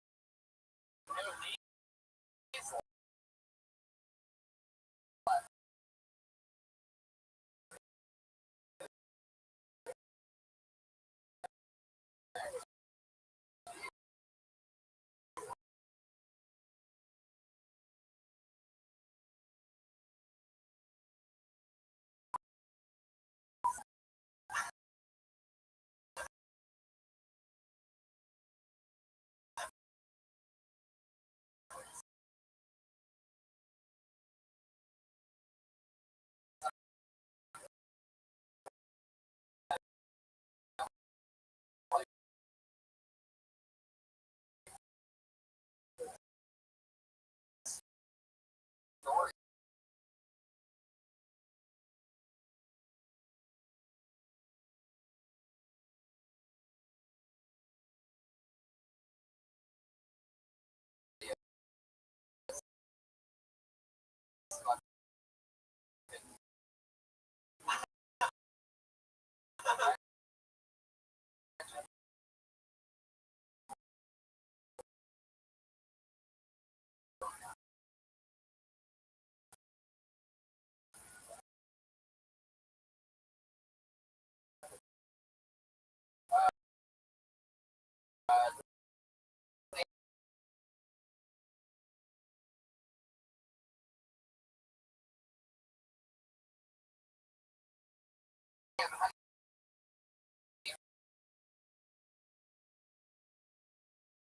Make your money.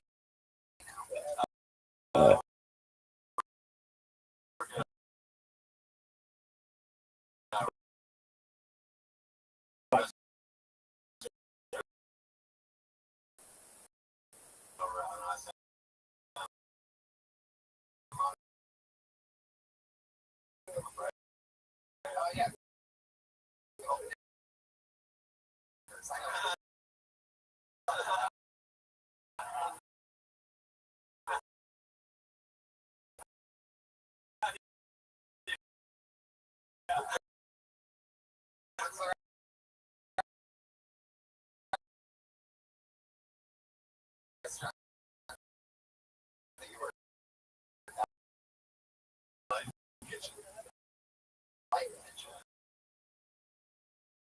Oh, that, I like that place. Yeah. Well, good. That's oh, okay.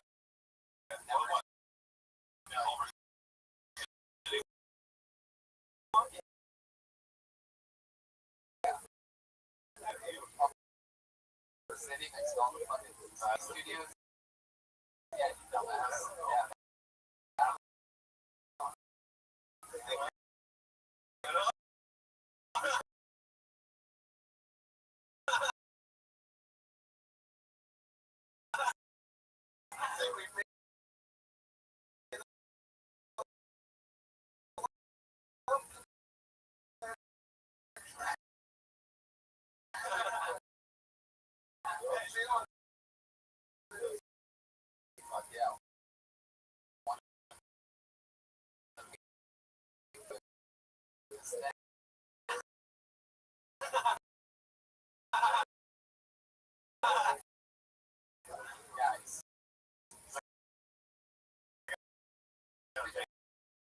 Is there any relation to Nolan Ryan?